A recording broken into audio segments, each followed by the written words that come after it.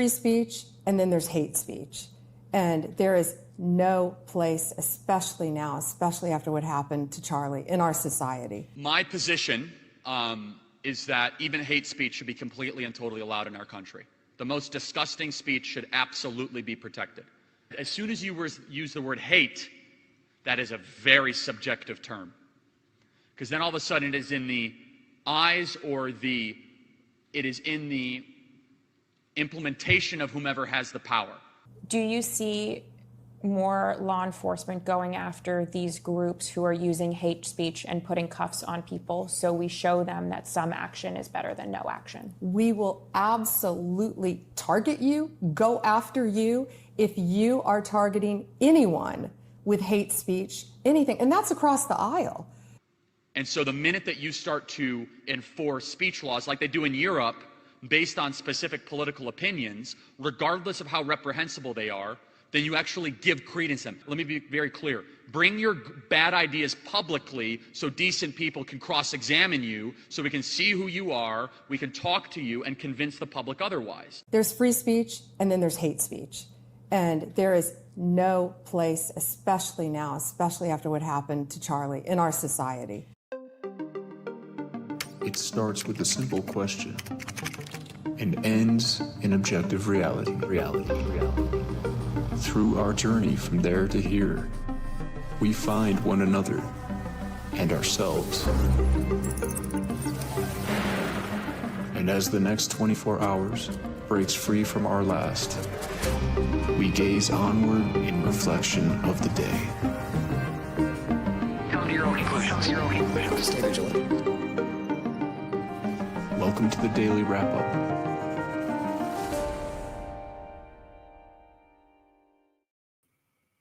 September 18th, 2025. Thank you for joining me today. Definitely an important follow-up. This is a very, very important topic for this country right now more than ever. You know, I mean, at least in my experience, living memory from what it's important to remember that I personally have been aware of a lot of political things my entire life. I feel like I've been paying attention, maybe some more than the average person, but I was just going through some other topics and I recognized, like around like Obama and before, where I'm realizing, I'm much, much more politically immersed now than I was then. And so it's fair for me to say, well, I can't speak to those things like I can about these things today. I have insight, recognizing that. Just interesting thought to share. But, this has been going on a long time. And my point in saying that is that maybe in other generations, there could have been something at this level or before, and more so in my experience, me doing this as I've been focused, it's more intense than I've seen. And building off of previous administrations left and right. We talked about this during the ongoing immigration, Khalil, Garcia, or Brego Garcia, Ozturk, very, very early into specific examples. And what did I say at that point? As this is the most important issue happening in the constitutional crisis we're dealing with. This has just only gotten worse. It's only rapidly continued. And really, it's an ongoing issue. Charlie Kirk is the battleground they've chosen to put to wage this fight against our constitutional rights. And so it's important to recognize that it's not this one instance alone, and that if it wasn't for the effort to use his name to drive these things forward, right now this story we should ultimately moving on to other things going on in the world. It's horrible. This happened. It's a disgusting the reality that people are driven to such violence. And if this guy is indeed the shooter, we'll get into some weird anomalies today, then this would ultimately be the culmination of that story. Now, the people can use this going forward to try to drive in different agendas. My point in saying all of this is that even I said in the beginning of this that it's important that we cover this, that we know the larger points, but it's so obvious how these things happen. And even somebody like myself on guard to these kind of things, it kind of absorbs every part of the conversation. And even as, I wouldn't be doing you a service if I went out of my way to not talk about this. And it's not like we're going to go through, tooth and, all the little detailed points. There's plenty of people out there doing that, but it's impossible to not have this conversation today because it is foundational to what we've been covering the entire time I've ever been doing this.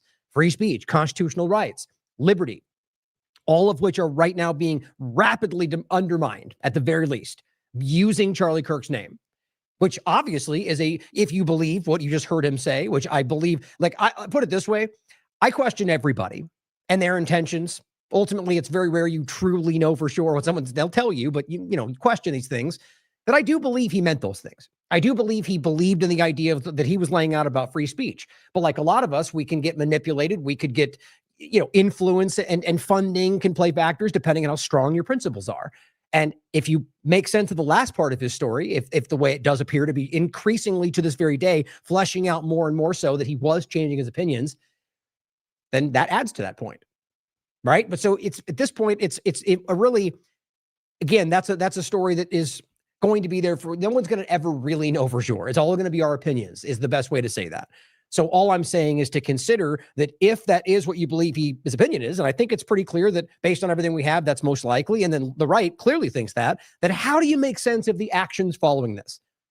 It's insulting to your intelligence if you are talking about free speech and believe that you're fighting for his memory and then using his memory to cancel people, censor people, surveil people, threaten people.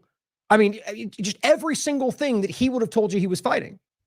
I just find that insulting at the very least, the very beginning of this conversation.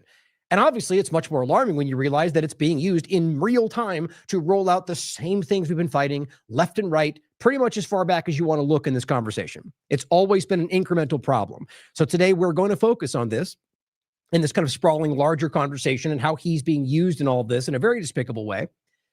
And we're going to go over some points in the beginning that I think are relevant, that I actually do argue play into this, if not only because I think the Epstein story is like very clearly getting a back seat because of this. We'll touch on some stuff around that, updates on some things you might have missed in the Kash Patel very embarrassing exchange where he is just out of his league in front of Congress, and Thomas Massey, a couple of good points show you that he's lying to you. I mean, I don't know how you can watch these videos and come away with anything other than he's at least holding information he doesn't want you to see. I argue he's lying to the American people. We'll talk about some updates in foreign policy, just in a quick opening segment for you to see in regard to two things and a couple of updates around Israel and Gaza that are relevant to the larger picture. We're going to talk about an important article that Whitney wrote for the Last American Vagabond in 2020 called "Who is a Terrorist in Biden's America?" Very relevant right now in Trump's America. And really, if you're paying attention, and really the point of the article, it's not about one side or the other, but it's about who they decide to frame this way, which builds one part of the narrative, and then the other side comes in and using the counterbalance, the pushback that's justified because we have to stop that thing, which builds back the other side. Both paradigms, like Corbett says, the stepping stones, build it into a position where we almost both sides call for their own subjugation while thinking they're only calling for the other side to be held accountable. It is just getting cartoonish, like kindergarten level obvious at this point. So I'm going to read this article and make sure you guys can see not only Whitney's, prescience in this conversation, seeing where this was going, but understand how this is exactly where we are, and it's now happening from Trump's side. And then knowing what we're always talking about, that it's really just a person position, and it's the two-party illusion of it all, and how that's building into surveillance. Now, this is a really important point for today. Very much has this rapidly, it's just a springboard, as I said the other day, for all of this stuff, surveillance, censorship, everything that was already happening before, including putting aside those larger stories. But we're going to talk about something off that article that Whitney and I talked about many times. And I was right about her name, by the way. I kept remembering, wasn't sure. Elizabeth Newman, and it's Neumann, and what she said. In fact, I've actually realized I think I was going to actually start with that clip. Let me play it really quickly. Oh, since I didn't start with it, let me wait till I get to the article and I'll play that for you. But where she says, we see another 9/11 building and we just don't know how to stop it. What is she talking about? Domestic terrorism. But of course, only on the right-wing side of it. But it's the same trappings. It is the same setup to where it can be applied to anybody within a category of, let's say, challenging government narratives or questioning government authority or politically incorrect comments, which is what they're going after now, or racism, or all the things we're talking about, which are being applied right now under the guise of going after people who are insensitive about Charlie Kirk, as if that's not obviously protected speech. All of it really is, if you understand what it really means to free speech. You don't even need to say absolutist, because it really just means the same thing. But it's a point to make today that's where I'm erring on. I'm trying to set up a panel right now for the IMA about that point, to get really into the weeds about it and talk about my point about, at least, that we should have the conversation going back to fire in a theater, going back to even claims of threats and violence, and whether or not today, especially with where we are, that should be considered something that's actionable. I think it's an important conversation. A fire in a theater, I think we need to make sure we talk about that. I'm not even sure where I stand at this point in regard, like if somebody says like, I want to kill you or that person should be killed, the question is whether or not that should be something that is, they can come arrest you for. I mean, if you're going to be very clear about the principle, then it should be no. And if they commit a crime, well, then that person should be held accountable for that crime. But I know people disagree with that. But I think just having this conversation and putting a fine point on it, even just saying this, is important to make you think. But I want to make sure we have that panel so we can really get into the depth of it all. My point in all of that is that what her argument was, Newman, was that they weren't violating their rights, or rather, the law. They're acting within their rights. And that's why we can't get them. It was basically her argument was we need to remove the barriers, which are constitutional rights, to go after people that we know are wink, wink, thinking about doing crime. But they're saying it in a way that we can't go after them for it. It was all building to this point, guys. And I'm going to make this very clear as we go through today, which now from this point forward, now obviously building in even right before Charlie Kirk to the Israeli-made AI pre-crime, Gideon, which is rolling out as we speak, if not, I argue, already there. We're going to talk about the UK convergence in this conversation, which, if you're paying attention, was already there, but it's being thrust into your face now with the special relationship of the United States that, if any other context, remember when they first floated the idea of this special relationship and the idea that they might be a part of this, and we're like, well, isn't that just globalism right in your face? Of course, people talked about it. They called it out. Jones said it would be 1776 all over again. Here we are. How much you want to bet? They're simply going, this means we're winning. Everyone's working with Trump now. We're doing well, even though it is exactly what we were talking about. We'll go into that. We'll go into the fact that the UK has already partnered with Palantir, how the UK is folding in all of the same things. If again, we're already there. This is a public display of this technocratic overlap, the bio-digital convergence we've talked about. And of course, we'll talk about the discussion of how this kind of overlaps with the current actions of speech suppression, and obviously the overlap with Israel that's also there, which is important to point out, and why this is not even hard to see. Oh, that's interesting. Oh, okay, sorry. I just thought I lost something all of a sudden. Make sure you guys are still there. I'll get into what happened yesterday very briefly before we start, just so you guys, it's frustrating to explain that for the video for people yesterday that didn't know, but we'll touch on it quickly. But from that point into Cyberwell and the basically using the argument of Charlie Kirk and racist, we're not even racist, it's more so insensitive, lefty political violence kind of conversation. Very, carved out as one part of a larger thing that we've always been talking about and saying we have to stop them, but it's only this kind with this person in this category. And then, of course, we overlap with Cyberwell, which is a group going after like the same exact thing, but around anti-Semitism. And is now scoring the internet, looking for them and making lists and, exactly like they're doing around Charlie Kirk. Or maybe they're both the same thing and you've been tricked into thinking that's what you were doing. We'll talk about that and the censorship that continues. And regardless of what you think you were doing, how is that something we allow as constitutional? Or how about Elon Musk screaming about doxing and then not doing a damn thing about the ongoing doxing? It's very clear this is a one-sided political agenda. And I don't even mean left versus right, to make that clear. We'll talk about the update of the websites, by the way, that are no longer there in regard to the doxing. An interesting overlap of Oracle and the U.S. entities buying TikTok because we told you how this would go down. It's a big, dangerous, bad thing that we must stop unless we own it. Now we're back on track. Obvious how this always goes and how that warps in with the kind of media control of everything. We're going to start with a point about that. And then we're going to talk about some updates in regard to what happened in the shooting and some updates in regard to the Israel overlap to it and many other points we probably get into. I'll leave it there to start. But first, and just this is the clip we started with. Shout out to Decentered News. I cut it down to make it short for the beginning, but it's a great clip just showing you the blatant hypocrisy of the partisan sides. Now, one thing I'll say before we keep going that I thought was interesting, and kind of what I was saying about the carved out point of the one side of this, I keep noticing this. If you look back long enough, and if you're nonpartisan, aware both sides are, whether they're varying degrees of how crazy or how overlapping and teeter-tottering throughout the decades, because it does change. During COVID, the left was way more crazy, in my opinion. But the point is, it kind of oscillates in their own ways. The point is that, as I lose that all of a sudden, I guess the larger point is that over the years, if you watch this long enough, and that's what it was, if you're nonpartisan and objective and just kind of watch as it goes throughout the decades, you'll notice that this kind of a pattern arises. Just taking COVID, for example, or even more specifically, like the woke censorship and the overlap of the trans agenda. What did you get? You get this kind of absurdly broad kind of overlap of just like, woke censorship is what it was called. And we all agree. I mean, anybody objective and, aware of constitutional rights, left or right, or aware of the illusion of both, called it out. Right. And so the point was, it was very broad, and it was kind of just like, you can't say things we don't like. That's insulting. That's offensive. And it was almost meant to be like, that's childishly stupid. Okay. Then it got pushed back, and it still existed. And then, of course, what happens is we get the right that steps in. And we're seeing it right now, but it's been going on more than just this immediate moment, where what they do is they come in, and I'm talking about the power structures, not the average conservatives and liberals.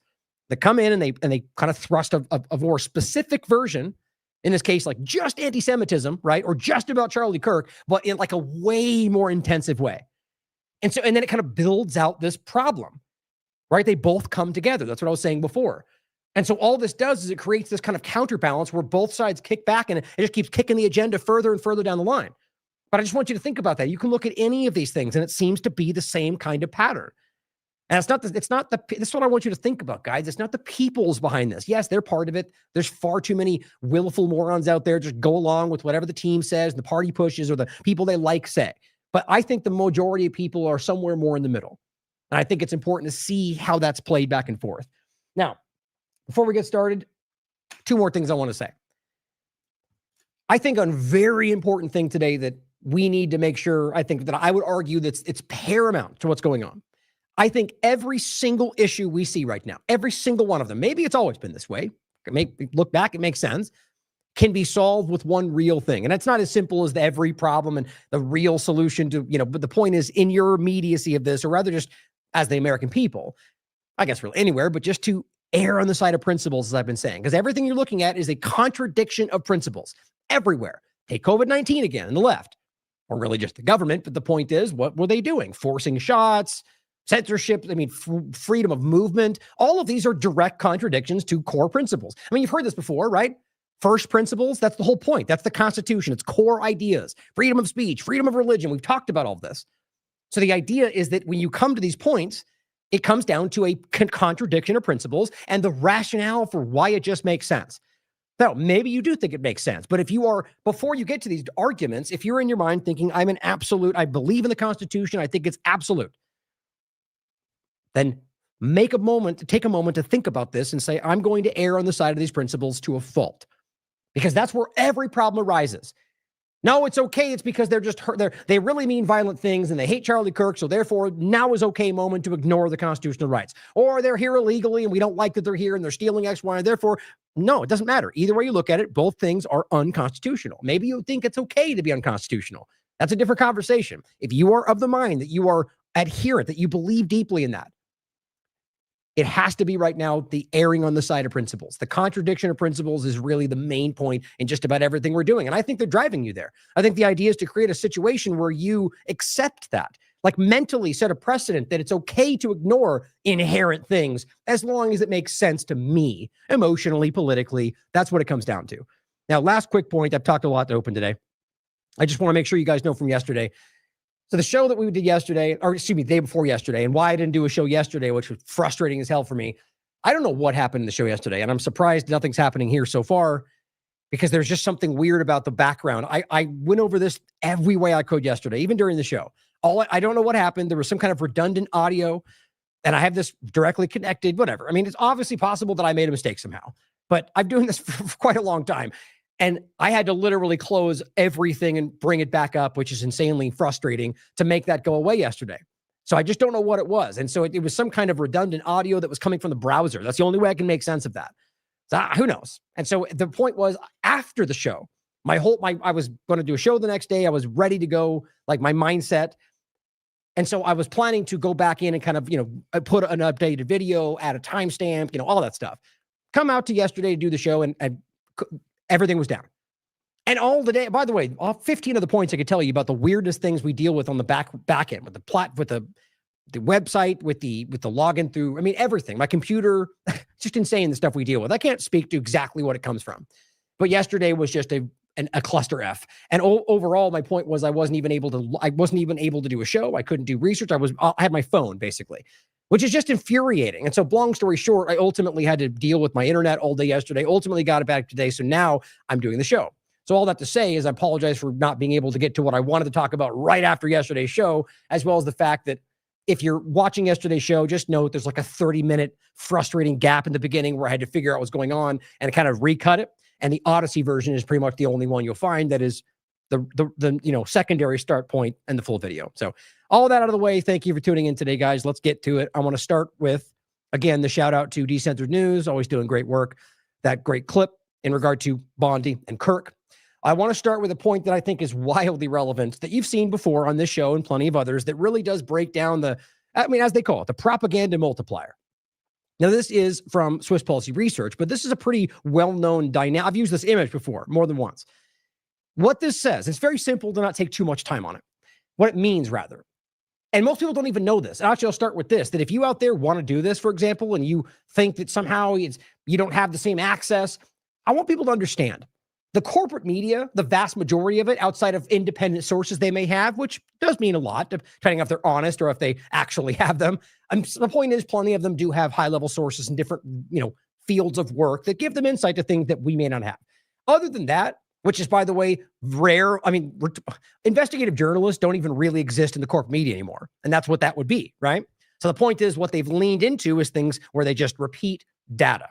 Breaking down, they give you their spin on it, make it seem like their insight. But at the end of the day, the vast majority of information that you get sent from these platforms comes from a few main places: Reuters, Associated Press, French press agency, and I think one or two others at most, but those are the main ones. And so what that means, and I'll get to the top layer here in a second. What that means is these are what they're basically I forgot the term for it now. Well, they say they write global news agencies, but there's a term for it. They're basically massive production platforms that basically scoop information. They don't do real personal reports, but they do real time, breaking information coming from war zones or things they're reporting on, breaking events that are going on or just other kinds of reporting. And then the vast majority you get from everybody else, from the New York Times to CNN, Fox News, repeat that. And maybe add their own information. Half the time, they don't even notate that, by the way. I don't know why that's not a problem. I think it's designed this way. My point is that those agencies will trickle down the information, and then the rest of the media will then feed you that information, most of which don't even really check these things. I've gotten that firsthand from many people like an Alison Morrow, for example, that come directly from corporate media. So that is first and foremost the frustrating reality here, is that there's just this kind of pipeline of misinformation. Then we have a whole new element. There should be something in between this for today. That's the mainstream alternative media, which you could just pretend it's the same picture right there. You got a bunch of random people who just then repackage what they're given by people that they like, and they pump that out. Now, even more so, you could build an entirely new version of this, that it's its own mainstream alternative media version, where you take information that comes from you could argue people like a Jones at the top of their own paradigm, or the people they get it from, which is probably the CIA for most likely, in my opinion, and they then trickle that out. Then it works the same way. You got the larger ones that do that, then you got all the random people beneath it that all just repeat exactly what they're told. The reason I'm telling you this is because I want you to think about how easy it is to make it appear as if there's mass adoption, or that there's actual insight behind what you're being told, as opposed to just writing narratives backed up by perceived clout. So this is really important, because the top layer, as this will show you, and you should read for yourself, White House, CIA, Pentagon. And that's really where most of this stems from. Now, there are journalists or people that go out and investigate. That does happen, but it's far more rare today. As always, and we used to point this out quite often, people like Eva Bartlett and Vanessa Beeley, these are the real examples of investigative journalists that are not partisan, and in the sense of not blindly team sport politics, and ultimately are out there doing the real work. Not pretending to sniff backpacks and sell their sarin. It's like all the fake stuff we get. Anyway, again, I don't want to take too much time. It's just important to recognize how easily this is to manipulate, and how the mainstream alternative media is a very new part of that. Now, additionally, it's important to recognize that of all those companies that make it seem like there's all these different opinions, don't forget, this is from 2020, tech startups. These 6 corporations control 90% of the media outlets in America. Now, the problem today is that we get these kind of memed ideas that are not even necessarily incorrect, right? For example, 6 companies own most of our media. Everyone seems to know that. It gets repeated. But the problem is these things change. And still to this day, people that I might even respect would cite that, even though you might be surprised to find out that it's actually at least down to 4, right? Comcast merged with AT&T, right? Disney merged with Viacom. So, I mean, I'm almost willing to bet you that there's more overlap than we think, if not entirely. So that means 90% of every single piece of media, news, radio, everything that you have access to in this country, rather, that is produced in this country. And I even argue that gets even more crazy when you overlap all their propaganda manipulating things around the world that are pretending media for China and whatever else. 4 companies. All those 4 companies, by the way, tapped into the same propaganda multiplier that we're talking about, directly back to the government. So, I mean, if you didn't know this, it's just an easy way to understand how easy this is to manipulate. And for those that know this platform, we don't just say things without citing them when it's something like that. I'll give you my opinions all over the place. But when it's information for those new to this platform, because we do seem to be getting a lot more growth in this platform, thank God. We will always, always cite every single thing we mention. Every single tab you see will be cited after the show underneath what we do. AT&T broadband to merge with Comcast. Right? This is back in 2001. We still cite these things, right? Like it's just, my point in saying all this is it goes a long time and we still pretend it's 6. It's probably well beyond that. Here is Disney and Viacom. Joint venture. Just to make sure you saw that. Important. Here's now a couple of the points I want to get into before we get into the meat of the conversation today. Keeping that propaganda multiplier in your mind and how the mainstream alternative media plays a very central role to that today. One thing about health, I put off a bunch that I want to get to tomorrow that I think is really important, overlapping with some of this AI tech stuff that I really should have put it today, but I don't want it to be too long. But just in case you missed this, CDC panel votes to push back MMR vaccine recommendation to 4 years old. Now, out of curiosity, what exactly does the V stand for? Did I miss? Oh yeah, look at that. How did I possibly miss that? Are you kidding me?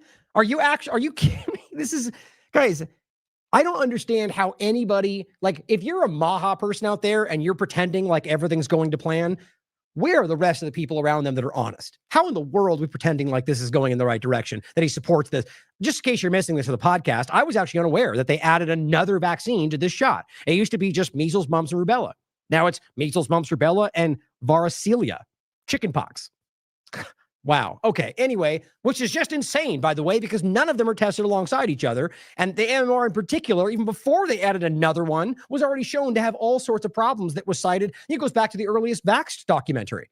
Big Del Bigtree, Andrew Wakefield. But no, I guess we'll just ignore that. Anyway, the point was, CDC panel votes to push it back with a new injection, less testing, 4 years old. Now, I'm not going to pretend that every single decision is being tapped into RFK Jr., but as the leader of the health side of this, he very much does have the ability to stop this. But he already told you he supports this shot. So I don't know why we'd be confused. Now, we'll come back to health more tomorrow. I want to make sure you saw some updates on Epstein and the really embarrassing hearing before we get to a couple of updates in foreign policy. And then we're going to get right into what I think is the bulk of the conversation and overlap with some updates in the Charlie Kirk shooting. Now, here is the first clip. Why are you hiding pedophiles? He asked. Now, I'll be the first to point out, as always, that this is just, these back and forths are almost always political grandstanding, right? Just so the way he's framing that, it shouldn't be, he's doing it to get this. He's doing this to get this clip, but it still has value because, let's be real, nonpartisan, whether you're part of the point is people that are seeing beyond the two-party illusion can acknowledge that what they're doing with the Epstein files is shockingly clear. And the clip that with Thomas Massey is very clear, even makes it clear that he lied to everybody. And yet we can still pretend. I mean, Kash Patel is easily, he's just out of his league. I think that's obvious. Are you hiding pedophiles? Why are you shielding pedophiles? Why are you protecting pedophiles? That is maybe the most offensive thing you could say to me, given the numbers. Well, you have not released given the Epstein numbers files of pedophiles. You are aware of the Epstein client list that was published in the 18,000. The gentleman has expired. The gentleman yields back. Can you answer the question? Can I just respond? Of course, the gentleman can answer the question. Since I took over the FBI, there has been a 33% increase. Sir, all of that started under Christopher Your Wray. time is done. No, it didn't. The witness gets to answer the question, and then we'll go to our next. FBI director, sir, and you're coming in here trying to take credit for something that a previous director instituted and largely brought to conclusion. I take no I think it's credit. pretty clear that the director. It's offensive. So in regard to that, I actually believe that the vast majority is that. But that's the same kind of, because, you know, it's under, like, these ongoing investigations and stuff like that. It can be a little bit difficult to pin down exactly, you know, but bottom line, I do think there has been some newer investigations that started after this that you could argue he's responsible for. But if you understand how, I think that this person is, just based on appearances and actions, doesn't even seem to be running this the department. That's just the feeling I get. My point, though, is that it's fair to say that I do believe there were some actions that the FBI took, not necessarily Kash Patel, that did result in new arrests. But he's not wrong to point that out, guys. Every administration seems to do this. They love to take credit for things that were already happening if it's things they like. They love to blame things that they did on the past ones if things they don't. Bottom line is, in every way, he's getting, I think, you know, you have to realize that he must know that people in some way are going to do their due diligence and recognize these things, especially with the next one from Massey. But overall, just the idea that he's being straight called out for hiding the Epstein files, I think is important to see. And the way that he pushes back and acts like, well, look, I arrested these people here. That's why this shouldn't matter, is basically what he's trying to say. You know, I think that's insulting, because the reality is this is what he promised. This is what everybody thought was coming. And now he's just trying to sidestep it. This one makes it even more obvious. Remembering your oath to tell the truth. There's one more after this. This one I do think is very, you know, this happens every time in hearings like this when it's contentious, but it's never, I mean, it's always relevant to me. He is doing his damnedest in a clumsy way, which is what you've seen them from Noam and Bondi. They immediately start going, why don't you do what your constituents want? Trying to turn it on them and make it seem like, which I don't think any of these people care about you. But that's not the point of the question. He's asking very clearly about whether he somehow got the information to them that Trump was involved in this. And he won't answer the question. I mean, I think that speaks for itself. If he could easily just be like, no, I didn't. I think that's very important. Remembering your oath to tell the truth, did you ever tell Donald Trump his name is in the files? And before he even answers, let's be clear, guys. It's on the record that Bondi very clearly was the one who informed him. Now, that's the point, though, is that the FBI, who's supposed to be independent, we all know that's not true, would stepped in and informed him of something of an ongoing investigation. We're supposed to pretend that should they find criminal activity, that they would go arrest Trump.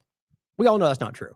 I mean, honestly, whoever the president, I think the argument would be that it's a risk of national security, whatever it is, which is absurd. Even if it is. So we're just going to ignore the fact that he's a serious criminal because hurts the agenda? Well, yeah, because that's really what they care about. And the agenda is really not about you.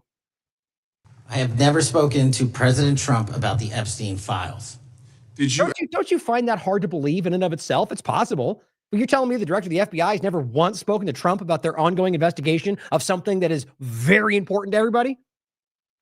I don't believe that. Ever tell the Attorney General that Donald Trump's name is in the Epstein files? The Attorney General and I have had numerous discussions about the entirety of the Epstein files and the reviews conducted by our team. Did you tell? What that answer actually means, by the way, seems to be yes. I mean, that's how you would take that, right? Did you ask about this one point? We've talked about every single point of those files. Okay, then that would be a yes. But you see, he's trying very clearly not to answer the question, which speaks to the fact that I think he did. That's my opinion. And I think it's obvious we know that. And then the reporting then shows clearly that they then did remove those names, as well as others that have nothing to do with victims. This has been all but backed up directly from Donald Trump. The Attorney General that Donald Trump's name is in the Epstein files. And we have released where President Trump's name is in the Epstein files. It's a simple question. Did you tell the Attorney General that the President's name is in the Epstein files?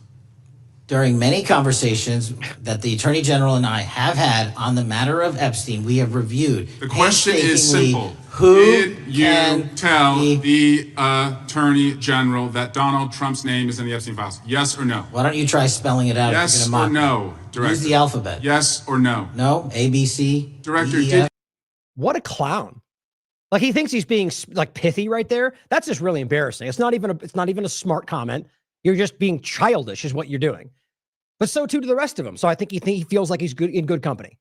I mean, Noam and the rest of them, like, they're really embarrassing when they sit there and act like they're smug and righteous. It makes them look ridiculous. Other than people that already support him no matter what they said. It sounds like you don't want to tell us. Did you tell the Attorney General that Donald Trump's name was in the Epstein files? Why don't you try serving your constituency by focusing on reducing violent crime in this country? So your response is to spin it into him reducing crime in the country? You think, see how insane? See, that's my point about how bad he is at this. Like, if you are going to do that, You would need it. I mean, you do whatever you want. It makes you look stupid. But if you're going to do it in a way that's effective, you would try to fold it into something that's currently regarding this conversation about their handling of something about the Epstein files, about something they did or how they didn't care about it before. All of which would be whataboutism or whatever you want to call it. But nonetheless, it would have some effect. And people would be like, yeah, that point. This broad thing about how you just don't fight crime in your area. You know, he's just trying to tap into what the narratives are and what others would say. You Democrats aren't doing their jobs, and it's all to cover this. Yeah, maybe, probably. They're all criminals, but this is just it shows you how he's out of his league. Why don't you try serving your constituency by focusing on reducing violent crime in this country and the number of pedophiles that are legally harbored in your sanctuary cities in California? I'll work with you on that. Regular order, Mr. Chairman. I belong to the gentleman from California. Did you tell the Attorney General that Donald Trump's name is in the Epstein files? The question has been asked and answered. You've not answered it, and we will take your evasiveness as a consciousness of guilt. Wow. I mean, you got to, even that last point, like he's like watching a TV show. I've never even seen someone do that. Usually they just keep deflecting because they don't want it to be that obvious, like that you're deliberately not answering. In fact, I argue that's actually a crime in regard to the, you know, either with your under oath or just in front of Congress. There's a legal reality there. No, it's very rarely enforced. That's even like, anyway, the point though, that even to the sanctuary city point, it's a fair point to make. I do argue that those things are very much abused for political reasons, just like both sides play everything for political reasons. But it doesn't change the reality of the back and forth question. He's trying to use another point to deflect from what's happening. That's very embarrassing. Here is the Massey one. Gentleman from Kentucky is recognized for 5 minutes. Thank you, Mr. Chairman. Director Patel, I watched some of your Senate hearing yesterday when Senator Kennedy asked you, you've seen most of the files, who, if anyone, did Epstein traffic these women to besides himself? You replied, according to the transcript, there is no credible information that he trafficked them to anyone else. Right. So by definition, he's a moron because you can't be charged for trafficking unless there's somebody who's receiving the traffic. You know, that's why Maxwell's in jail and they're playing this game like it's a hoax or nobody. I mean, it's you could have done this in a way that would be, I mean, acceptable. Like you could have painted all of this in a way that would have been easily sold to most people, especially since we're acting on very limited information. But it's almost as if they like chose these people because they wouldn't be able to dig themselves out of it. You know, however you look at it, they're making this obvious by the way they conduct themselves. You also said somewhere in the hearing and here today that the problem is that the case files are constrained by limited search warrants from 2006 to 2007 and that the non-prosecution agreement hamstrung future investigations. Those constraints only apply to Southern District of Florida. They do not apply to Southern District of New York, the location of the 2019 sex trafficking indictment, which produced many things, including a series of FD 302 documents. Okay, before he goes into those documents, don't miss how important that was. He very clearly exposed Kash Patel pretending they couldn't investigate this whole thing or the parts they were referencing because of the limitations of the previous rule, except that only applied to Florida. Oops. Yeah, that's it. End of story. Kash Patel's a liar, or he's actually shockingly inept in his position. I think it's both, but I think he's aware of that, and he was trying to play people into thinking that he was bound, when in reality, he wasn't.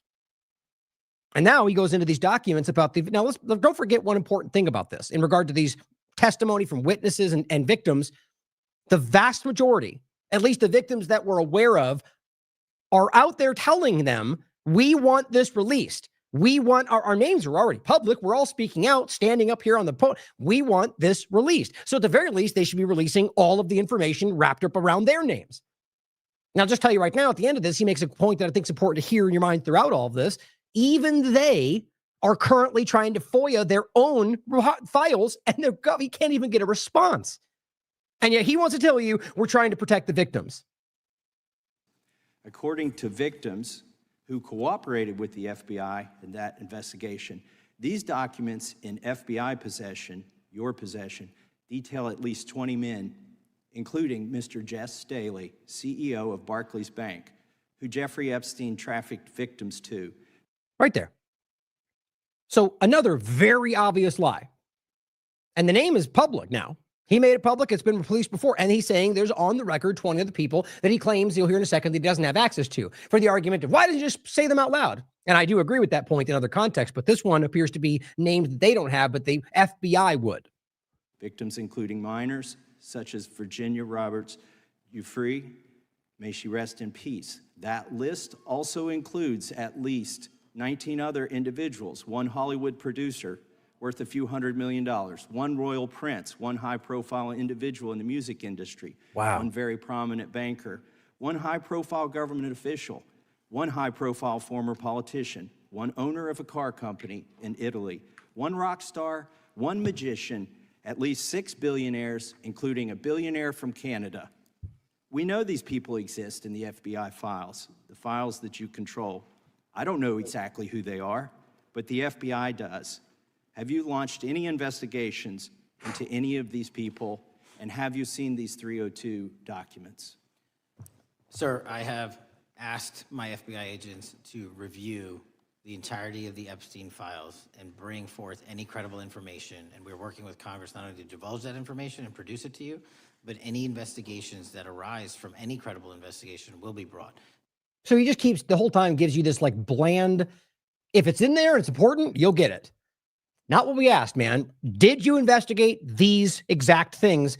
You know, but he just, well, as I said, if it's credible and it's in there, my guys are looking at it and you'll get it if it's important. That's what he keeps doing. There have been no new materials brought to me launching a new indictment. So is the loophole here, or is it your assertion that these victims aren't credible, that the 302s maybe didn't produce credible statements that rise to a probable cause? It's not my assertion, sir. It's the assertion of two different United States attorneys' offices from three separate administrations who investigated those same materials in lifetime. Right. Yeah. Oops. Yeah. The point is there, left and right, multiple left and right administrations have kept us in the same position. Shocking. That's the whole point, guys. Now, to Orwell's point in the chat, it's not there. There's the evidence of, there's a lot of information around a lot of the names that are supposedly a part of this. And I argue very much provable. The point is that from his perspective, how he's reporting this, he's claiming that he doesn't have access to him in that moment. That could be a lie. I'm just reporting what he is saying under the argument for why he didn't then list them off, just to make that clear.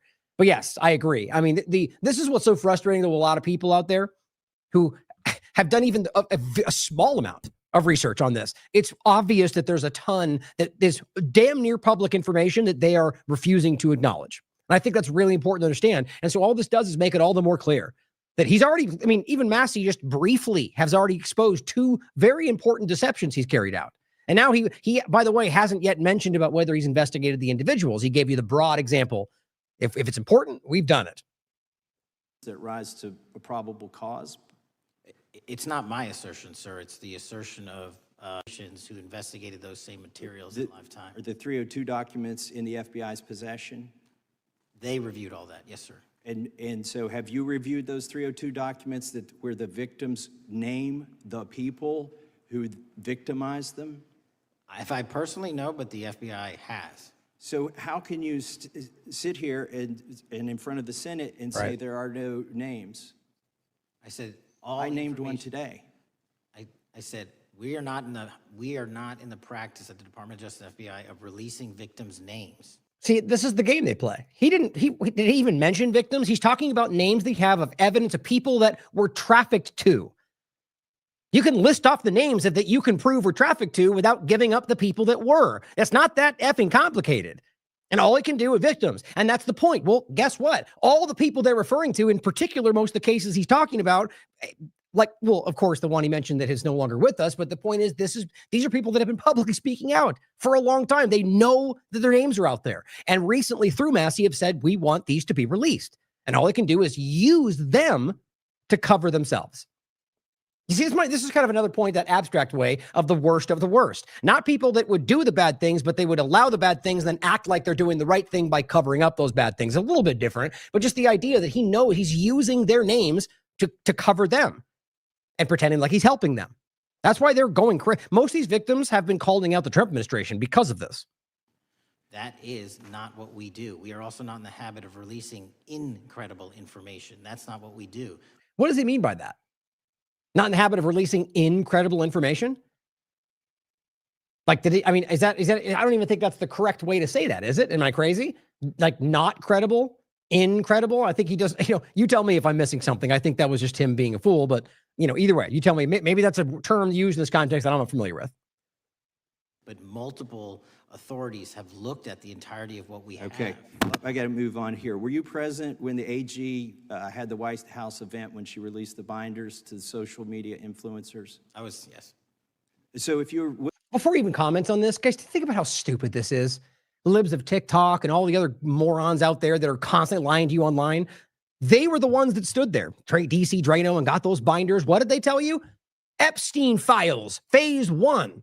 Yeah, of which we haven't got more because they clearly were trying to make you feel. But just think about how incredible that is.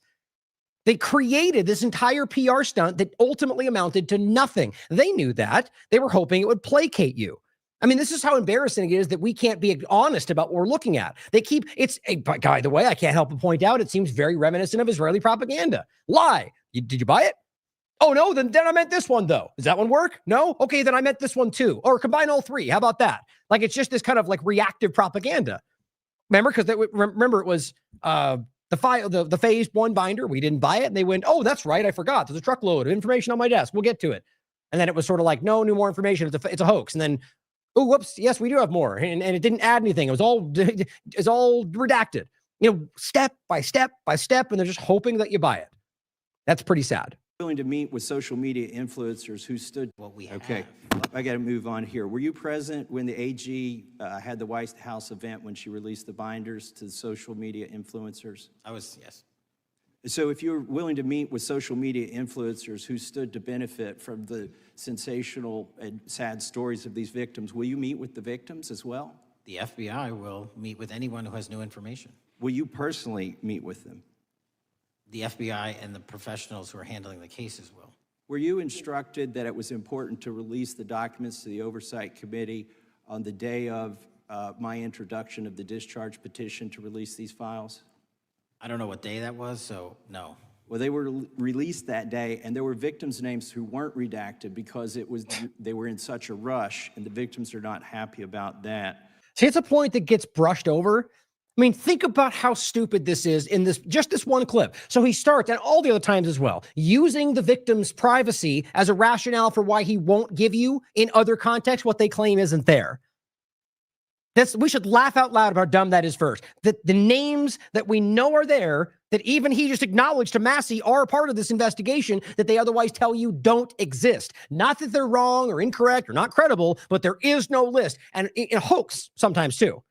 But using the victims' names to sell you that garbage.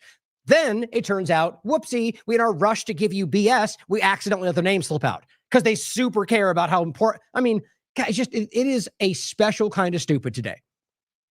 I just can't piece this together. My only way it makes sense to me, in my personal opinion, is that either we have driven to this place and this country is such a verge of collapse that the worst, uneducated, uninformed people in the world are finding their way into positions of power because people that are good at the job don't want to be a part of it, or we're being sabotaged by something else. I don't know how else to piece together. I'm sure there's other options, but it's really embarrassing as an American to continue to watch this absolute clown show on both sides of the paradigm.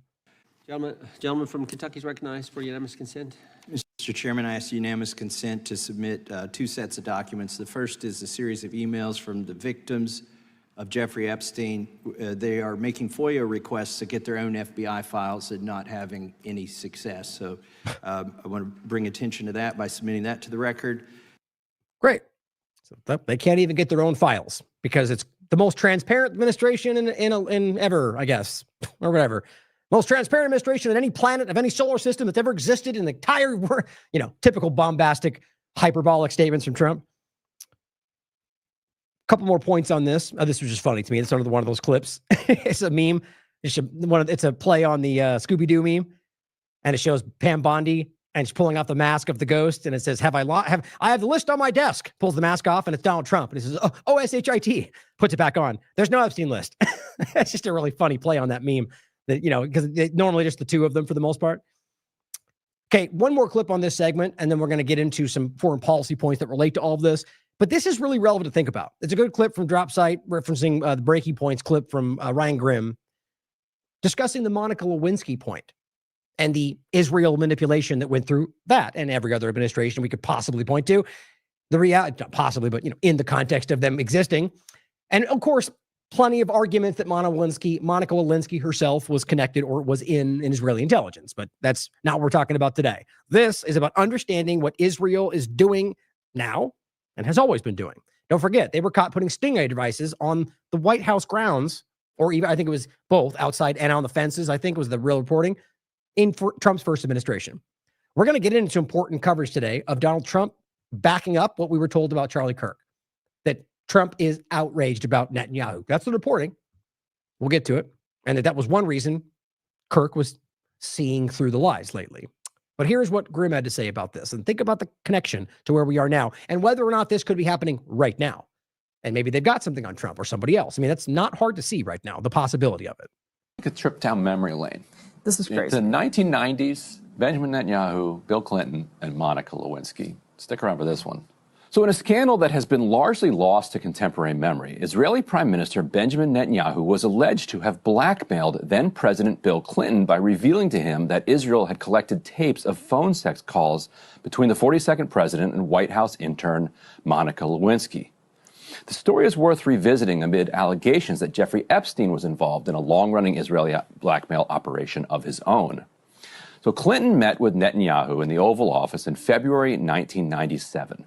Subsequently, according to testimony Lewinsky gave to the special counsel's office, Clinton's secretary Betty Curry reached out to Lewinsky to invite her to an Oval Office meeting, telling her Clinton, quote, had something important to tell her, unquote. It would turn out to be their final sexual encounter. But Clinton also used the opportunity to tell her that a, quote, foreign embassy had tapped his phone and recorded their conversation, Lewinsky said.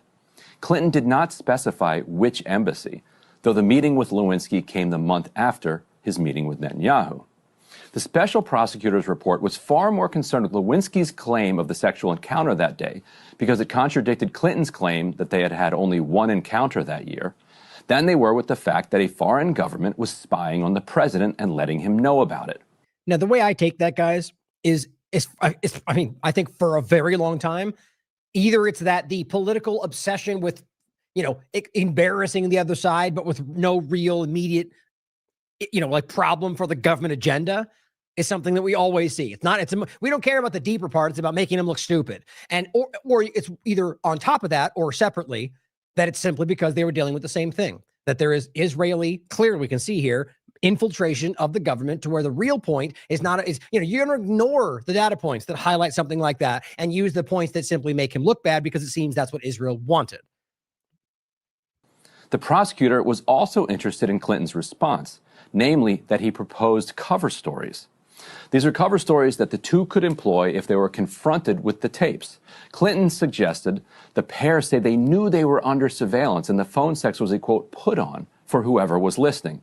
That's an awfully flimsy idea, but look, he was guilty. The man did not have much to work with.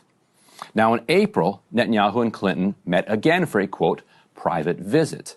On a Saturday then, in May 1997, Clinton again had Curry invite Lewinsky to the White House. During that visit, he broke up with her, Lewinsky testified. The next fall, so this is fall of 1998, Clinton hosted Netanyahu and Palestinian leader Yasser Arafat for a summit at Wye River, Maryland.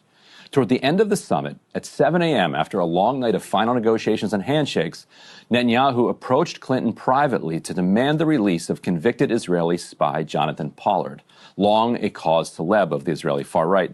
That's according to reporting at the time from the New York Times.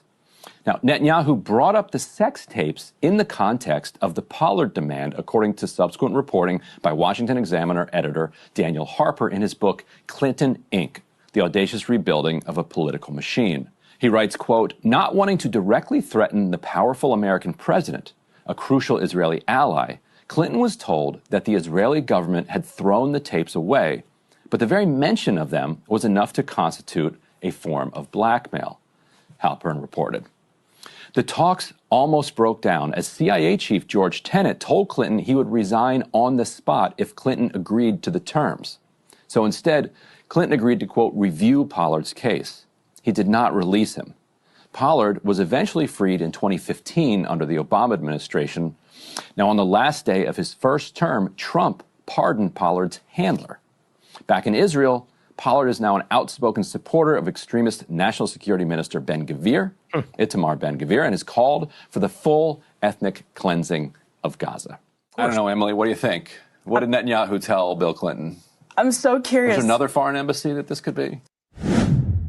I honestly think, to be fair, in a lot of ways, that's there's very kind of, in many ways, very mainstreamy kind of, there's a lot of deeper points we can go into around that, including that I think it was much more nefarious, like that it wasn't some, we threw him away and we just kind of talked about it and he was worried about that. I think there was straight up control in this conversation. I think we can see that going back a long way. And it's happening right now today in the exact same way. But it's important, even from the breaking point sort of mainstream kind of way, to understand that this is something that's very, very well understood. It's a very public thing. And yet we don't consider, in fact, people push back like it's like, you punch their mother in the face if you simply go, could Israel be doing this? Oh my God, that's not possible. How dare you? Except all the times in the past that they've done that or killed Americans or sabotaged U.S. agenda. I mean, it's wild. And in and of itself speaks to the point.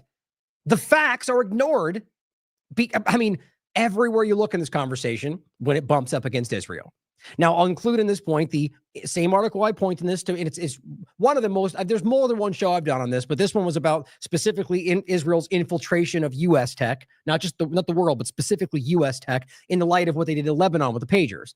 But so if you wanted to go deeper on how clearly Israel has infiltrated U.S. tech to a degree that is alarming, as Whitney would point out, from infrastructure to waters and dams and 911 call centers and just like all sorts of things that are directly tied back to Israeli intelligence, because they would never do anything that they've done many times over the past, right? Just to show you how vulnerable that makes this country, and maybe is exactly why people in power are bowing to their interests. It's worth your consideration. Lastly, I forgot. I should have put this in the other one. I just include this because I think it's hilarious to the picture. Kash Patel claims no evidence Jeffrey Epstein trafficked girls to anyone but himself. It's pretty much what he said. I don't know why we don't laugh at how stupid this all is. I guess because it's very real, very alarming. Now, a couple points on foreign policy, and then just to show you updates on currently what's happening in Israel, occupied Palestine. I don't know if you saw this. It kind of flew under the radar. I think a lot of people thought it was the same story, but the U.S. government has bombed, and this was, I think, on the 15th, or no, this was actually before that. I think it was it was either the 14th or the 15th, another Venezuelan ship. And apparently evidence came out from corporate media, at the very least, question it like you always should, that they could prove this was very much not a trafficking boat and just a random boat. And they yet again killed people. But regardless, the whole point is the same. There was no due process. It's international waters. They have no jurisdiction. And even if it was drug trafficking, in what world have they just executed people before you even find out what's happening? What if those are hostages being threatened to do so by a foreign government? I mean, you could make up 1,000 reasons and you wouldn't even need to. Even if they were actually trafficking drugs and it was directly tied to Venezuela, this would still be a crime. Nobody seems to care. No evidence presented, no due process, no trial. But as Comrade Misty points out, but something political violence is bad, right? Very, very crazy, guys. But it's going to keep going, and they're just normalizing these kind of actions. Again, it's going to become a point where there's a close line where it's something that really, this alone should be enough. This is a crime, undeniably, but narrative, though, is what you get from people in politics. The point is, this is going to get to a point to where the line is much harder to define. And it's going to be something that is, imagine somebody who is, let's say it's a freedom flotilla driving over to give food to people in Gaza. And let's say it gets bombed in the middle of the ocean and completely destroyed. How is it any different? They're going to say they were terrorists. You can't prove it. My point is that we're going to find an example that's far more unacceptable to most people. And if you allow this precedent, they're going to push it just the same. Now, one more point to foreign policy from the peace president. Important to hear this, in case you didn't. Because we're told end the wars on day one, never happened. We're gonna stop. We don't want to have foreign wars. We're gonna be, not going to force our ideas in other countries. He said in the last administration, none of which is happening. And in fact, now in every possible way, just like we told you, because it's not different left and right, they're ramping up the war agenda, because that's how long have I said that this government runs in the blood of other nations? That shouldn't be anything other than about the government, especially because I think most Americans are starting to call this stuff out and have for a long time. Here's what Trump said. We're going back to Afghanistan. Surprise, surprise. Went through the Afghanistan total disaster for no reason whatsoever. we're going to leave Afghanistan, but we're going to leave it with strength and dignity. And we're going to keep Bagram, the big air base, one of the biggest air bases in the world. We gave it to them for nothing. We're trying to get it back, by the way. Okay, that could be a little breaking news. We're trying to get it back because they need things from us. We want that base back. But one of the reasons we want the base is, as you know, it's an hour away from where China makes its nuclear weapons. So a lot of things are happening. My God. He just is brazen about this, guys. Oh, so what? You're going to bomb their nuclear weapon facilities? Why not? They did the same thing with Iran, they claim, even though it was civilian. Doesn't matter. The point is, the law doesn't matter if we just go, but that's a bad guy, right? Just like they might say, you're a bad guy. You have a red hat on. You're a racist. You're a terrorist. Didn't we go through this already? The point is always there. You just got done being called domestic terrorist for having ideas. Here we are doing the same exact thing in reverse toward the left. We'll get into more in a second. This is simply just creating the idea that we need this there because China's doing something the rest of the world is doing. The reality clearly is that they never left Afghanistan. How long have I been saying that? Now we're going to go back in. No, we never left, guys. Or shouldn't say that. The government of the United States never left. They've been operating with actual military, which they don't want to talk about, but also with mercenaries, contractors like Blackwater and so on, Academy. I'm not saying that specifically that, but I'm saying the reality on the ground the U.S. interests did not stop because it's a very important point to this, especially the resources they've been stealing since they took over the area. All he's simply pointing out is that we're going to now go back because they need things from us. So even if you think that's wrong and they've never been there, he's simply saying we're going to go back to occupying this territory or, working with the group that we control to get another base there. Why would that be necessary? In the ideas of no more war, in no more expansionism, liberty, focusing on the country, America first. No, that is the empire. That's the continuing point. The building out of the empire for narrative, for their own agenda. You can't just keep pretending this is not exactly what it looks like, guys, because he just goes and it's because of freedom. And that's what you report.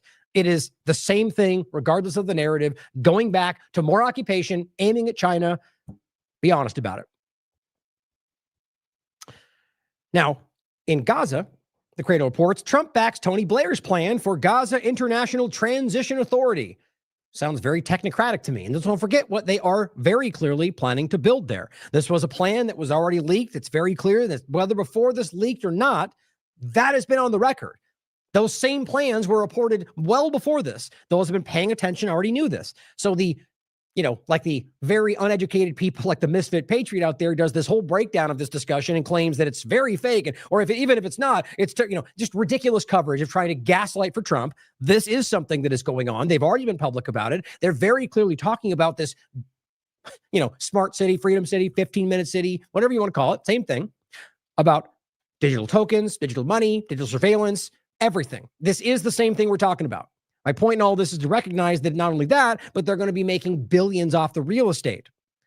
But this is about them setting up the transitional authority to make it happen. Is that what Palestinians want? No. Who cares about them, though? Even though it's all for them, is what we're told. U.S. President Donald Trump has authorized Tony Blair to engage regional and international stakeholders in support for former UK Prime Minister's plan. Why he's even involved, I don't know. Money, probably. To create post-war transitional authority to govern the Gaza Strip. Okay, well, if your whole point is Hamas is the bad one, totally not the Palestinians, then why don't you just have the Palestinians? Why don't you choose from them? Because if you let them pick, they're going to pick Hamas again or somebody else. Yeah, democracy, though. Why don't you pick Palestinians? I mean, even if you wanted to pretend you could pick the Palestinian Authority, which very clearly is an agent of the Israeli government. The point is clearly that you're just skipping right over the people you claim this is for. You're going to pick a government that I'm sure is going to be ruled and controlled, if not is Israel. And then guess what? It's the same exact problem. Anybody paying attention already knows this. They've tried this more than once. The whole deal of the century Trump tried was the same thing. It was enshrining the illegal reality of today and calling it a two-state solution. It says until control can be transferred to Palestinian Authority. So even then, once they never do that, by the way, I promise you this just ends up being my opinion, some never changing ongoing authority that grows. I bet you that's what this becomes, is that they're going to, if they ever do, they'll hand it off to a group that is not working for the interest of Palestinians. Palestinians will tell you that. The plan proposes, and this is per the Times of Israel, the plan proposes the creation of a Gaza International Transition Authority along with several subsidiary structures. The U.S. official said that during the 27th August White House policy session, Trump made clear he was endorsing Blair's proposal. The official had also noted that Israeli Smotrich appears to be unaware of the decision, having stated on Wednesday that the Gaza Strip could be potentially real estate bonanza and that he was discussing with Washington how to divide up the Strip after the war. Except when you recognize that they're the same operation, it doesn't have to be separate. The authority is simply going to manage what they're going to accomplish. That's exactly what I think is happening. So this is an important show to watch. If you want to understand, it's entitled simply Gaza Freedom City, Technocratic Dystopia, if you want to watch that part. Now, Max Blumenthal reports in regard to the fake ceasefire ongoing. Days after Israel attempted to kill the entire Hamas negotiating team, in case you missed that, literally claiming we want a negotiating ceasefire, and then Israel murdered the entire political team negotiating the ceasefire. Under the guise of peace that they were offered, and they're just like they killed Soleimani, that Trump invited him under the guise, or rather it was through Saudi Arabia, but invited him under the guise of peace and negotiations. He showed up and killed him in Iraq airport. Same thing. And one of the most objectively obvious terrorist attacks I've ever seen. And it says, days after, Smotrich let the truth out. Gaza is a real estate bonanza, and Israel is working with Trump Inc. to exploit the ethnic cleansing to reap profits and beachside land. So what he's saying is that we're working with Trump. His plan is this, but he's just not supposed to say that out loud. But they don't ever keep it to the chest. Smotrich, Ben-Gvir, they'll be the ones that will stand up in their own Congress and their Knesset and literally yell what your media is telling you is not even allowed to be said because you're racist to even think it. They stand up and say, that's what we're doing because we're, blah, blah, blah. We can do what we want. There's no legal authority to stop us. We can legislate anywhere in the world. International law does not bind us. All things they very clearly said out loud. And I've reported directly from their own citations on this show. Now, Mohammed Shihada also points out over 1,000 Israeli families have moved into the Gaza border area, along with caravans and tents to immediately build Jewish-only settlements. That's their words, by the way. In northern Gaza, as soon as the IDF is done depopulating the city, they prepare maps, locations, names. This shouldn't be shocking to anybody who's been watching any show objectively covering this because they were publicly doing this within the first months of this. And by the way, have been doing it for 76 years. If you pay attention, more probably maybe a decade less than that if you understand how that evolved. But the point is clearly this has been ongoing. I think the first couple of months post-October 7th, Ben-Gvir had an entire conference about where they would go. They had names picked out in Hebrew about the whole entire Gaza Strip. What's her name? Forget her name off the top of my head. The leader of that movement was speaking directly to Biden, saying, we're taking Gaza. There's nothing you can do. It's all right in front of you. That's why it's important to highlight this, because it shows you that your media, your politicians are either so stupid they can't see this, or they're completely captured. Whether it's through lobbying or direct Zionism I don't know. But if they are lying to you still, then they're captured. They're claiming this isn't happening. This is what the genocide is all about. Land theft, dispossession, displacement of Palestinians once and for all. Here it is directly from Israeli media for those that thought maybe this was just some guy on Twitter. Nope. If it's something like this, you'll never get that from me. And if it is, it'll be something, this is interesting, somebody said, can't verify it, take it for what you will. The problem is so many people out there will push nonsense and act like they're, most of the mainstream alternative and mainstream platforms will cite things they never give you source material for and allow their clout to carry it. Even if it's true, by the way, which is just ridiculous.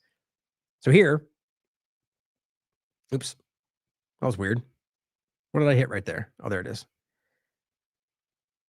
There it is. Translate it for you just so you can see it. It's on that. You include it. Or maybe it won't let me. Fantastic. Who knows why? No translation. Here, we'll do this. See if it works. Yeah, that does work. See? Screw you guys. Translation. It says, Smotrich's bonanza. The family's already preparing to settle in Gaza. Yeah. Mainstream Israeli media. They're all praising it. As well as Israel admitting, which, by the way, you already know, and so does Mohammed Shihada. He's just following up on the Moore admission. The point is, this has been made clear a long time ago. In the middle of the Knesset, they publicly had a discussion about this. The ISIS-linked groups, they've been funding to steal aid. And then after that, they funded them just to stand there and kill people while they pretended to give them aid through the GHF. It's the same groups. The whole time they would go, Hamas is stealing the aid. They were groups. They were paying to steal it. This has been publicly discussed. This guy is one of the main guys we've talked about. Right there. And we just discussed this guy with my interview with Robert Inlakesh. What's next for Gaza? What's next for the U.S. or Israel and Iran? Excuse me. This is an ISIS-linked person that you can publicly prove for yourself. And that Israel is funding them to save the Palestinians. So this is Israel admits to paying, arming, and sheltering ISIS-linked mercenaries, warlords, drug dealers, murderers, sex offenders, collaborators, and fugitive criminals, and using them inside of Gaza for dirty operations, kidnapping, assassinations, intel gathering, and looting. So it's not enough just to murder, rape, and torture them and bomb and starve them to death. No, you pick out horrible people and send them in there to make them suffer even more. That is what this sociopathic, psychopathic monstrosity is. This is the worst of the worst of the worst. Haaretz, IDF Shin Bet using Gaza militants for military operations in exchange for pay and territory. That's leading Israeli media. They're using ISIS to literally kill Palestinians. And we're going to pretend like we're fighting this? They are, the government? Pay attention. Dave DeCamp, did you know we don't have to fund a military that does this? Antiwar.com. Israeli sniper details, what is the 15th, 16th one? Killing Palestinians, including children, waiting for aid. The sniper said commanders would order him to fire on unarmed Palestinians. There is IDF whistleblowers. There's American military whistleblowers. There's individual aid group whistleblowers. But let's all pretend like they all just must hate Jews, right? Because that just perfectly makes sense. My God, this has got crazy, guys. Here is in the West Bank. Not a joke. This is not Gaza. This is the West Bank. It's a war zone. You know, the place where Hamas is not. The place where it's supposed to be part of Israel proper. The place where they have rights and everything's great and they're part of the group. Yeah, they're lying to you, and they always have been. They are absolutely ethnically cleansing this and stealing property, demolishing homes. They've been doing it for years, for decades. Now it's under war. It always really has been, but they're using this to take advantage. Occupied West Bank. The Israeli regime and the Western allies will carry out the next Holocaust in the West Bank. Lastly, on this segment, here's Marco Rubio, guys. A Shia Iran is a threat to the Jewish state, he says. Our presence in the Middle East and the Gulf kingdoms. I mean, how long have I told you? Well before this, that it is a Shia Sunni religious battle that they're in. They are literally in the midst of a religious war for Israel. That's what this is really. I mean, look, he's making it very clear. In what world does Rubio get to decide what religion? So if you have a certain religion and you're a threat to Israel, that's what he's saying. This is as stupid as saying anybody on the left is just a terrorist. They're doing the same thing everywhere you look. Now, what's crazy about this, by the way, you know what the most alarming place we could talk about in this conversation? The Sunni Wahhabist Saudi Arabia, where all of this largely stems from. But that's okay. Those are okay. We're going to go after the ones that Israel doesn't like. These are the monsters out there, guys. They are absolutely destroying lives, ruining countries for agendas that have nothing to do with what they pretend they're fighting for. So keeping all that in mind, it's now come home. Now, this has been happening a long time in this country, but we are watching a radical shift to a point at which the current administration is in real time, moment by moment, chipping away at the precedents around the Constitution. They can never get rid of it. Whether or not they just never enforce it, lie to you, arrest you for the rest of your life, the inherent rights are inherent. They're there. Whether or not they respect them. That's important. Like we said before, they don't give you these. They're inherent, God-given. They exist for people in the world, should people have the power to allow that to be the reality. That's how you should look at that. Now, I would honestly prefer a world in which there wasn't any overarching power and people were allowed to live their lives along, with their own, like march to the beat of their own drum, as Bruce says. That's how this country was built. Liberty, not empire. About the idea of what's funny is they're screaming about America first and nationalism while they do exactly the opposite. It's wild. But the point is, this has been building quite a long time. And that this has now ramped up to the point to where it's increasing every moment, as I was saying, chipping away at the things that are inherent, creating a world in which they can rationalize in some people's minds the thing that is the antithesis of this country, or at least what we're told the foundational ideals are. And I shouldn't even say it like that, because whether or not the founding fathers believe in these things, whether or not let's just say you think it's all a lie, the reality is that these ideals, the principles have taken root in the hearts of people like myself. As much as I would still argue that should we be able to, rather that because we're forced to live in a state of society, that I argue this is the best I can see. I would prefer to live in a world without government. But since we're here, the argument is the same, that these things are foundational. And what they're doing is creating a world in which we can rationalize the removal of these things, or that they don't matter anymore so they can manipulate you. Whitney wrote this in 2021 for The Last American Vagabond. Who is a terrorist in Biden's America? In the latest sign that the U.S. government and their war on domestic terror is growing in scope and scale, the White House on Tuesday revealed the nation's first ever government-wide strategy for confronting domestic terrorism. Now, we told you at the time, even before this, that they were pointing inward.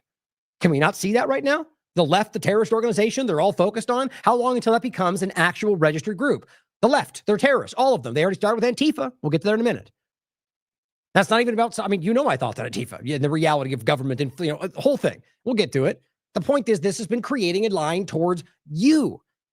The war on terror was aimed at you if you understand the reality and look at all the policy.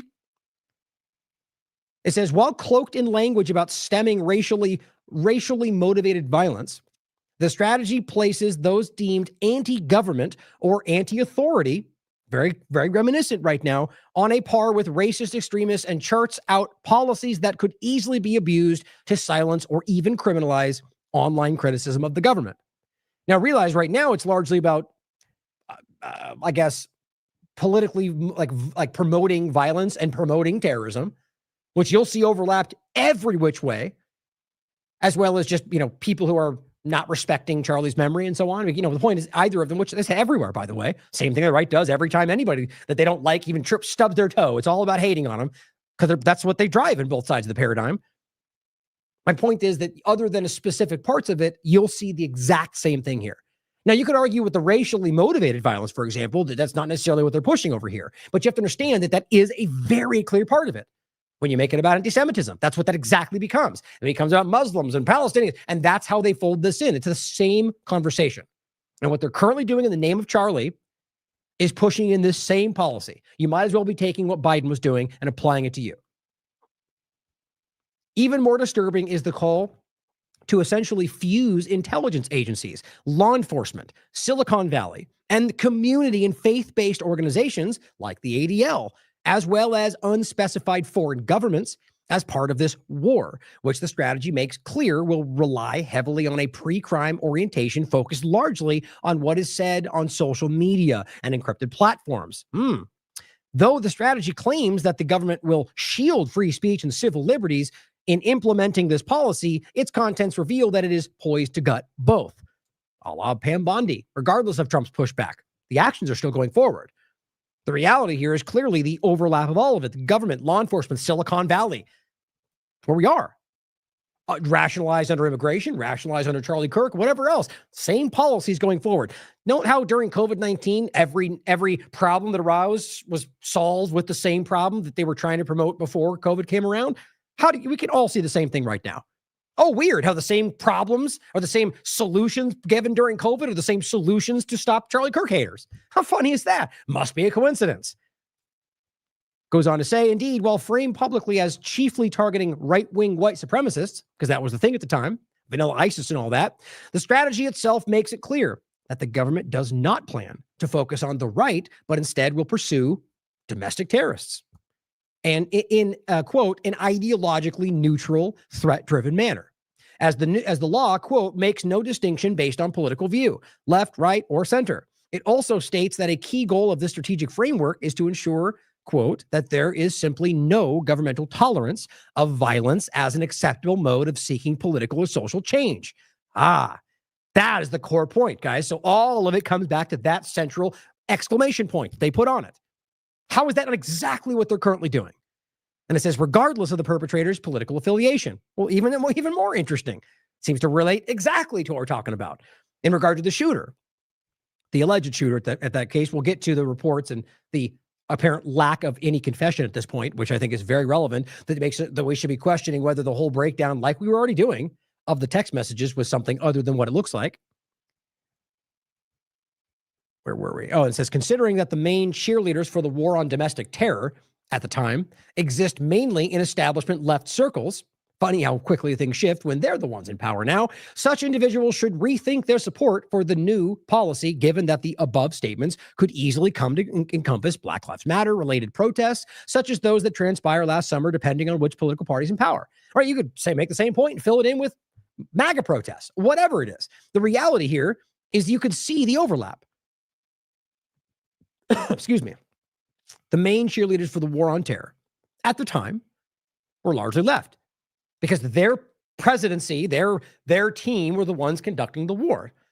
Okay, and what did the right say? Oh, you guys are monsters. Trump's the peace president. We don't want any more war. And then Trump comes into power, lots of promises, and then continues all the wars. And goes back to bombing Somalia, going back to Afghanistan, every one of them and far more. Like they all do, by the way. It's not a knock. I mean, it's a knock on all of them, but it's no different. So what's the difference? Well, now those same right people are now going, Trump, yay, go after the bad guys. We got to stop him. China's bad. AI, we got to fight the ARIs. So you guys are just I always want to say principleless, lacking principle. Because the reality is you didn't define why before. You just said war bad and Biden bad because you just wanted to go after the left. The point is a lot of us are principled and say war bad regardless of the narrative and stick with that point. So now it's all good. Now they support the war on terror and it's not being stated exactly like that, but you see what I'm talking about. And it says, once the new infrastructure is in place, it will remain there. And that's really something most honest people stress. Let's just say you agree with all of it. What happens when the next party gets into power? It's almost like that point never gets any credence and discussion, and for obvious reason, because it destroys the entire thing. If you can't stop and go, oh, wait a minute, it's like this illusion that somehow they're going to make it so they're always in power forever, which is like the secret thing they all want, even though that undermines that the other side did it. It's really bad. It's just so much hypocrisy. It's suffocating. But the new infrastructure will stay in place, just like the new National Guard deployment teams will never go away. And will remain there and that's my opinion, but history shows that's exactly what happens. It will remain there and will be open to the same abuses perpetrated by both political parties in the U.S. during the lengthy war on terror following September 11, 2001. If you watch Whitney, Derek, myself, the IMA, if you watch the timeframes and if you've done this longer than 30 seconds, you'll see the consistency in principle. We call it out when Biden's doing these things. We call it out when Trump's doing these things. We call it out when Obama or Bush. We call them out. People need to start pointing this out, because the people right now doing their full, clapping, barking seal nonsense and trying to distract you, their principles waffle the moment the party says so. There's a lot of them out there. You know exactly who I'm talking about. It says the history of this new domestic terror policy, including its origins in the Trump administration, makes this clear. It's in introducing the strategy, the Biden administration cites racially or ethnically motivated violent extremists as a key reason for the new policy and a main justification for the war on domestic terror in general. So racially, ethnically motivated. Now that applies a lot to what they were doing around anti-Semitism and Palestine, especially right now, and so too is Biden.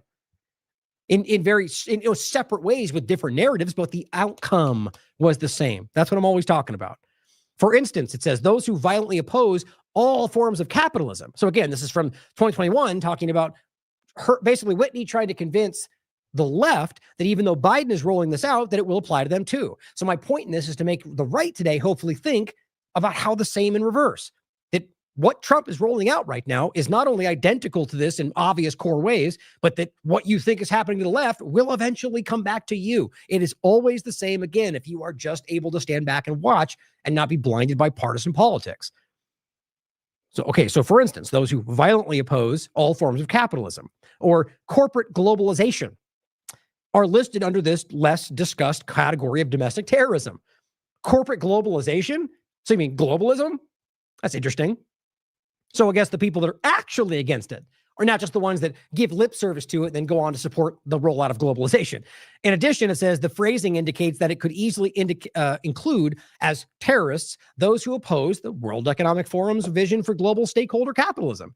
By the way, despite the narrative, exactly what Trump and his team are rolling forward. And also, don't forget, he spoke at Davos, partnered with Trump, BlackRock, all the moving parts to exactly what that was, basically minus Klaus Schwab, who feels like a scapegoat to start with. Interesting. And it says, as that form of capitalism involves corporations and their main stakeholders creating a new global economic and governance system. Yes, exactly what we're seeing roll out right now, whether through technocracy or just this exact public-private partnership, both of which are, they're both, let's just say in the technocratic version, that's exactly what's happening. But you could have the public-private partnership aspect of it without the technocratic side of it. Both are happening. And it says, the WEF stakeholders capitalism thus, the WEF stakeholder capitalism thus involves both capitalism and corporate globalization. It says the strategy also includes those who take steps to violently resist government authority. Now, the term violently is subjective to them, right? I mean, violence is it's a pretty easily definable word, but it's become this crazy abstract thing, usually blamed on the left, even though the right does the same thing, where well, he meant this or he's leading to that. The thing with Charlie Kirk is showing you right now. Pam Bondi just told you, words are violence.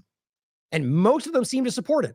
The libs of TikTok people, and they're getting people fired moment by moment. People in the military for simply saying things like it's a tragedy that has happened, but maybe his actions brought this on. Yeah, you could think that's repugnant and disgusting, but how in the world are you going to make that out to be a fireable offense in a place from people who pretend to care about free speech? Can't stop talking about the free speech platform and then go after people for ideas that they don't like. Children. Where were we here? It says the strategy also includes those who take steps to violently resist. Yeah, the point was violence and how they could just bend that word to meet what they want. So if you resist government authority and you protest with, and some guy next to you breaks his window in, suddenly you're a violent anti-government person. So it's just very easy to do this. And it says based on perceived overreach or literal overreach they pretend isn't happening. It says this, of course, creates a dangerous situation in which the government could purposely or otherwise implement a policy that is an obvious overreach, like right now, and or blatantly unconstitutional, like right now, and then label those who resist it domestic terrorists, like right now, and deal with them as such, which is seemingly about to happen, well before the overreach can be challenged in court, if that ever even happens. We have watched this completely inept Congress, whether it's about it with either side, guys. Going back as far as you want to look, let's just say like from Bush forward, Bush, Obama, Biden, Trump, every one of them by the like public record, you could argue in court of law or war criminals. I don't even argue it. They literally illegally bomb foreign countries. I don't know how. And so the point is clearly that there's no challenge in any context. And so removing that last part, it seems as until we just do something about it, it's not going to change anyway. And I never mean violence. But so again, that is the most important part right now, is that they're creating the situation where they've implemented very obvious, unconstitutional, blatantly overreaching policies. And now labeling those who push back against it as the terrorists. Now, whether they want to call them a fascist or not, again, don't forget, I think Biden and Trump are both fascists. What they're doing in policy is the reality, not the rhetoric and narrative. It's about what they're doing. Our government is drifting dangerously in that direction, if not already there. So that is the important part, and it will swing around either way. It'll be used against anybody who's trying to stop the agenda. And apparently some of the right only doesn't like the agenda when the left is the one holding it, and vice versa. Now it says another telling addition to this group of potential terrorists, in quotes, is any other individual or group who engages in violence or incites imminent violence, which is very easy to use, like the protest point, in opposition to legislative, regulatory, or other actions taken by the government. So again, one of the main overarching points is when you conflate words with violence, then you can insert what you said about the thing, which becomes the violence in opposition to policy. Israel's doing the same thing to its own people right now, claiming that they can fire on them if they're protesting for Gaza. That was what they just reported. Now it says, thus, if the government implements a policy that a large swath of the population finds abhorrent, like right now, such as launching a new unpopular war abroad, or maybe continuing a genocide, or rolling out shockingly unconstitutional policies, those deemed to be inciting resistance to the action online could be considered domestic terrorists. You see how easy that line is? So are you inciting violence? Isn't that what they're saying? You call them a fascist. You caused that. Identical to what the left was saying. Here we are. This is why we need to like borderline ridicule these people out there who were all up in arms about what they were doing on the left and are now laughing at you for caring about the same thing. They have no principles. I just think this really, I hope this is sinking in because this is important right now. And you just want to I was find the starting point. I want to reiterate that last sentence. This group of potential terrorists is any other individual or group who engages in violence or incites imminent violence against legislation or action by the government. Essentially, that a large swath of the population. That's what it was. I'm trying to recite, get my head. So that if you go online and simply go, I think this last policy, the last bill that was passed, the lack of action on Epstein is worthy of action. And then somebody uses your post and goes out and blows up a building. You don't think right now they would make that case if they wanted to? It's the same thing and it's subjective like they're using with Charlie Kirk or any other side, and exactly like the left was doing against anybody who misgendered somebody or said the wrong word or used, God forbid, hate speech, just like Bondi said. It says, thus, if the government implements a policy that a large swath of the population, such scenarios are not unrealistic. Given the loose way in which the government and the media, both sides of it, have defined things like incitement, even violence, e.g., hate speech, a form of violence. Right now, it needs to be really connecting for people when you've got Bondi, despite the pushback from some of these higher level Republicans, which may be real, but the reality is with everything they were doing right up until now, they were promoting the exact same thing. They just didn't want to put a fine point on it. They didn't want to say hate speech is violence. You can't do hate speech. We'll come after you. They didn't want to say it like that. But what they were writing, as I showed you last show, was identical to that in material, like in the outcome. But so here, we have a situation where the left was telling you hate speech is violence and we have to act against that or it's going to be a problem. And now the right is doing the same thing. To think the federal government would not abuse a power like that reflects an ignorance of U.S. political history, particularly when the main forces behind most terrorist incidents in the nation are actual U.S. government institutions like the FBI. Here are 4 examples right there. Let me just bring up one for you just in case you wanted to see it.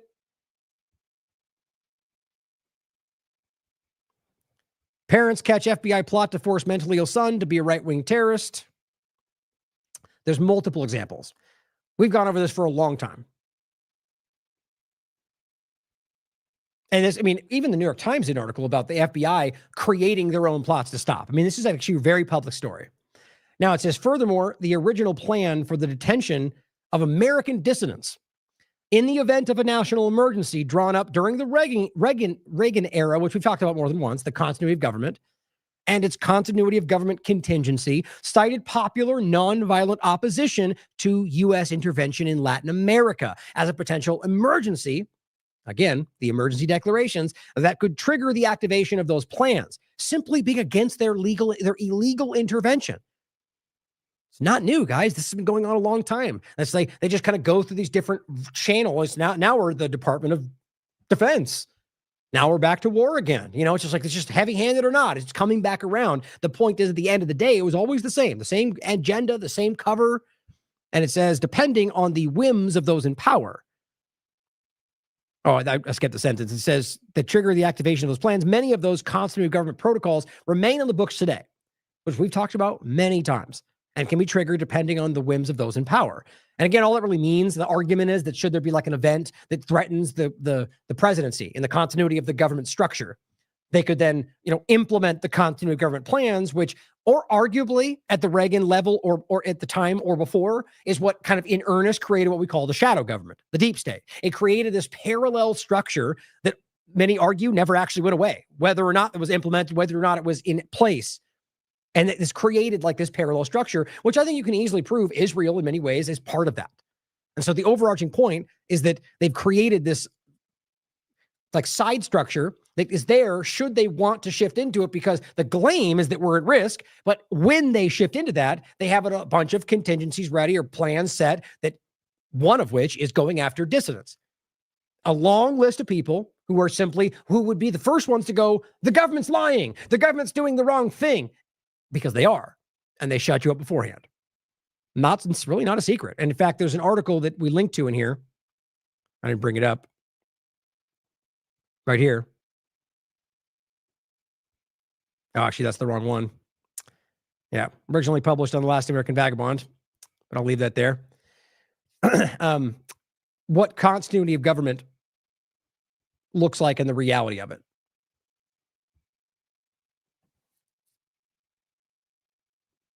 Let me see. I think it's right here.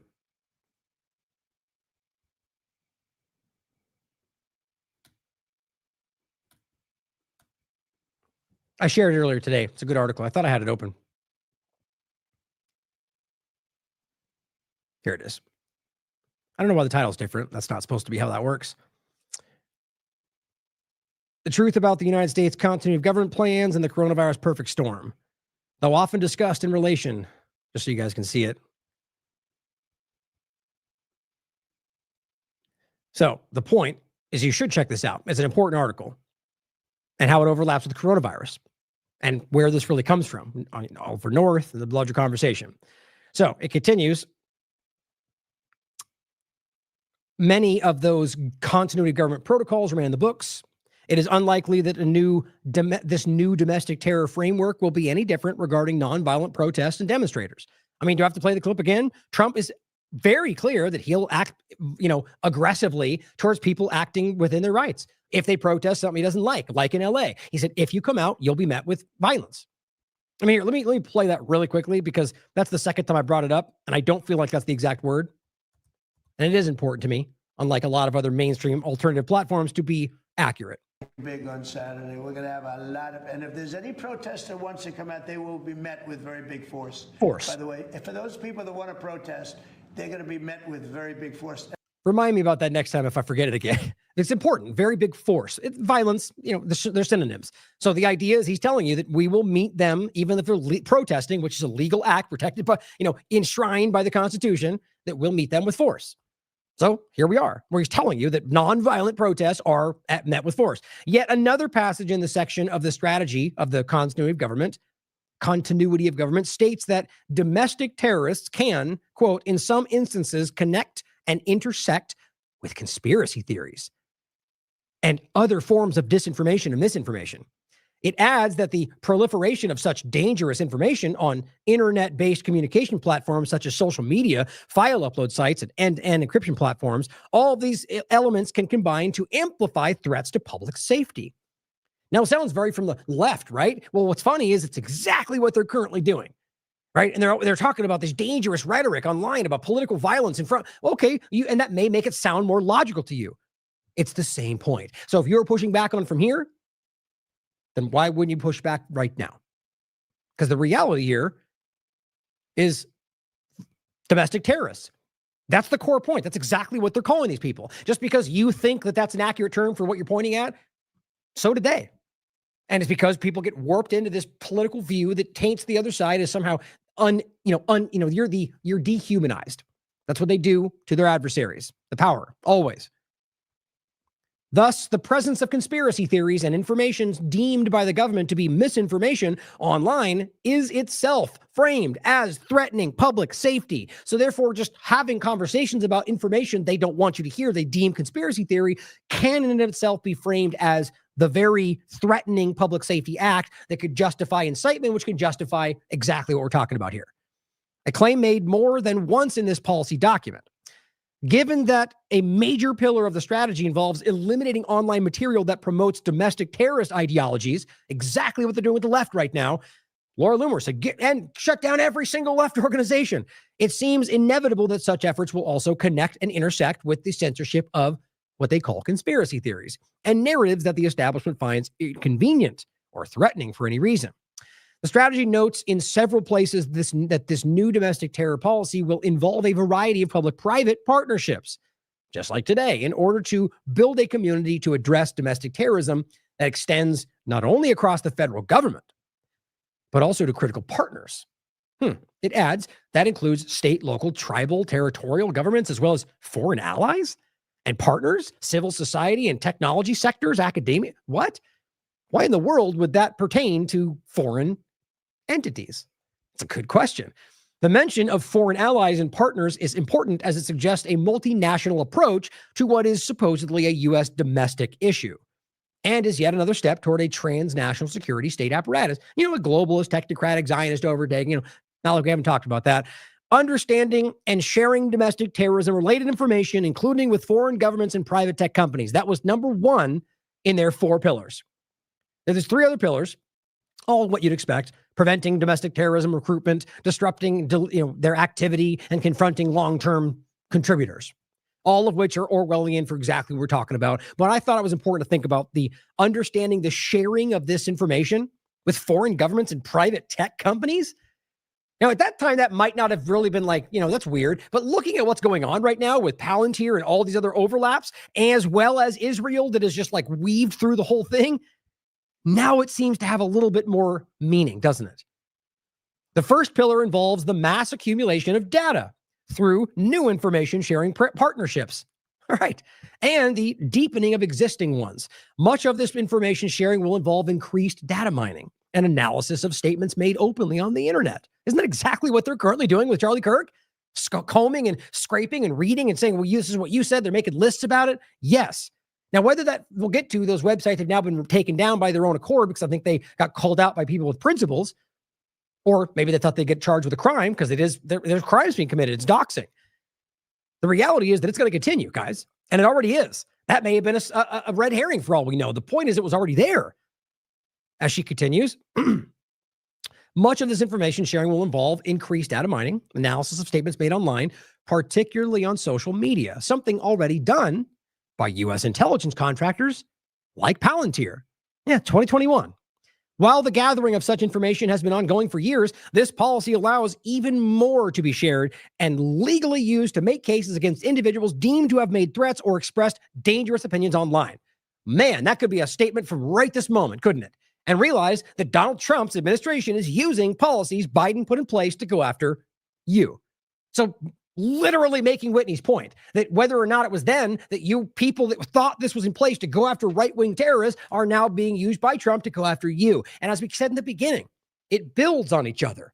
Next time around, they're going to go, we have to push back to stop Trump's policy. And all they're going to do is build out the other side of it, going even further.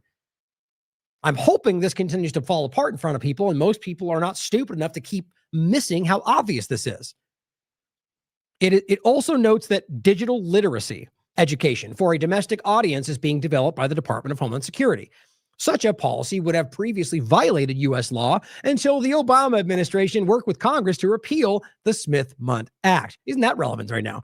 Thus lifting the ban on government-directed propaganda at domestic audiences. Now, again, they were doing it anyway. We made this clear. But interesting, isn't it, that Thomas Massey's talking about trying to get this the Smith-Mundt Modernization Act repealed so it can go back to being it's illegal to propagandize Americans, even though again they'll still do it, but at least it will be illegal and there's accountability if you can get it done. But what she's telling you is that this is something that was done under Biden, or rather through the bill. This previously with Obama was the Smith-Mundt Modernization Act, but now it's being used right now in the same ways by Trump. And because of what they did, because of Obama and Biden, Trump can do this now. That's how it works. This current mechanism of information and intelligence sharing to improve the sharing of domestic terrorism-related content and indicators with non-federal partners. Same point, but just to set the next comment. Such an intelligence tool could easily be, for example, Palantir. And I think today it's proving to be the case, which is already used by the intelligence agencies, the DHS, and several U.S. police departments for predictive policing back in 2021. That is pre-crime. Notably, Palantir has long included a subversive label for individuals included on government and law enforcement databases, a parallel with the controversial and highly secretive main core database of U.S. dissidents. You could argue that's what it's become. And on top of that, they have already been giving him subversive labels back to well before that. So that's probably just the social credit system already set up, just waiting to be shown to you. In regard to the latter proposal, the Trump administration, in a bid to stop mass shootings before they occur, that's their statement, considered a proposal to create a health DARPA, or HARPA, which they did, that would monitor the online communications of everyday Americans for neuropsychiatric warning signs that someone might be mobilizing towards violence. What they're talking about now. While the Trump administration did not create HARPA or adopt the policy, the Biden administration has recently announced plans to do so. And when I said that, I meant the government.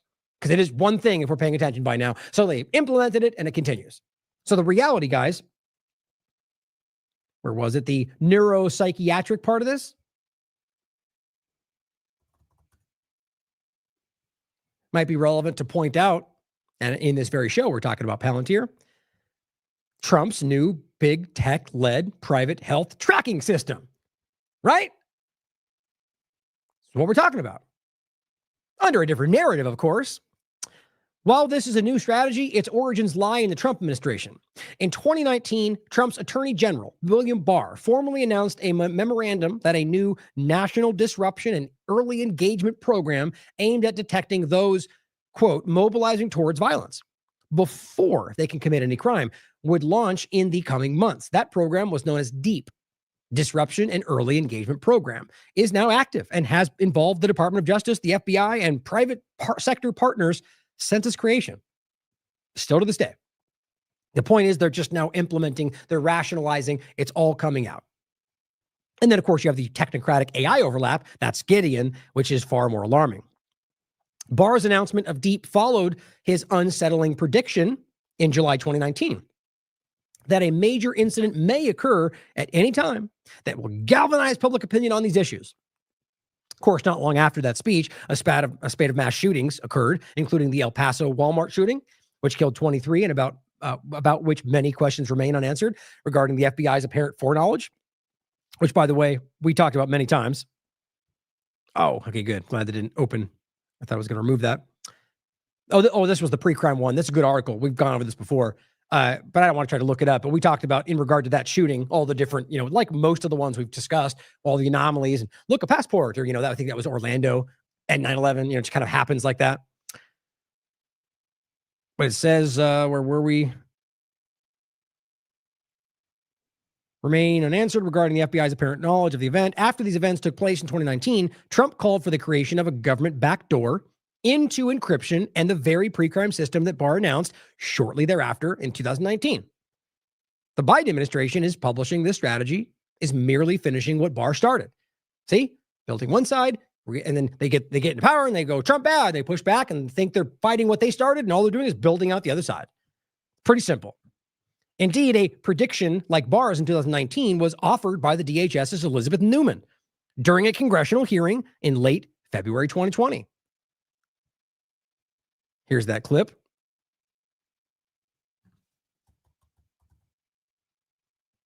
Oh, come on. Thought I labeled that right. Let's see. Give me a second to find this. We just grabbed this the other day. I actually had to grab this from, here it is. We just typed that in. That's weird. From like one of these clips from an old show, but I forgot it was on this article. Here's what she said. You've heard it before.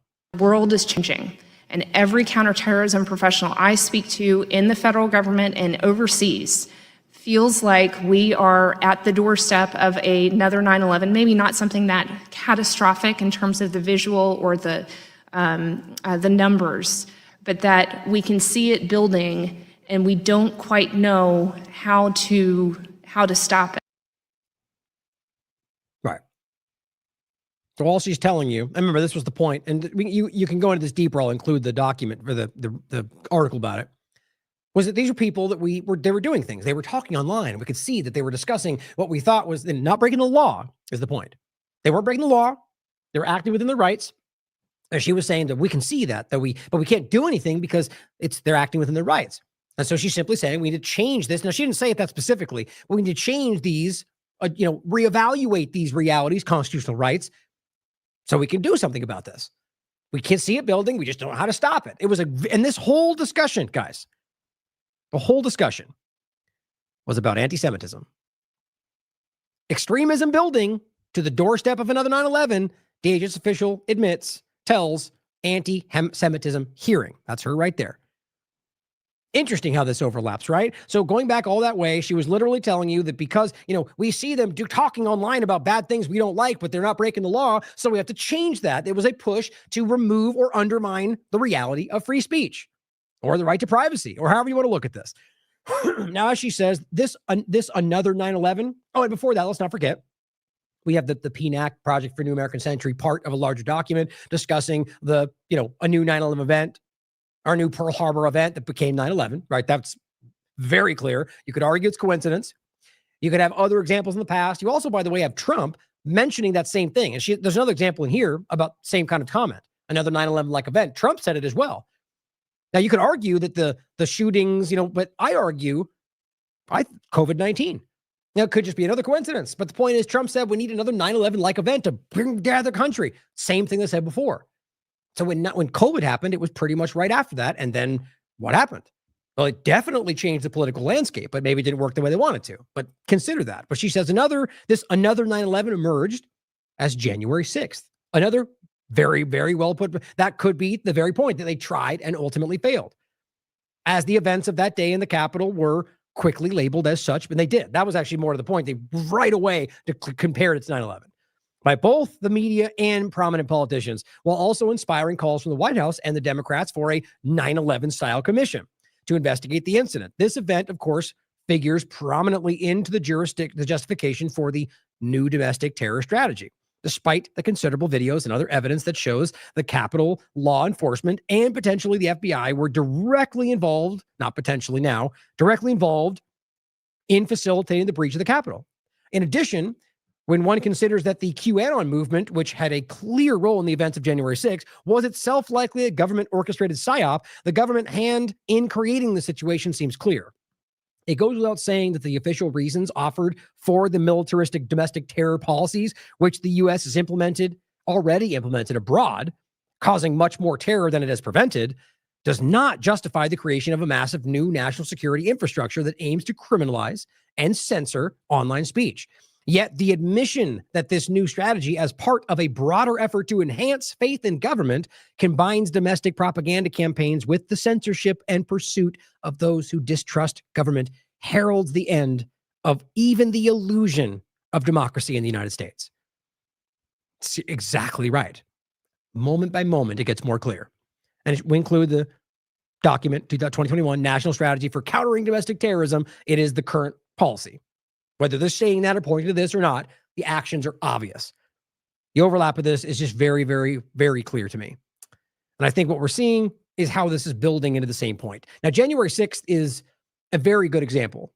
I mean, we've talked about this quite a bit. Let me save this one for you.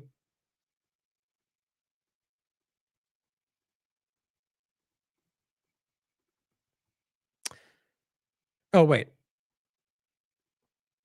Oh, did I grab it at a different spot? Oh, it's down here. That's strange. We'll come back to it then.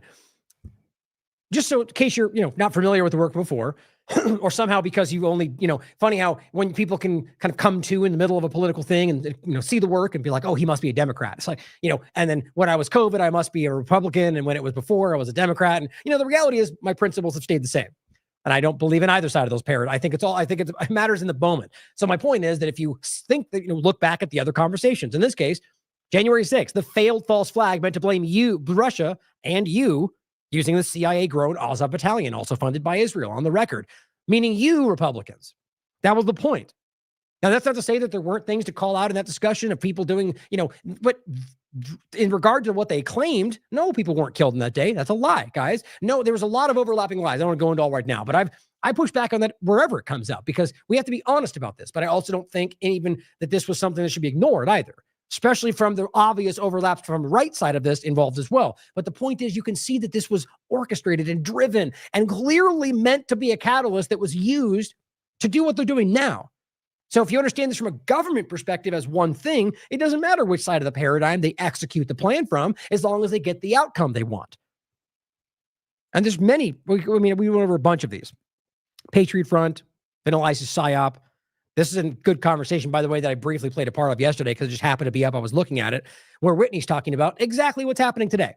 Exactly how they set this up, the different groups, the left and the right. Very important to think about. The Vanilla ISIS PSYOP begins. So, very important article. Here's the actual conference if you want to watch it. I mean, the clip is included, I think, on a link on the website, or on the article we just showed you. But anti-Semitism hearing, which, by the way, today, building on the same thing, has led to the U.S.'s new Israeli-made AI pre-crime system. One to the other, building together.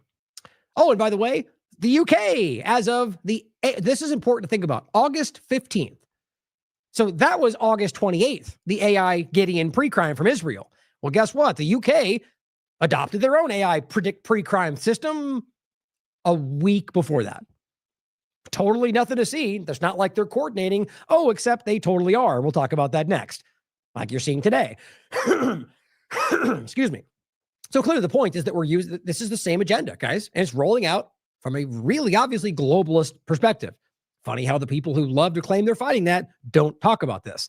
Now, also at the same time, September 15th, we saw the Twitter social credit score roll out in earnest, which I was already there, but this is just simply becoming more and more present in the platform. And it says the most concerning part of the new X algorithm, everyone has a reputation score, or at least it's now very clear. You can be anywhere between 0 and 100. Yeah, which is not that great. I mean, so credit cards and yeah, it's but the point is that that credit cards are an example of that too. Everything. This is a score that will be used to position you. Will be used against you. It'll be used to coerce you. Your social credit score is here, winning. And of course, just in time to stop all those evil Americans who dare to think their inherent free speech is more important than censoring those who choose to besmirch Kirk's good name. Thanks, Elon. So the overlap to the UK point, as I said, it's currently going on, is very important to the technocratic side of all of this. As you can see here, Trump signing this tech prosperity deal with the UK Prime Minister, and says, while everyone continues to argue about Charlie Kirk, this 7 Cs, who was, by the way, the one we did that interview with, it's like a show/interview. Excuse me. With everyone argues about Charlie Kirk, technocracy and bio-digital convergence continues. Hate speech laws to own the left. That's the quote. Like he's giving you the logic, the claim of why. Digital IDs to stop illegals. Stablecoin scams for financial freedom. AI just a tool. H-1B filled data centers for American jobs. Biometric databases to stop terrorists. It's no wonder every generation before us fell for things like the moon landing and 9/11, whatever you think about that. Defending their favorite, you know my opinions on it, but just don't let that, regardless of your opinions about either, despite how there's very obvious evidence in regard to both of those things. Defending their favorite internet personalities while the actual decision makers continue pressing the boot. Now, I mean, since for those that may be new to the show, the simple point is remember that 9/11, the evidence from James Corbett and others is literally undeniable. There is receipts. It's impossible to ignore. You were lied to, just like with the Warren report, just like the COVID report. They lied to you guys. It's not debatable if you actually look at the evidence. Regarding the moon landing, my point has always been the same, that there is undeniable evidence that you can see that shows they lied to you about things. That's not debatable as well. It's like it's come to the point where the technology has proven out to show you that they lied. They had a real-time conversation. The moon, come on, guys, they can barely do that today, or any number of other things that you can prove. Not just my opinion, but prove things they manipulated imagery and so on. Now, does that mean they didn't go to the moon? That my opinion is no. But my point is, whether or not that's my opinion, the argument is based on what we can see. They lied here, which means they didn't do this. You could argue they lied before they went to trick Russia in the space race. You could argue they found something there when they win. They didn't want to tell you about it, so they lied about it. Or you could argue it was all entirely fake. All of which are certainly possible. I'm just saying you can't prove that definitively. You can prove definitively, in my opinion, that they lied to you about damn near the entire thing. Faked shootings, and all sorts of things. Very interesting to think about, guys, because what's crazy about it is today there are people at the highest levels of influential media that still refuse to acknowledge that you can quite literally prove that many things they did throughout that were deliberately lies. We're going to there's tons of things you could talk about. For me, the one is this, they still got that red phone they claim was we spoke to the moon. It's like right now you can prove, ask experts, you can prove that's not the case. Anyway, back to the point.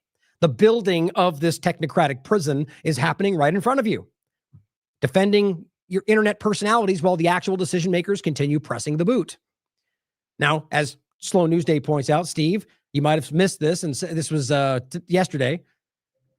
Donald Trump and his UK elitist finest marching along with the special relationship of the British monarchy.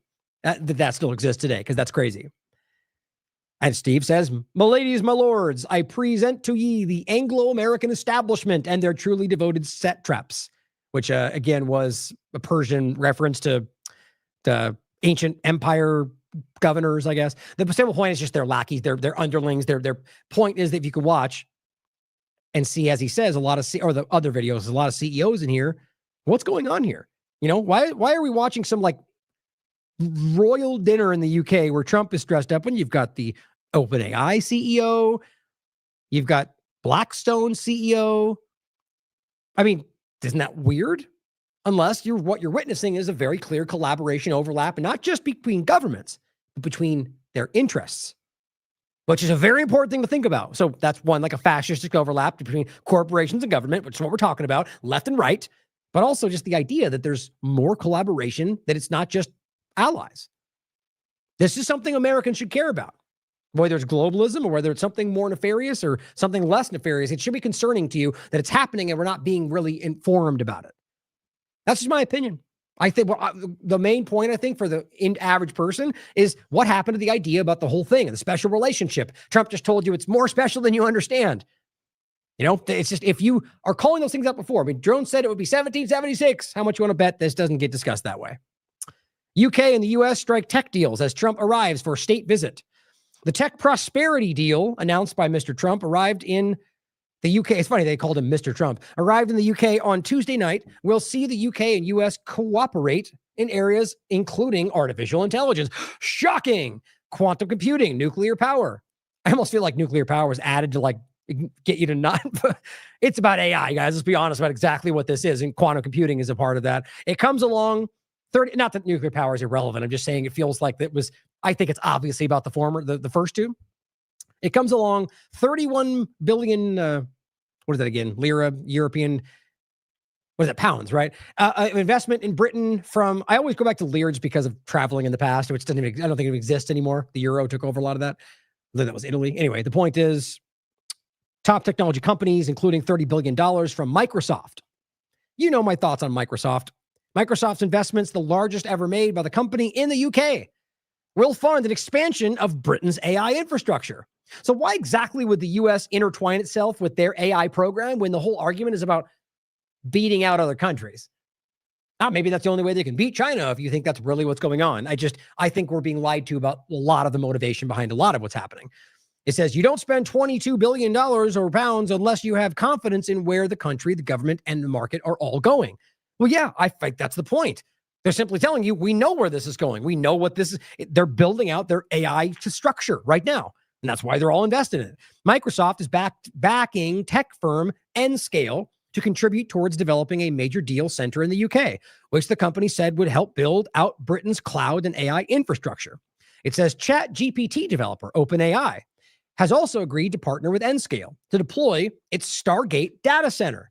Because for those that keep pretending like that's not happening, because it challenges the lie about the mRNA platform direction, it is happening. Their data center project with new AI growth zone in the northeast of England. There's multiple. The Stargate program was not just in the United States.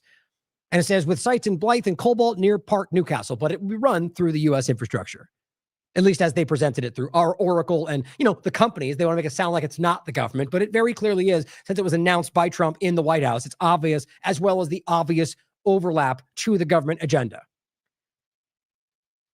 Now, I had an interesting thought, by the way. Isn't it interesting? They come out with Stargate, and I originally was like, why is it OpenAI and not Elon Musk and XAI, right?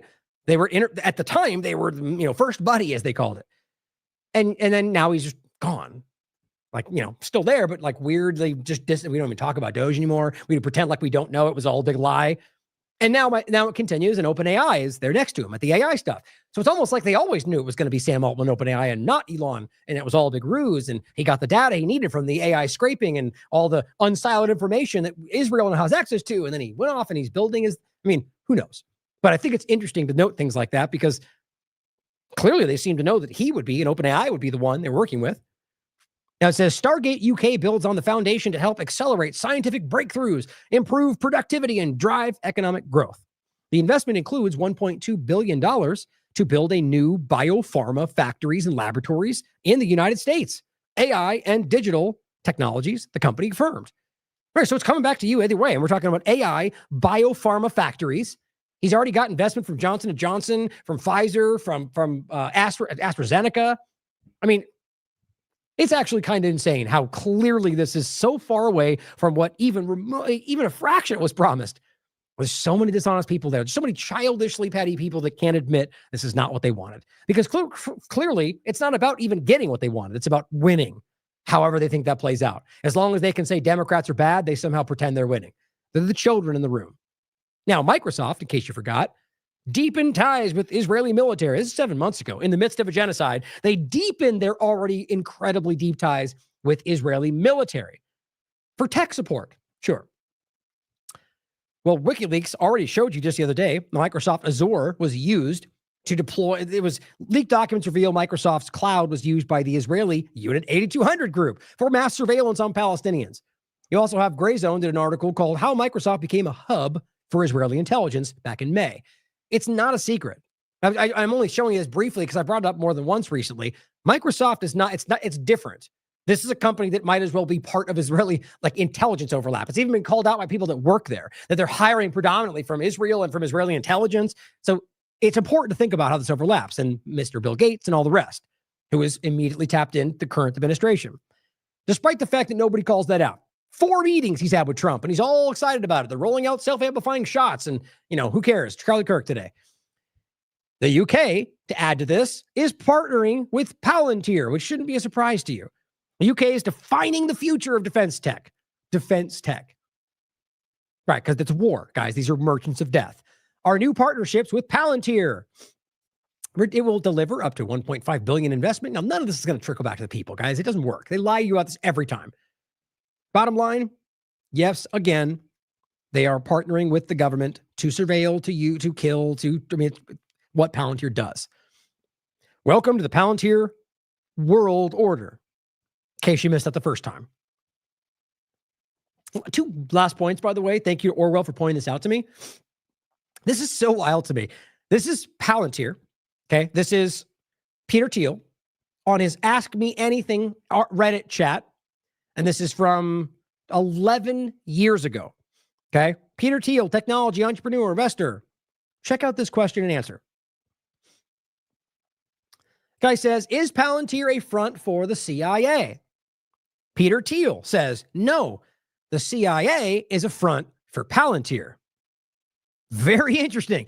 Now, maybe he thought he was being funny, but it's pretty much the truth, guys. That ultimately this is the first point is that clearly this is connected to the CIA. That's undeniable from the fact that it was their first client, and I think really just was their program that they rolled out and created this public-private overlap. But then the point is even bigger, is if that's the case, then what you should really see it as, that they are the CIA. And so now we've got this group that they're presenting to you as a company. This is what we're always talking about, is them stepping out of the shadows. They're framing themselves as these entrepreneur, libertarian, you could take it for what you will. Obviously, he could just be joking, or maybe he said it now and would lie about it today. But I find that to be incredibly relevant. Another one, somebody said, what is your view on Bitcoin? 11 years ago. Will it replace the current financial system we have? Here's what he said. PayPal, which he was a part of, the PayPal mafia, built a payment system but failed in its goal. And what was his goal? Creating a new world currency. Literally what he wrote. They failed in their goal to create. So now you know that Peter Thiel, part of the CIA, he claims was a front for the CIA, or the CIA is a front for them, or whatever we make that make sense, is now saying he also built PayPal to make a world currency. Like, you have to really start piecing these things together, even if you don't think it like the argument of globalism or new world order is real. What I hope you first take away is that people like Alex Jones, who have been screaming, and I think rightly so, about the problem that he never really wanted to fight about for years, is now not pointing out how all the people, he wants you to think Palantir is a small thing that Democrats hate. Completely gaslighting you about one of the most obvious build-outs of the control structure I've ever seen. Catherine Fitz is updating her documentation about this every day, and Palantir is a central part of it. And he wants you to believe, or he told you back then, that they failed at creating their global currency with PayPal, which was their slogan for 2000. And it says Bitcoin seems to have created a new currency, at least on a level of speculation, but the payment system is badly lacking. I will become more bullish on Bitcoin when I see the payment volume of Bitcoin really increase, meaning they can then contort this into a global currency, which is what they're doing.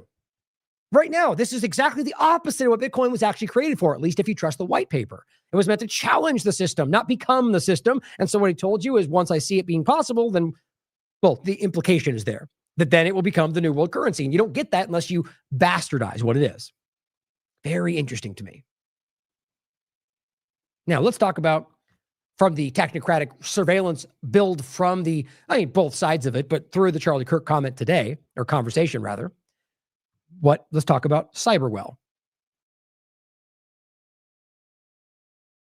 Sorry, I keep having to clear my throat. Something's congesting me today. Dominic Michael Trippy points out, he's simply reporting Israeli tech company Cyberwell now working with all major social media platforms to censor anti-Semitism by utilizing AI to identify and automatically flag and remove hate speech. Okay, so let's very obviously piece this together. You have the shooting of Charlie Kirk. They come out and insanely go over the top and start censoring people, firing people, most of which you could prove. I mean, my argument is unless they were committing a crime, that they were within their obvious free speech rights. But either way, that this happens at the same exact moment that we obviously have this focal point of anti-Semitism and censorship coming from the Trump administration. But we're supposed to think it's only because we're respecting Charlie's memory and we're fighting for what he wanted. Now you have an Israeli tech company who's rolled out and is working with every single social media company, I argue, with using Charlie Kirk's conversation to censor anti-Semitism, which has nothing to do with Charlie Kirk's conversation, by utilizing AI, of course, to identify and automatically flag hate speech, which Bondi just told you is the focal point. I mean, it takes willful ignorance to not recognize that this is what they did using Charlie Kirk's name, or at least what they're doing. I don't mean that in like a specific sense, just that this is an abstract conversation of these different companies filling the gap of what the government is allowing, if not rolling out themselves. I only say it like that because Cyberwell, an Israeli tech company, my opinion of how much that automatically ties in with the intelligence side of it, regardless of what you think about that these companies are being allowed. How do you not see this as a problem? In and of itself, this violates your rights in many different ways, including your privacy, including free speech, ultimately, because they will use it to censor you. The government is my point, and that's where censorship is real. The idea that the government is doing so violates your First Amendment, not a person-to-person concept. But if you think that that's something that defies the law, well, you can sue that person. The fact that we have people pretending to fight for the Constitution, calling for the government to violate other people's rights because things they said bother you, those are the children in the room, and they exist on both sides. They have different things they hate, but they do the same thing. And again, this is not about, but it's the best way to frame this today is team sport partisans. Because the both sides of it. There's not even both sides. We're talking about the same childish, blind following, partisan team sport politics. Now, here is Chris Menahan pointing out the article. This was on Israeli media. An Israeli intel-linked organization is now working as a trusted partner with all major social media platforms to censor anti-Semitism. Half the content they flag is taken down, and the reports have been responsible for, quote, removing well over 300,000 pieces of content. Cyberwell is the first ever open database of online anti-Semitism, a nonprofit initiative based here in Israel that's really looking at the issue of online Jew hatred through the lens of compliance. Actually, we're a service, if you will, for the social media platforms, helping them enforce their social media policies against anti-Semitism at scale. So Cyberwell now is taking, you mentioned over 10,000 examples that we've reported to social media platforms. Actually, the number is much higher at this point, around 11,500. And we believe those flags have been responsible for removing well over 300,000 pieces of content is what we estimate. Quickly, just a thought. On just the anti-Semitism point alone, right? Let's not forget, a lot of people on the right were already making themselves out as we're showing their hypocrisy. Anti-Semitism is just another words and ideas. And whether or not you think it's repugnant to hate somebody based on their race, I do. And I'd call it out. Whatever side it comes up on, any side. The point is that the right people were saying, you can't do that. Censor them, go after them. Not as many as we're seeing right now through Kirk, but it's the same overlapping point. It simply shows you that there's no principle. You give them an excuse that they can align with, especially when Trump says so, and they'll align with it. I've played this clip. Let me finish this clip, and I've shown you the thread of Trump telling you he'll censor you for Israel before he got elected. I think it was 15 times. So they were okay with that. So it just shows you those are the same people that are making that line now, or whether there is no line, they'll move it wherever they want. They do not have the principle when it comes to the core ideas, the first principles. Cyberwell is fighting back by taking our high integrity data on what online anti-Semitism is. And Cyberwell is fighting back by taking our high integrity data on what online anti-Semitism is. What you just said right there is that Israel, the government of Israel, is taking their data that they're scraping from American content and combing through it for a government agenda. That should make you uncomfortable. If that was a Chinese government scraping American media and combing through it to make conclusions, wouldn't that make you uncomfortable? Funny how we make it a different thing when it comes to Israel. And they're not even hiding it. And actually using LLMs and generative AI to really take the brain of our human analysts and identify anti-Semitism accurately online. So identify examples of free speech protected under the Constitution, enshrined the guys and going after them because we don't like it. Simple. It's no different in principle as saying we don't like that they say it's Tuesday today because I don't like Tuesdays. So we're going to censor all of them for doing so because it offends me. In principle, it is the exact same thing. I don't care if you are offended by one or the other. I mean, you could make it more nuanced and say something like, that white people, like the white, let's make it, what's the best overlap? Just another racial comment, right? So in this case, you say something. Hold on, I feel like I just lost the point. Of our human analysts and identify anti-Semitism accurately online. And we believe that this type of work is not only what's going to be able to help. Anyway, I mean, I'll just say it. The point was simply that it's free speech. You guys know this. And so all they're really saying is that we will go after you for something that we can prove is a protected act. And they're okay with that. Social media platforms automatically flag and remove hate speech that violates their policies, including anti-Semitism, but is a crucial thing to do as we look at the rollout of AI, because all of these large language models are trained on online data, including anti-Semitism. So in order to accurately make sure that that data is not being amplified and that bias isn't being created in these large language models or ChatGPT-like applications, you're going to want an expert like Cyberwell to come in and give you high integrity data. Wow. And you have to understand, you know what she just actually said? And I'm going to show you a point about this on Twitter right now. That, well, because they're using data like on platforms, largely scraping it to train their models, well, it's going to get information that we don't agree with. It's going to get data points that might contradict. So what we need is what Israel thinks and train it with that cultivated data. Yes, obviously, because of course, when you let it actually train with the body of information, it's going to come back and go, but Israel's lying about that. But that's not true. But that doesn't back up, but that's not consistent with the actual history. Because that's what it's the same thing Twitter's doing. Grok will come out and tell you, but what he said was fascist. Oh, wait a minute. We don't agree with that. Censor them. Change it.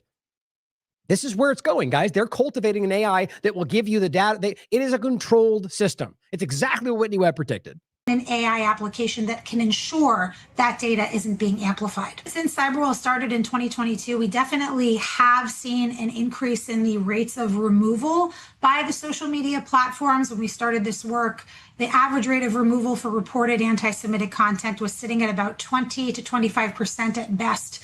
Now that Cyberwell is working as a trusted partner directly with all major social media platforms. All. Including Twitter, but that shouldn't be shocking to anybody. And because of the explosion of online anti-Semitism since October 7th, we do see that average rate of removal has gone up to about 50%. According to a survey by the American Jewish Committee, only 1 in 3 Jews that experience online anti-Semitism actually take that extra minute to go ahead and report that anti-Semitism. I say if you've already been offended and have already been hurt by the content. Offended. All right. So you're fighting to, you guys are currently the snowflakes who are offended and want to stop that. The right now. You are the ones that are being the snowflakes, the broflakes, who are out there going, we can't allow bad, mean things that we don't like said. Even though many of the most pathetic ones are trying to frame everyone as threats of violence and attacks, even though what they point to are ones that are just disrespectful at the end of the day. So all we're hearing here is under the guise of what you guys are talking about with Charlie Kirk, you have this actually happening. And it comes back to the same thing. Words are violence and I'm offended. It's funny how quickly they turned into exactly what they said. Like vehemently hate. Now here's the thread of Trump. Here are clips from Trump's recent campaign trail, which weirdly had Israeli flags and American flags in many different locations. Trump openly states that Israel used to control the U.S. Congress, and he says that it will again when he's president. It's right in the clip. I played it 100 times. He also makes it clear that your constitutional rights will not be honored if you criticize Israel. Hey, here we are. You don't need to believe me. It's literally happening right now. He also points out, or this count points out, they are funded by convicted felon Adam Milstein and also funds doxing organizations like Canary Mission, Stop Anti-Semitism. Yeah, groups that literally dox people because they say things they don't like. Shouldn't surprise you. They're doing the same thing right now around Charlie. Which, by the way, if you believe what Charlie said, that would offend him, wouldn't it? He'd call that out. So they're using his name to do something he didn't agree with. That's pretty disgusting. Cyberwell is monitoring online anti-Semitism. This is from February 29th, 2024. Since October 7th, Cyberwell, the first real-time database of online anti-Semitism, observed almost an 86% increase in online anti-Semitism across social media platforms. Right. You mean people to support Palestine, you absolute manipulator. I mean, even the ADL was caught admitting this. It's people, they say if you wave a Palestinian flag, you're anti-Semitic. They say if you support Palestine, that means you support the killing of Jews. No, it doesn't. It's just a lazy overlap, and they're doing the same thing to every left person in the country right now. The point about this is that it's been there. It's always been happening. But it is now the same thing, that it is what they're rationalizing with what's happening around us.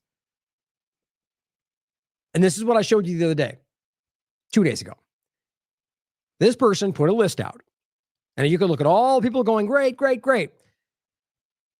It says, I've only just begun creating a spreadsheet of people who've said vile things about Charlie's assassination.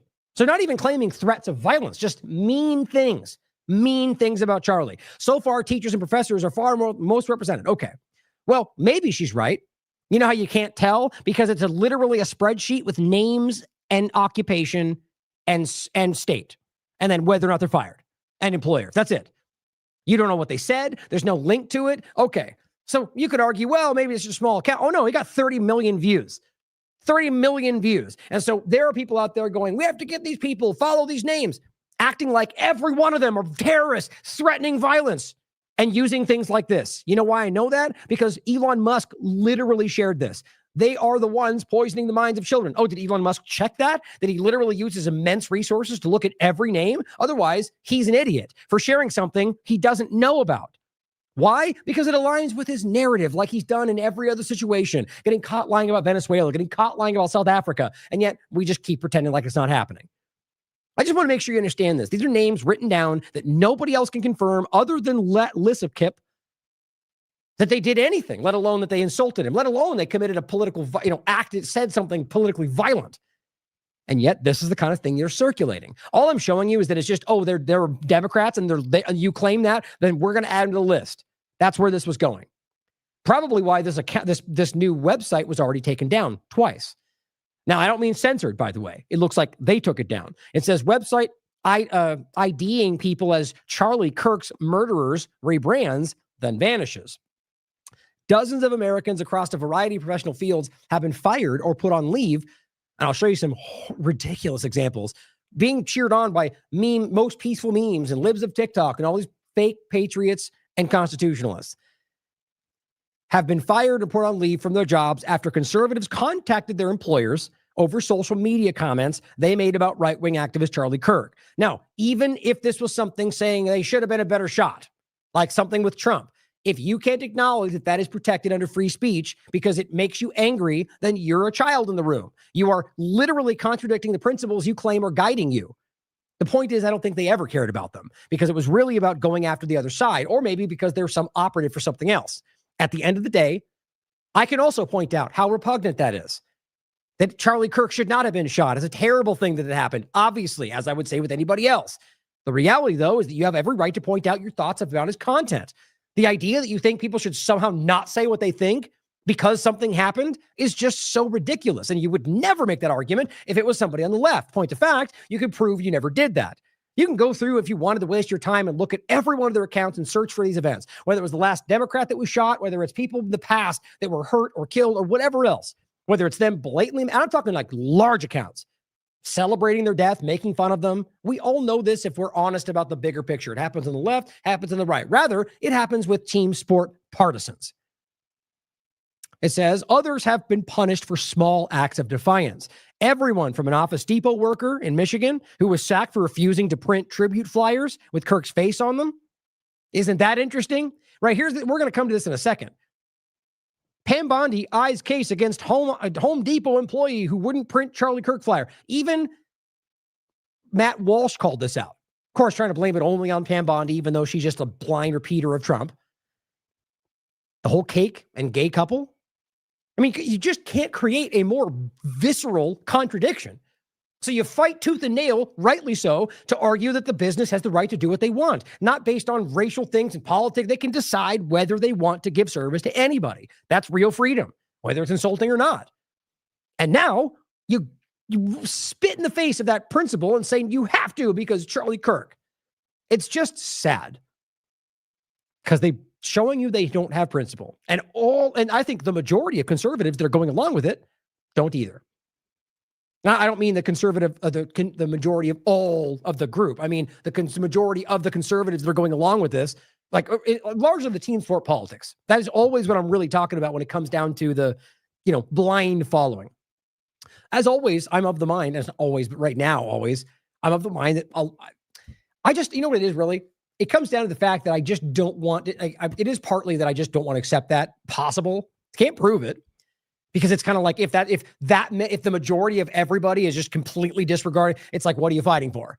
But regardless, I'm not going to stop fighting for this either way, even if that got shown to me, proven to me.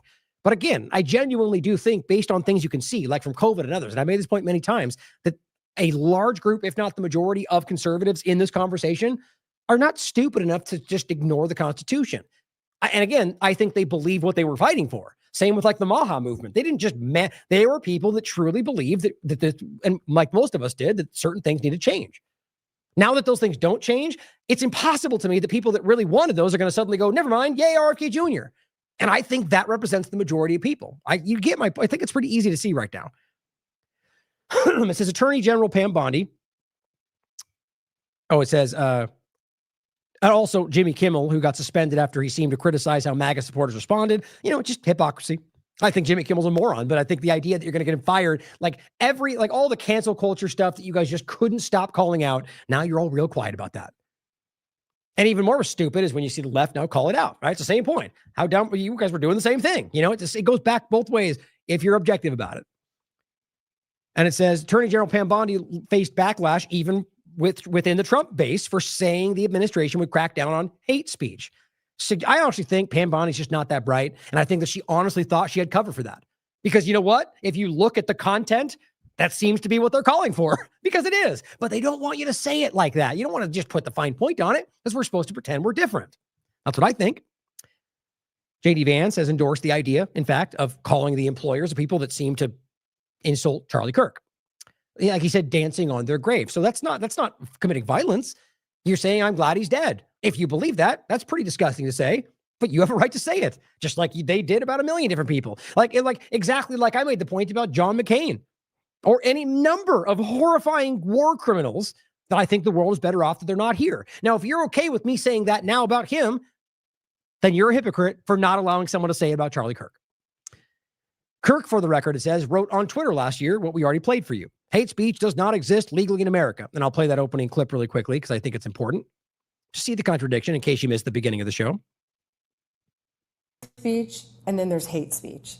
And there is no place, especially now, especially after what happened to Charlie in our society. My position is that even hate speech should be completely and totally allowed in our country. The most disgusting speech should absolutely be protected. As soon as you use the word hate, that is a very subjective term. Because then all of a sudden it is in the eyes or it is in the implementation of whomever has the power. Do you see more law enforcement going after these groups who are using hate speech and putting cuffs on people so we show them that some action is better than no action? We will absolutely target you, go after you if you are targeting anyone with hate speech, anything. And that's see, this is my point. That does not align with what the Republicans claim they're doing. But that's sure as hell what they're calling for, the team sport politics. I just don't think Bondi was smart enough to see the nuance. I think she thought that's what the momentum was, because it is. That's what's happening. And she just comes out and says the thing, but that's exactly what the left had said before. And that made them feel stupid, I think. And I think it's kind of blowing up. I think, honestly, Bonnie's going to become a scapegoat because she just literally gave a voice to exactly what they're calling for. Across the aisle. And so the minute that you start to enforce speech laws like they do in Europe based on specific political opinions, regardless of how reprehensible they are, then you actually give credence to them. Let me be very clear. Bring your bad ideas publicly so decent people can cross-examine you, so we can see who you are, we can talk to you, and convince the public otherwise. Now, they love that argument on the team sport right when it's the other side or when the left is pointing at what they're saying. All rational and common, but when it's the other way around, we're seeing what's happening. Now, again, to be clear, I don't think that's the majority of either side right now. I think people are, we got to just stop trying to immediately demonize the entire other side, even if it makes sense to you. You know what I mean? Like just because at the end of the day, think about how many people there are that are Democrats in this country. How many of them have you met personally? Might want to think about that. Or before you start broad stroking half the entire country. Or really half the entire political conversation, which is a hell of a lot less because I don't think most people in this country are falling into the paradigm anymore, but it's the same point either way. It's a ton of people. And you have met at most hundreds of, personally talked to and met and gone back and forth with a Democrat. There's so many people out there that just assume that they're all one thing is the epitome of ignorance. There's free speech and then there's hate speech. And there is no place, especially now, especially after what happened to Charlie in our society. Yeah, using his name to do something he publicly didn't agree with. That's pretty embarrassing. Now, do you think they don't know that? Either way, it's embarrassing. Now, he wrote this, as I just played for you, essentially. And it says, in practice, though, he and Turning Point USA, the nonprofit he co-founded and led, could be openly retaliatory against those they disagreed with. I agree with that. The organization was long maintained, for example, a professor watch list of educators they claim push liberal propaganda and discriminate against conservative students in the classroom. Now, in some cases, there might be a crime being committed in there, and I would argue they should be called out. But my point is the same, and I agree. There's a lot of examples where it was the same borderline, where suddenly, now they're just saying things that you don't agree with. And even if I could also prove how those ideas are used in other ways to manipulate, it doesn't change the reality of the principle. And that's what we have to err on, right? If you allow this nuanced game where you can start ignoring where you like, that becomes the real problem. And it already is in front of us. Anybody can use anything to try to, the truth is often used to manipulate. It doesn't mean we should start ignoring the truth, guys. That's kind of what this comes down to. It says college faculty members have called it an attempt to intimidate and inspire harassment. It's no great shock then that Kirk's allies and admirers took it upon themselves to surveil public reactions to his death, singling out those who expressed a lack of sympathy or outright contempt for the activist, or simply quoted his most inflammatory statements. Right-wing influencers have relentlessly campaigned for these people to lose their jobs, many of which, by the way, did actually just point to things that he said. Tagging their employers online, and people, by the way, just people that are afraid to have the kind of backlash from either political crazy side, so they just kind of get rid of people, cut their losses. Tagging employers, inundating their places of work with aggravated emails and phone calls, showing up, by the way, which is what they've done before. That's the last one we showed you before this with Libs of TikTok, and that also at Home Depot. Literally, one of the people showed up at the office and took a video of them and said, "Well, did you say this?" And then they all cheered when she got fired. Some random lady for saying around Trump shooting that I wish the guy I wish he was a better shot. I think something like that. Well, yeah, you could argue that's disgusting. The point is that she has a right to say it. And isn't it the right that always talks about the virtues of the, stand-up comedy and how the left can't meme and they don't understand jokes? Funny how that works out. And it says, but the most concerted effort on this front came in the form of a website initially called charliesmurderers.com, which was accessible as of last Thursday and the day after Kirk was assassinated, billing by its anonymous organizers as a searchable database of 20,000 people celebrating Charlie Kirk's murder. The page provided, along with names and photos, personal information like their individual social media handles, employers, city residents, email addresses, and even direct location as they were billing it. Rachel Gilmore, a Canadian journalist and podcaster, appeared at the very top of the list, merely for theorizing on the day Charlie Kirk was shot that this violence would result in more of the same. Quote, and I'll show it to you. Terrified to think of how far-right fans of Kirk, that alone is enough for them, calling you far-right, aching for more violence, could very well turn this into an even more radicalizing moment. Will they now believe their fears have been proven right and feel that they have a right to retaliate, regardless of who actually was behind the initial shooting? I mean, think about that. This is what they lost their minds and made her out to be some kind of a massive villain. Here it is right here. Number one.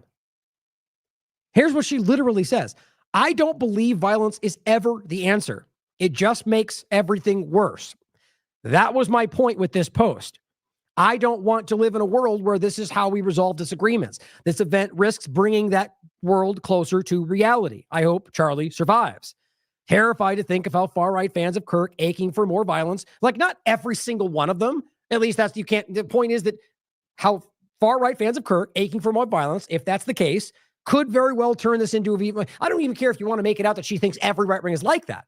In what world do you turn this into the top of the list of people that killed Charlie, Charlie's murderers, or that this rhetoric is completely, I mean, it's just so insane to me. Now, I don't want to go, I can't, the point, I feel like I have to make the point every time.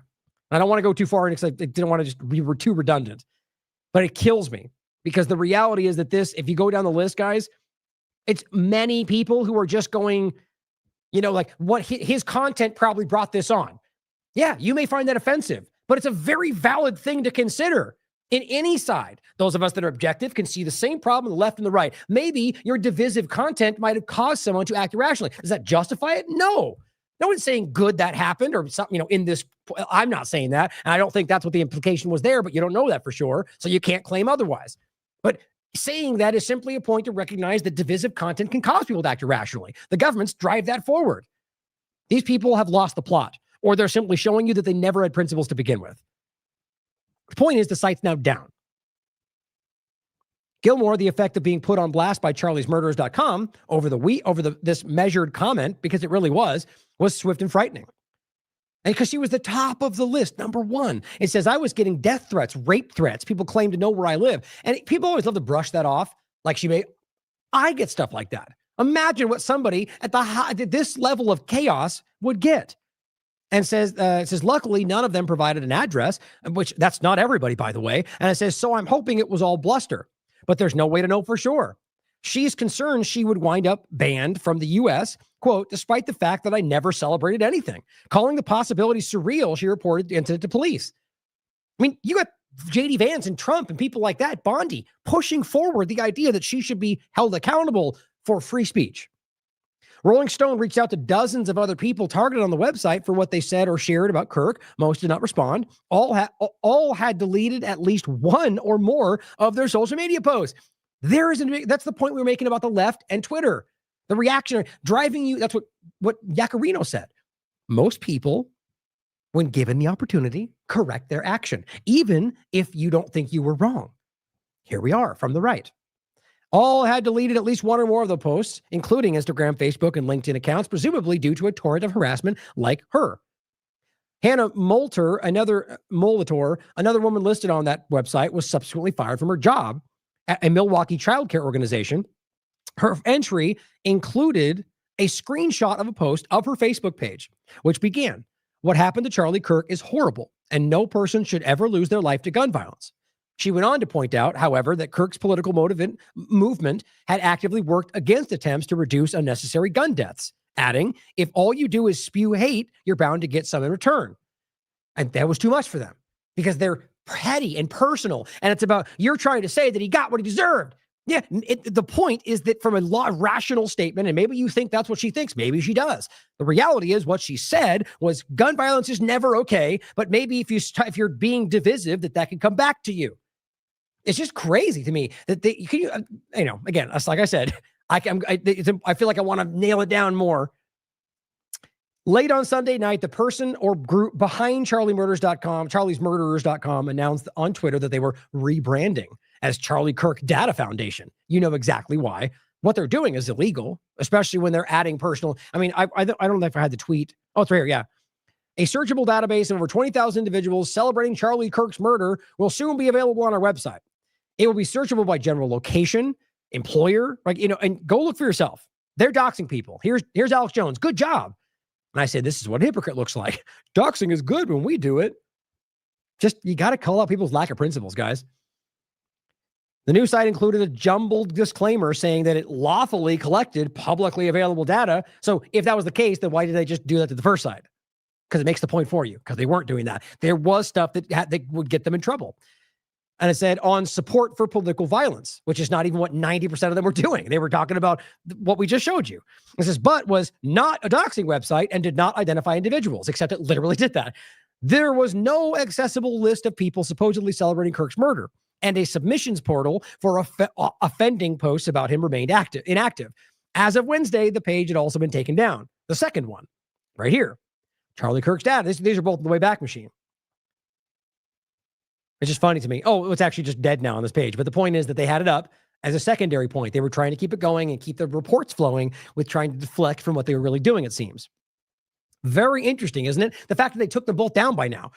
To me, that either speaks to the fact that they were somebody was doing something about it, or that they recognized that they were going to be legally accountable for it. Either way, people get caught up in momentum and they think they got political cover, and largely tend to realize the government never cares about you. They'll never, I mean, maybe with the exception of some January 6th overlap, and I think that was also politically beneficial to Trump. At the end of the day, when it comes down to just the ongoing reality, the government will eventually let you fall because they don't care about you. Hold on, make sure I didn't miss something there. No, okay, that's the same one. Here's the two websites. And again, Pam Bondi talking about forcing people to print flyers is just comically stupid. Now, this is an overlap in regard to the both of these arguments, both of these points coming together. From the original point of the technocracy and the surveillance and how all is coming together, this is from yesterday. And it's just really silly that we're talking about the whole TikTok thing.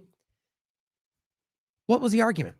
That it's a problem, that it's a national security risk, or that it was spying and doing all these, okay. And now that just going to continue because the U.S. can control it? Yeah, I mean, that literally speaks for itself. And it's the whole point, because it's not about your rights. It's about the ones controlling the content. Oracle, of course, Silver Lake Consortium to control 80% stake in TikTok. Of course it's Oracle, guys. Of course it is. Stargate, technocracy, Larry Ellison, COVID-19, AI surveillance. I mean, for crying out loud, guys, every point is going in the same direction. It says TikTok's U.S. operations would be controlled by an investor consortium, including Oracle, Silver Lake, and Andreessen Horowitz.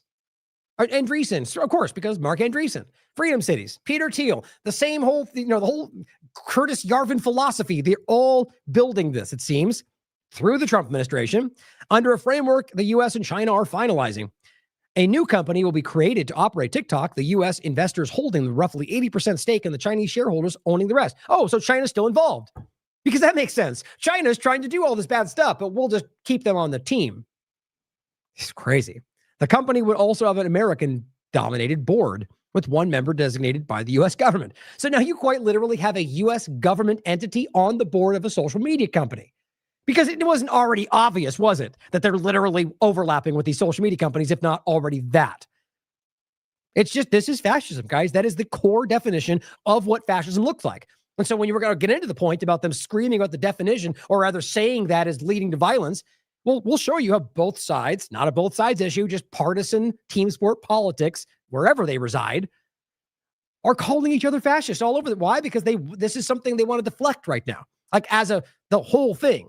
Like if they can get you to think it's only part of the party and we're the ones fighting that, well, then you think that fascism is not the thing taking over the country, even though both sides are actively rolling this out. Just the government, guys. What this is showing you that they're inserting, rather just, I think, revealing the reality of it's always been, but stepping out of the shadows. Government people on the board, or like having stake in other companies that they bullied into, or, it's just everywhere you look.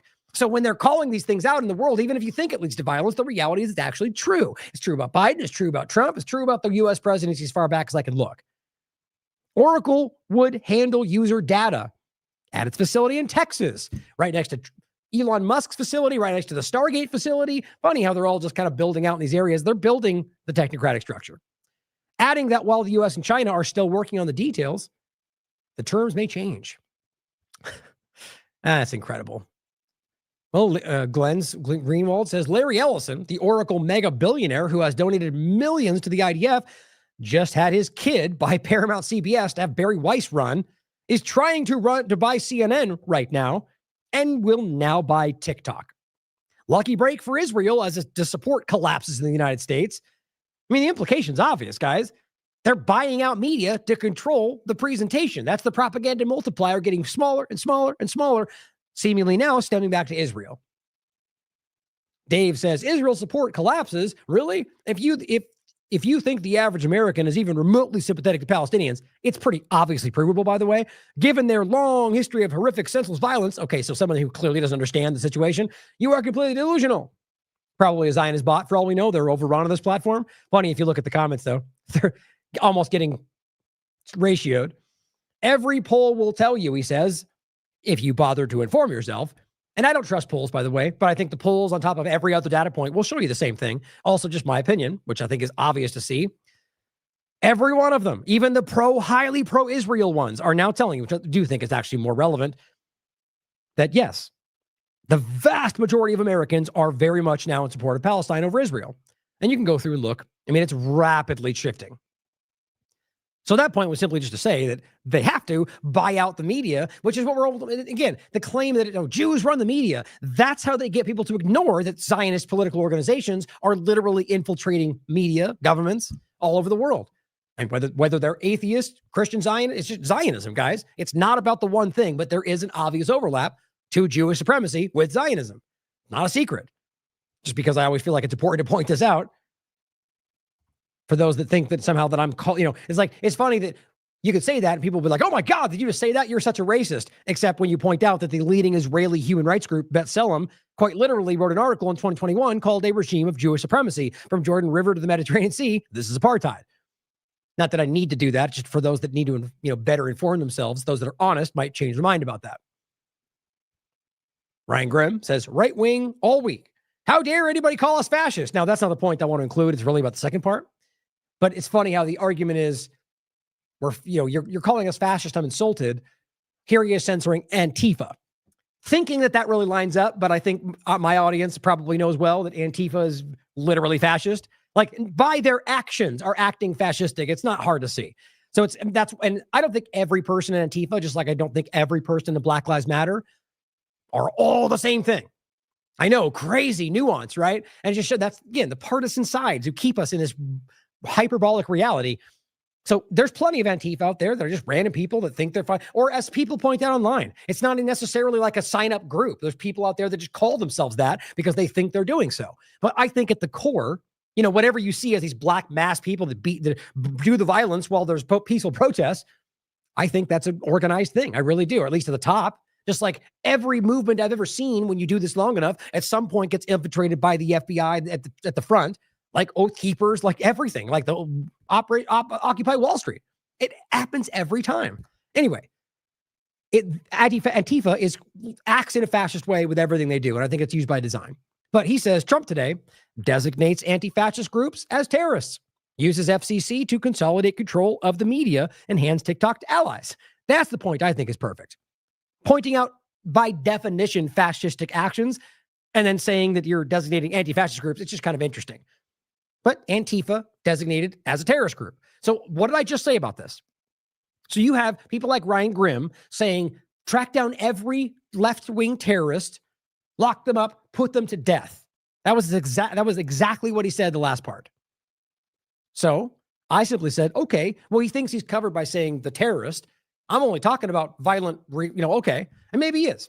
Over here, you've got Jack Posobiec and everybody else saying, designate this group, which just happened, as a terrorist organization. Okay, and now it happened. So today, now you've got people that might be, maybe Joe at the corner just became Antifa. Maybe let's just say like some official thing. Signed up, okay. Has no intention of committing violence, thinks he's doing it for the right reasons. Well, Matt Walsh has called for him to be put to death. Yeah, but he didn't mean it like that. Okay, now there's some nuance, right? Clearly, calling for the death of people because they're part of an organization is exactly what he's claiming the other side's doing to them. Anybody with a brain can make that obvious if they just want to look. And even if you want to argue that the left is far more dangerous in that regard than the other, maybe you're right. All I see is that partisans, regardless of the side they think they're supporting, are doing the same things everywhere you look. In this case, the designation will create multiple things. What I just pointed out, the kind of bland kind of, because remember, they call anybody that's protesting on the left or anybody there with a mask Antifa without any investigation, just like partisan team sport politics do anywhere you look. They just make it up, sell you on their narrative because they know, and the other side's the same thing every time. So you now have a situation where they're going to say they're Antifa, they're terrorists. I mean, Trump's been doing that about people protesting already without any insight, verification, source material. And so that will be used against people that they want to get rid of. Protests, anybody. Okay, and now you're arresting people who are actually terrorists. Does that mean you're going to be sent to Guantanamo? In the narrative anyway, you're actually terrorists. Are you going to be sent to El Salvador? I mean, you have to realize how completely not crazy this is right now because of what they've already set up. He's already floated that Americans will be next. They're just literally setting up the dominoes to be collapsed right now, guys. And on top of that, the larger point in general is that you can use the idea of going after them to do just about anything you want. I am pleased to inform our many USA patriots. So what he means by that is just my side, is what he means, that I designated Antifa a sick, dangerous, radical left disaster as a major terrorist organization. Now, for those of us that aren't blind partisans, it's kind of ridiculous when you know that the government is in large way behind what they're using it as, and Trump is currently leading the government. And so for him to point at something they're involved with and say bad terror, all they're using is their entities to create the justification to come after you, America. But because there's so many childishly petty partisan people out there going and only pointing at the other side like some monster cartoon they think they're fighting, you miss the forest for the trees. I mean, it's the same thing like Patriot Front that the right's able to see, where you can see this clumsy, ridiculous thing that's used exactly the way they want to use it and used to go after you. You can see that. But of course, in some people, they just can't allow themselves to see the same thing in reverse. The White House, I'm pleased to inform, just repeats it. A major terrorist organization. A major terrorist organization? I mean, let's go through the long list of the many major terrorist attacks of Antifa. Let's go through them. Oh, that's right. There's really none. Now you could point to violent acts. Sure. They've broken things. They've burned buildings down. Terrorist acts. Are we talking about September 11? Are we talking about October 7th? Whatever you want to frame it as. And yeah, October 7th counts, especially when you include that Israel was involved. Go back to that one. My point is clearly you can see that there's major, what we would call terrorist attacks that don't even come close to burning a building down, especially since you could point out you can't even prove it was done by an organized effort through one person. I do think largely the violence is done so, but doesn't proof matter? Are we just going, we know it's them? Come on, Ryan, we all know. Yeah, well, maybe even if I thought that, I'm not childish enough to go, I'm going to say it without proving that. We see this is where they are. And as even Hill says, Trump says it will be used to go after his political enemies. That's not a partisan thing, guys. You can see them doing it every single day. And they almost laugh about it because they're so kind of overwhelmed with this righteous, we're the good right side, that even when we do the wrong thing, it's okay because they're the bad guys. It's just that simple. And I think too many people fall for that. Here's Laura Loomer. I hope we see the Trump administration condemn these insane Jew-hating conspiracy theorists who are undermining our national security by gaslighting millions of Americans into thinking that radical left tranny terrorism isn't a threat we should be speaking about. Okay, wait a minute. Where did the Jew hate come into this? Oh, that's right. You're just supposed to mash it all together because it's all when you really take note of how clumsy this is, realize when she does this, it comes together and points in one direction. It's really not hard to see. So where is that coming from? Well, look where it's pointing, guys. She kind of grabs this story and just mashes it in. Imagine being such a selfish a-hole, she says, that you let your schizophrenic obsession with Jews get in the way of our one big opportunity to totally obliterate Antifa. So now you're telling me that people are pushing back on designating Antifa a terrorist organization because they hate Jewish people. Okay. Well-crafted argument, Laura. And it goes on to say, if I see you pushing these insane theories at the expense of our national security, okay, well, in what way? Even if exactly what you're saying is true, that we want to not go after, because she means Antifa is a threat to national security. Why? Because that's the narrative they use. Because she just goes along with the talking points. Next thing you know, they're also funded by Venezuela, and they work with Nicaragua. Now insurrection. It'll all work out. Don't worry. I'm going to do everything in my power, she says, to make sure you are never forgiven for your actions. Right. So if you have a different opinion than me and try to fight for that opinion, I will punish you for it. I mean, that's exactly what she's saying. These people are lunatics, and she's literally showing you she is what she's constantly pretending they're doing. Now, I'm not even saying they're not doing that. I'm just saying that she's constantly trying to create these false impressions of anything going on to sell her crazy narratives. The left does the same thing. But it's just, this is a cookie cutter textbook example of what she keeps telling you they're doing. Nobody will ever forget what you have done because I will personally make sure everyone at the highest levels of government is aware of who is running cover for the radical left. You know, the group they just told you are terrorists. So what she's saying is you're supporting terrorism. Like, you could brush this off as a small thing, but what they're trying to do is exactly that. Don't think the president isn't seeing all of your insane BS. Nothing is more un-American. God, this person, I mean, it's somebody, this is a machine gun in a toddler's hands. That's what this is. Everything about her. Now, we talked about the political violence in the last show. And it's important to remember, per most studies you can find, or rather just every study, regardless of what way it slants, political violence as a full category is less than 1% of the total. Funny how that gets ignored, how nobody brings it up. Because everyone seems to want to pit the other 0.5% against the other side, instead of caring about, all of the rest that's actually going on. Sort of like Trump repurposing all of the investigations about pedophilia and sex trafficking and all of that into immigration, which is verifiably what happened. I forgot to bring that up during Kash Patel. Acting like, how dare you? Well, they have provably, I mean, it's on the record, guys. I brought it up more than once. Repurposed the majority of those investigative assets into simply rounding up immigrants. In many cases, profiling them because they're brown.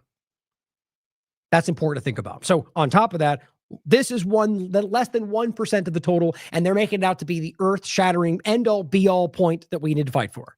Now, first, let's just understand what the word means. Fascism. Now, what's funny to me is even the beginning of it, a populist political philosophy, movement, or regime that exalts nation and often race. Yes, there's plenty of overlaps. But to me, that's the current political, for me, it is it's the centralized autocratic government. So all encompassing, all powerful government headed by a dictatorial leader. And that is characterized by several economic and social regimentations and by forcible suppression of opposition. The first part, yes, that could also then overlap with racism. Yes, it could also overlap with nationalism. But the point is, that right there, any which way it ends up being, whether it's, whatever government structure you claim is over it, I argue is a tenet of fascism. I mean, it is. That's the point.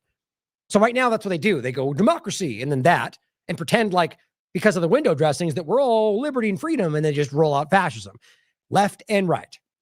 So keeping this in mind, a centralized autocratic government, both sides are doing that. A dictatorial leader, both sides are ruled by executive order, emergency governance, both sides. Again, hopefully remembering there's just one government, framing itself as two sides, and characterized by severe economic and social regimentation. Well, you can look at COVID, you can look at currently right now with Trump's actions and terror, a number of different points, and by forcible suspension of opposition. That's the real point. Your government is clearly, in every way it can, shutting down opposition to its arguments. So keeping that in mind, interestingly enough, the DOJ has deleted a study that was showing domestic terrorists are most often right-wing. Now, you could argue that this was them, as it says, the study, which was conducted by the National Institutes of Justice and hosted on the DOJ website, has been available until September 12th. Interesting timing. According to the archive page, which I'll show you, the Department of Justice Office and Justice Programs is currently, it says, this is what it says now on the website, reviewing its websites and materials in accordance with the recent executive orders and related guidance, reads a message on the website's page. During this review, some pages and public actions will be unavailable. We apologize. So they're censoring.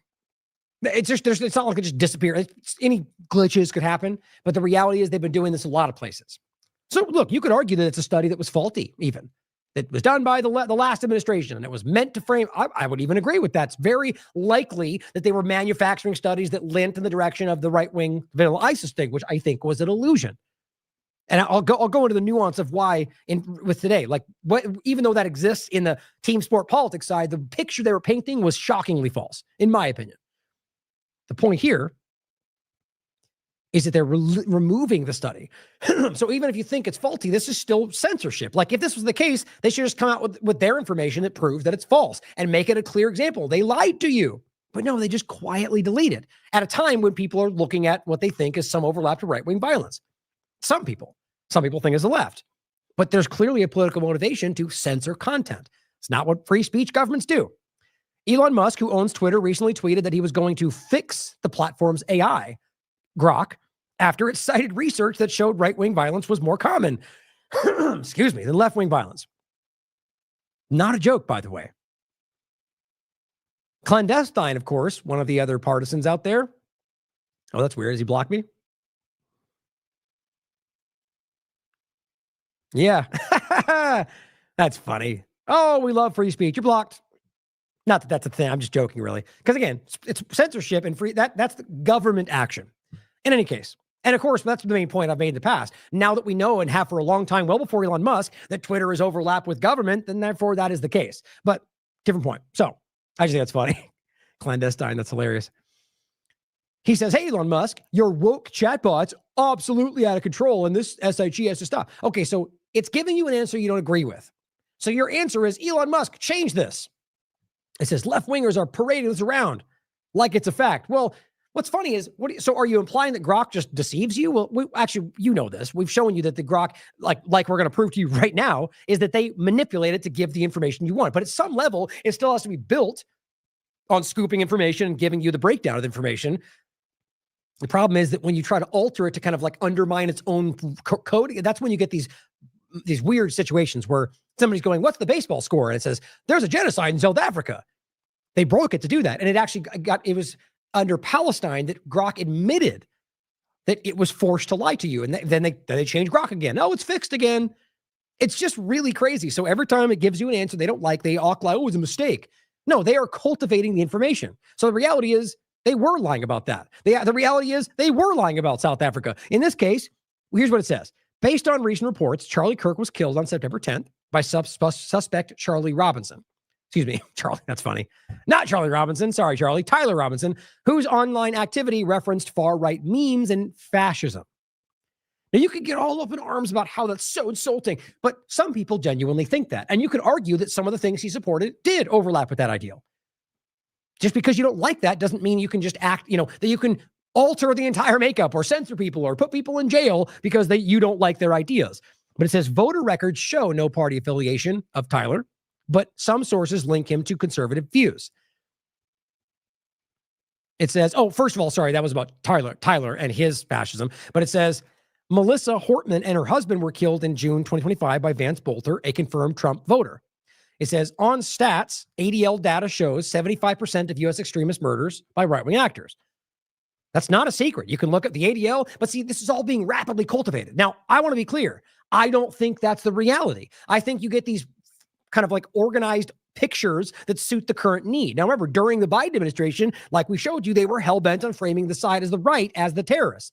Now that it's flipped, they're building up the other side of the paradigm. So how much you want to bet the ADL comes out with their new stats after this whole point? They hated this. Pointing out that a last shoot, remember, and they also pointed out, remember how they reacted when this happened? When Melissa Hortman and her husband were killed? Many of them laughed about it. No, and I would call that disgusting, but I would also protect their right to do it. Principles, what a crazy thing. And it says, through sources like CSIS, which we've talked a lot about in the past, note rising far-right threats. While Cato emphasizes overall rarity and includes other ideologies, definitions of political murders vary across studies.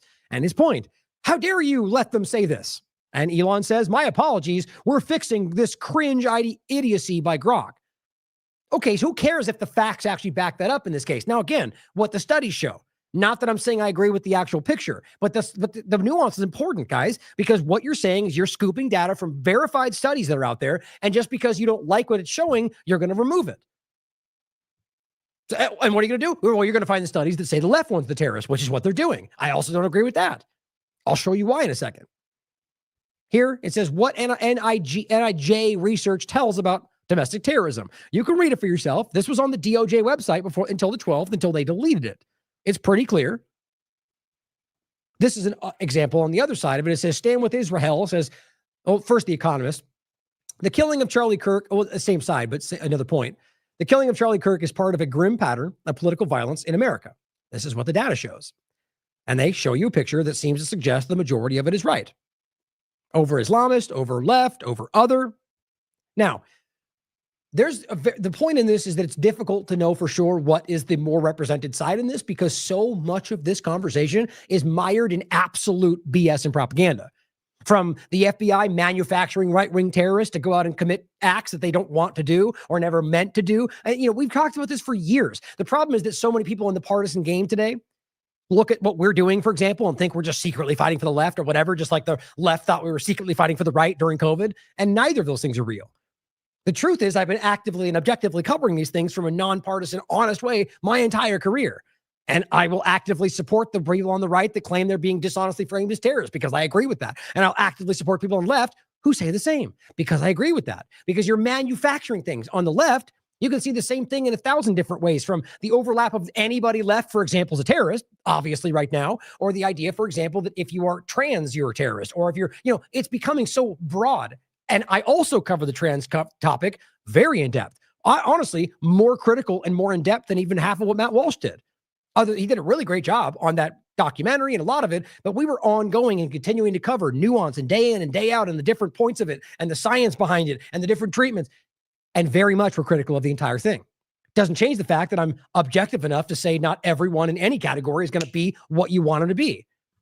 So this is them slanting it to the right. And as Stand With Israel says, these charts by cult-owned The Economist are made to be deceptive and divisive.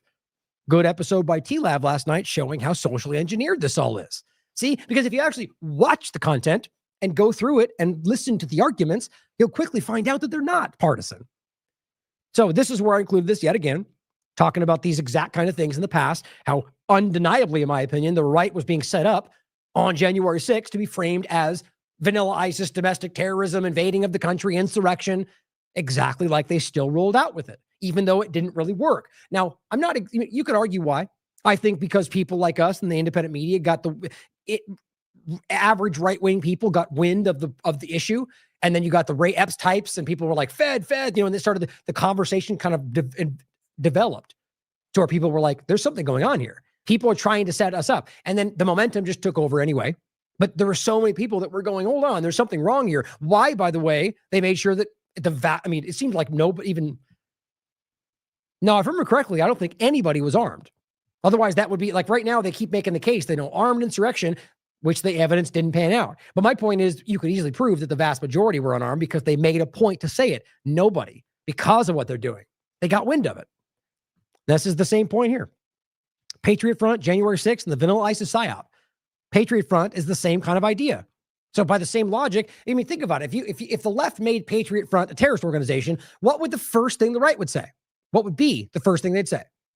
They're doing that to blame us all. Yep, I would agree. Now think about Antifa and do the same thing.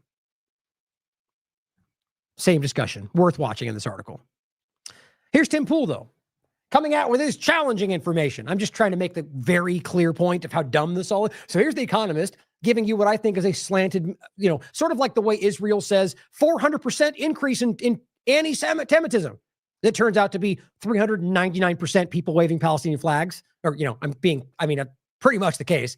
The number I just threw out, but they admitted that. They admitted that was the large majority of it. All right. So that's what I'm really saying. And so in this case, The Economist, I think, is using information that's produced to make that case, even though it's not accurately, but like, for example, I'm glad I remembered this again. Trucker convoy. What did they say? Domestic terrorists, red hats. They started even talking about that in that context. So you get an Economist report that says everyone there was wearing red hats. That's a terrorist act. That kind of read through it, you'll get my point. So here is Tim Pool doing the same thing in actually a really lazy way. He says, this is what violence rates look like depending on political party. How effing weird, am I right? When you get, how effing weird, am I right? When you get rid of the fringe wackos and count crime by party control, it looks different. Oh yeah, where's the source material? Oh, it looks to me like you just screenshotted something that you literally wrote. No, maybe not. But, Tim Pool's not maybe not. My point is that he's well aware of what he's doing. He's giving you an unverifiable screenshot of a wild different graph that's basically the exact thing in reverse to what they're doing and says, oh, look at that. I think what he's trying to do, to be honest, is make the point. Like, this is what they're doing. Either way, he knows damn well what his 10 million views are actually doing. Look at all the shares. Look at the quotes. What you'll see is people believing it. Can't argue with statistics. Some of them get it, I think. See, someone's like, he's got brain damage to take a look. The point, though, is that far too many people are simply just retorting with this in response. And the idea is that it's just political back and forth. Tim Pool is really just like a really bad troll. Like everything he always does, he thinks he's being pithy, and I just think he's selling narratives, coming out there and doing the wrong thing at the right time for exactly the same problem. Now, here is the fascist conversation about the word being used. Here, Jones, this is where he thrives, coming in to divide the people under the guise of fighting for you. Here's what I'll just play the beginning of this with the music and, oh my God, it's so bad and dangerous. People simply using the word fascist, by the way. Even though, again, like I said, it's pretty much provably the case in regard to the policies both sides are rolling out through Trump or Biden or Obama or Bush. But how dare you call them the thing that they are, because that leads to violence, Ryan. And you can't say words that are violence because Jones is a broflake, right? That's the same thing they called out before. Charlie Kirk's murder. We're here at Georgia Tech University in Atlanta, Georgia. And the first thing I see when I come to the campus is the fall of the Trump fascist regime beginning November 5th, 2025. RefuseFascism.org needs to be investigated. 2028 is way too late. Trump needs to be investigated. So now you're just get him. They said fascist. Yeah, that's how dumb this has got, to the point to where Alex Jones makes this his opening and then always acts like I'm not the one driving this stupidity out there. Yeah, you are, man. You're literally driving the idea that the word fascist is enough to investigate them and call them murderers. Because it's not like you guys ever said that, right? Must go now. If you walk with me here, we have another sign. This is the scary part. Oh, and by the way, it's not like these things can be put up by literally anybody, right? All the time. Now, the one on the door, maybe not. I couldn't tell if it was behind the thing or not, but these are public post sports, guys. So what that means is that it could be one individual and not representative of every single person on the left, which is the stupid broad stroke they're doing every time. Or that it could be he posted them right before he did the video. Now, I don't think that. I think it's very common you find these things. I'm just pointing out how this is the kind of bombastic, hyperbolic reporting they do every time they get the chance. The time has come for the fall of the Trump fascist regime beginning November 5th. No, in the name of humanity, we refuse to accept a fascist America. All over the campus, similar signs. No, in the name of humanity, we refuse to accept a fascist. Yeah, how dare they refuse fascism? That means violence, right? Because the lefties are violent, and that means they want to kill Trump. And because they said remove him, that means kill. When in the language, bend over backwards to try to make your case. Saying the word fascist is not a crime. I thought you guys believed in the Constitution. America, RefuseFascism.org, followed by a sign that we already read. This is happening all over this campus. So you got to ask yourself when you... Right, so what is that? 4 signs?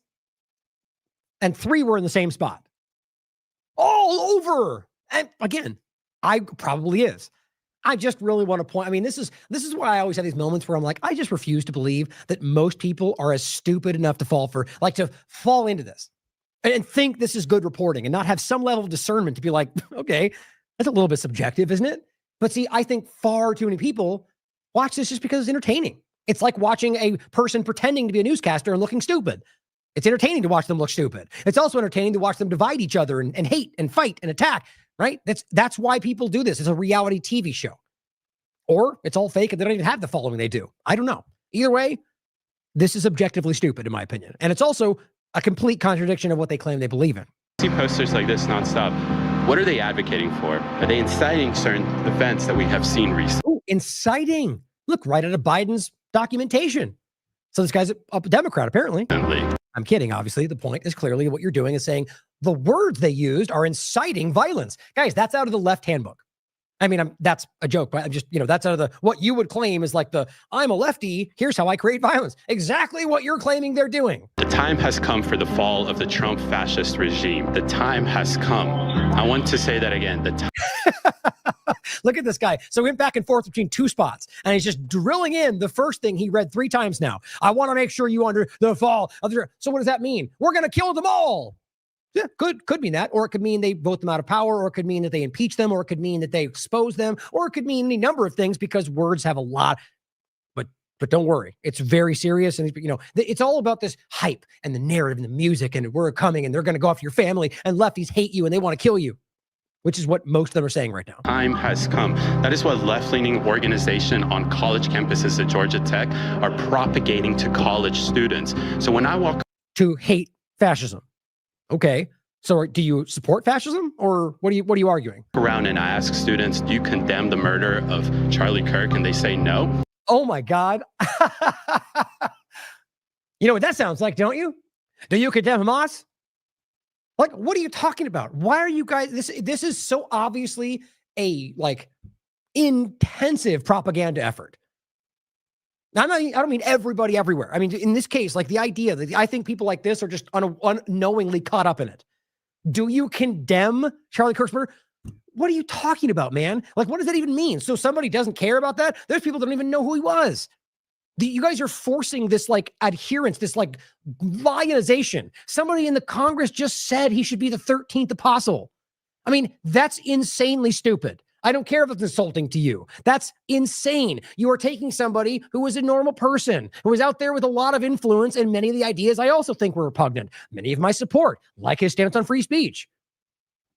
There you go. The idea that you can then turn that into some kind of domestic terrorism is exactly the point. But do you condemn what we don't want you to like? You guys are all the same. It's most likely because of stuff like this. Those are clearly incitement to violence. That's not political speech.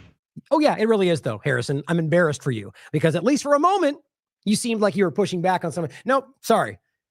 Incitement. So this is the leading. InfoWars has more reach than most mainstream platforms. They're sitting there telling you from their desk that words are violence. Can we please let that sink in? They are the left, or no, just partisans, right? That's my point. Partisan team sport politics. Saying the fall of the Trump regime, fascism, is now incitement to violence. Well, thank you for making this so clear, Harrison. We'll come back to some other points and show you something a little bit interesting here. I'll skip this one for time. This is a woman afterward. It's only a minute 14. Let me play this one first. Oh, look at this. Here's a clip that might be relevant to Harrison telling you the word fascism is incitement to violence. And let's not forget, by the way, look at the tweets and what they're claiming it as. Libs TikTok. Oh, wait, this is, sorry. I was trying to find the one. So the ones we played in the last show, you had two of them that I showed you where I believe it was Libs. I forget which one it was that simply pointed to the clips of, I think it was Tim Waltz and others calling him a fascist. We played him on the show. And what did they say? Remember, blood is on your hands. The other one said something like, you were responsible for this because they said the word fascist. Now, it's not missed on you. That's why these kind of clips are going around, because guess what? Everyone paying attention knows that Trump was calling them fascist, that it was a pretty common back and forth. Do they not think we can look this stuff up? This is always why I pause and go, do they want us talking about this? I just don't know how this makes sense. But so it's incitement to violence to call Trump a fascist, right? Keep that in mind. American politics today is between these far-left fascists led by Harris and her group. We have a fascist person running who's incompetent. She's a Marxist, communist, fascist, socialist. She's not actually a socialist. She's gone past that. Somebody's got to explain this woman. This is a radical left Marxist, communist, fascist. Okay. So are we just going to pretend that's not the exact same thing? I mean, literally the same word. Like, do you not get how dumb this is? I'm sorry, if you're organizing and agitating for very explicitly the overthrow of the country, okay. That's not telling people to go out and vote. That's not a get out the vote drive. Okay, so now putting up a sign that says, refuse to accept a fascist America, refusefascism.org, violence that we have seen all of the Trump fascist regime. The time has come. Right. So, Harrison, are you going to stand there and look me in the eye and tell me that you can argue that saying the fall of the Trump regime means to overthrow them? Yeah, it's one of the meanings you could contort it into. But, or you can argue that they would post a sign on the wall that literally means let's commit a crime. certainly possible, right? Also, pretty much in a court of law, that would never hold up because you can't prove that you know what their minds are thinking. But overall, let's also point out that that's something that you guys have pointed out many times. Didn't you guys literally march to overthrow the Biden administration? In some cases, yes. That was the public conversation. I'll also be the first to defend the larger group around January 6th, not the team sport politics that I think were part of the larger manipulation. But didn't you do that? Yes, you did. Many of the Republicans out there from the highest levels were calling for removing the Biden administration. I mean, guys, you just can't, you got to laugh at how stupid this all is. They don't care. Now, I get the sense that Harrison has, been pulled back into the team because of how much is going on and everyone else is drifting away and saying how Jones is a manipulative liar.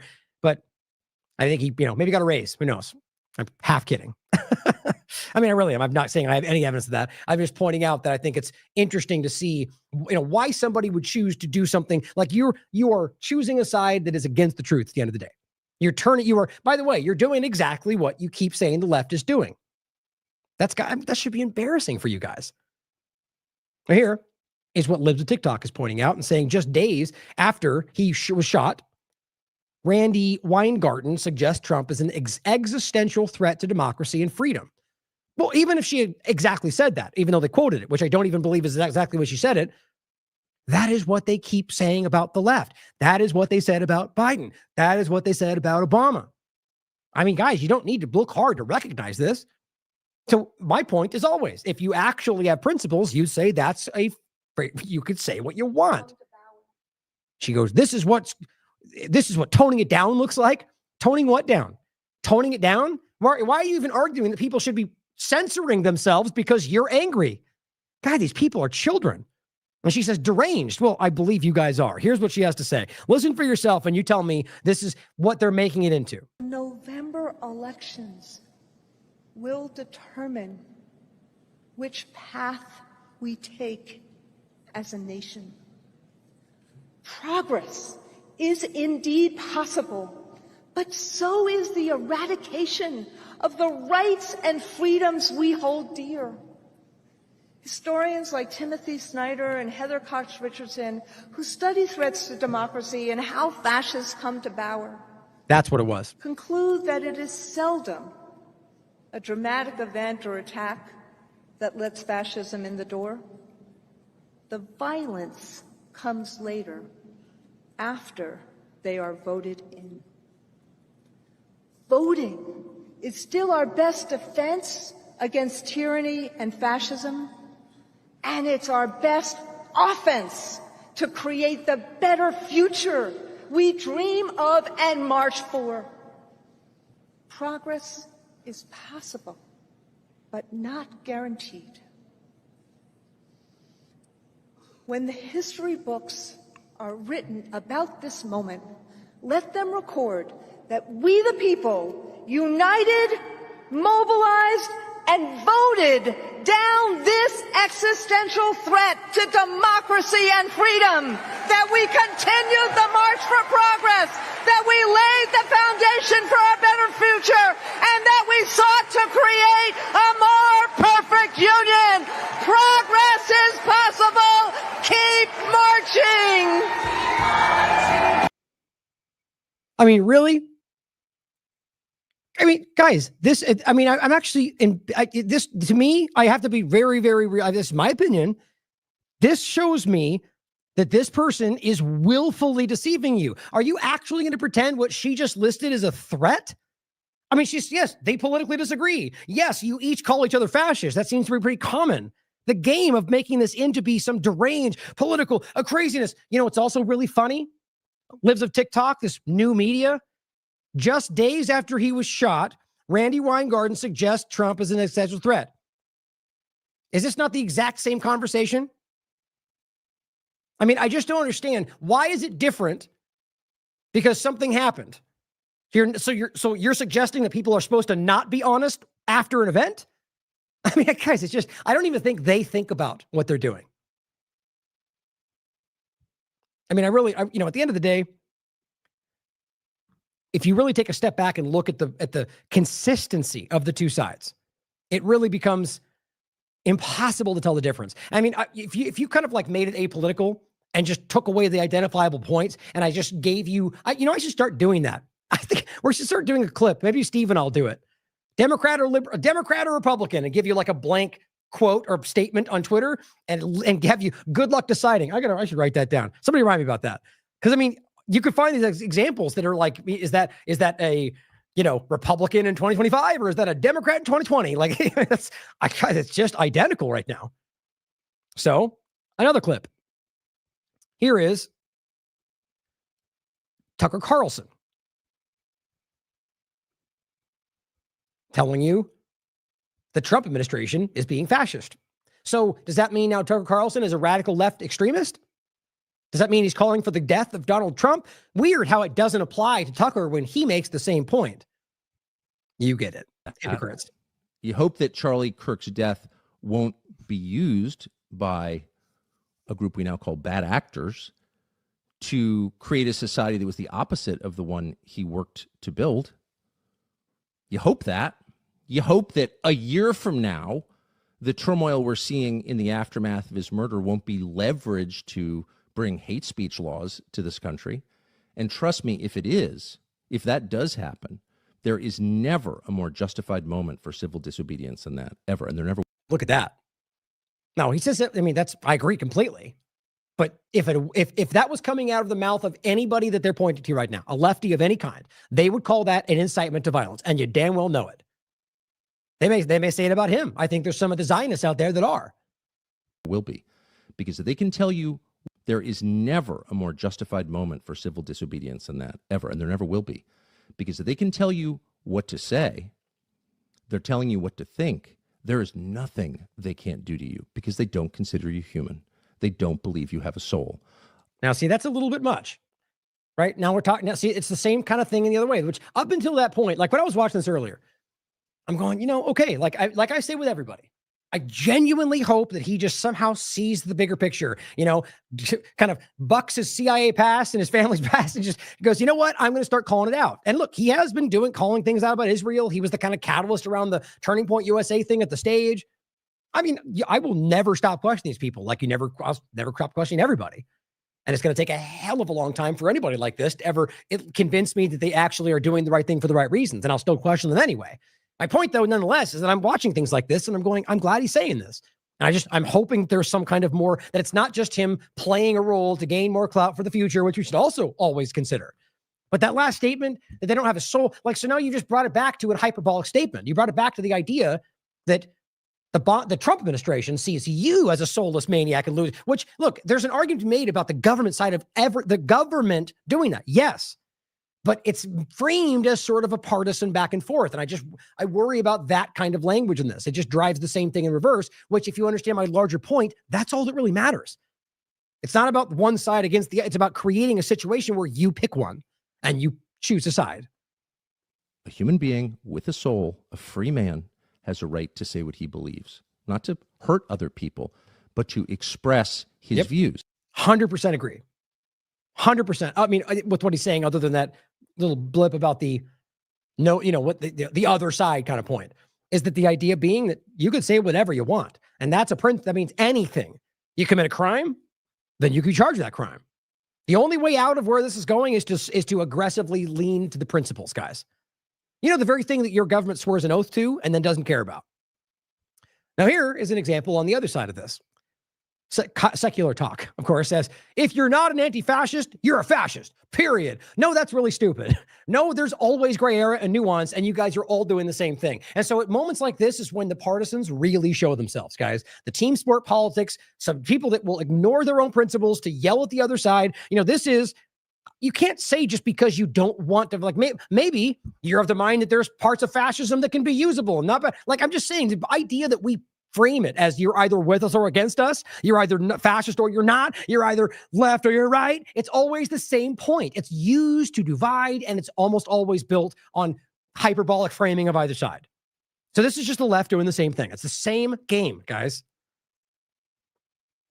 Now, interestingly, by the way, Times of Israel came out with an article, as Anomaly says, Charlie Kirk was posthumously smeared as an anti-Semite, a racist, a misogynist, and a fascist by the Times of Israel.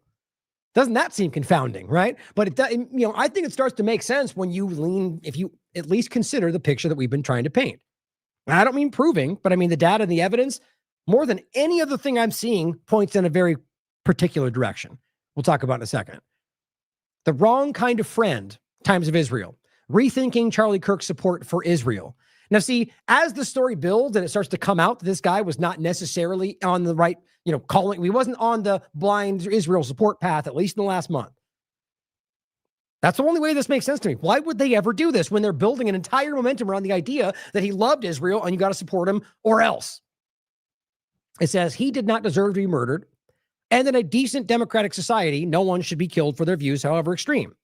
But we must ask, was his support ever truly helpful to Israel? Now, I want to frame this as this statement in the last one, because if you do, you'll recognize that if there's consistency in the argument, that right now the U.S. government would be calling out Times of Israel. Right now, libs of TikTok and the rest of these ridiculous fake pagers will be calling out Israel, or rather Times of Israel. Why?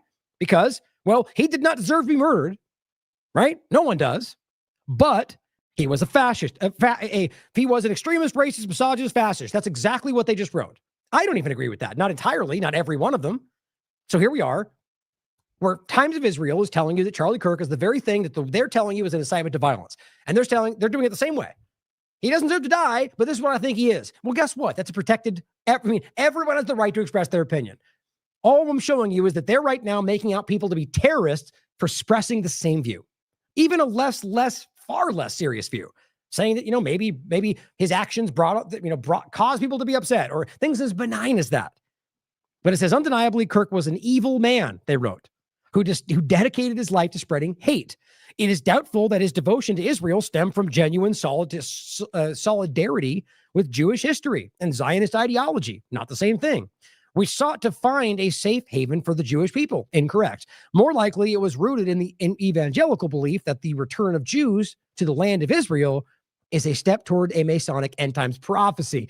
Wow. They're literally calling out what we're talking about. And we get called crazy and racist for pointing it out. They're telling you that some people in the West, Christian Zionists, believe that it's more abstract, but let's just say the Jewish population have to be destroyed before the end times come on, and whatever. There's many different views, but interestingly, the Jewish Zionists believe that the West must collapse before the same thing happens. So all they're saying is, yeah, they don't really support us. They just support they want the same thing we do. We're both pointing at each other and hoping they die first. It's a very, very weird thing, guys. Either way, I'm simply pointing out, this more to get into for later. The point here is clearly that this is the same thing you're being told is the worst thing in the world, and it's coming from what supposedly his chief ally that he supported no matter what. Very, very weird. Mehdi Hassan, you can't call someone you disagree with a fascist, says Don Jr. Same Don Jr. The Democrats will stop at nothing to push their political agenda. The party of Antifa has gone full fascist. Well, guess what? They're a fascist group, if you understand the reality, but the same point. She's just calling them fascist, which is what you're telling us is an incitement to violence. Fascist Democrats like Cuomo are openly reverting to their party. Okay, so you call them a fascist. Are you a terrorist? Apparently that's the narrative right now, but I guess it's only when they do it. Typical partisan BS. We all know that the rhinos are secretly happy about the indictment, but the fascist left won't. There you go. Over and over and over. They're all such hypocrites. But here's what he says. Anyone who says political violence is a problem on both sides, and not just those from the Democrat Party, not just leftist terrorists, but literally the Democrat Party. So it simply shows you that they mean everybody. That's how they're actually. Some of them are trying to be a little more nuanced and say, but I mean the terrorists. Not just normal people, but it's sort of like, I mean Hamas, not every Palestinian, but then they go on to kill every Palestinian. It's kind of the same thing. Here's what Don Jr. was saying. They realize they lost the debate entirely, so they have to resort to violence. And contrary to what we're seeing elsewhere and online, it is not going both ways. It is going one way. It's coming from... I agree with that. Partisan team sport politics. One group. Those aligned with the Democrat Party. The hate has been fomented by those in the Democrat Party, and you can probably play hundreds of hours of those clips. Just like you can on the other side. Again, this is not some back and forth thing. It just is the objective reality. Which, this is why they build narratives like this. To build a wall, so when somebody like me goes, look here, the other side's doing it too. Oh, no, you're just the Democrat trick. That's what they do. Both sides. Again, it's not some cop-out, guys. It is an obvious reality that partisan team sport people act the same way in varying degrees, but it's the same idea. It's coming from the media. Some of them are doing a quick course correction and probably scrub their social media feeds for all the things they've said about Charlie, myself, my father over the last few years. But you can't. Isn't that the point, though? So now you're having people self-censor because they're afraid you're going to go after them for words? I mean, you're not making a good case for yourself or anybody who's not a moron. Call someone who you disagree with or simply can't win an argument with a Nazi. Yeah, you mean like you guys are doing right now? A fascist, a dictator, a greatest threat to democracy in the history of civilization. All of which is protected speech, by the way. But he doesn't care about the Constitution, apparently. But America first, though, guys. And then pretend you had nothing to do with it when the more radical wing, and there does not seem to be all that much difference to me these days. Oh, right. See, again, they're all the same. Don't miss how he's not even trying to make it. He said the Democrat Party are terrorists is what he's trying to sell you on.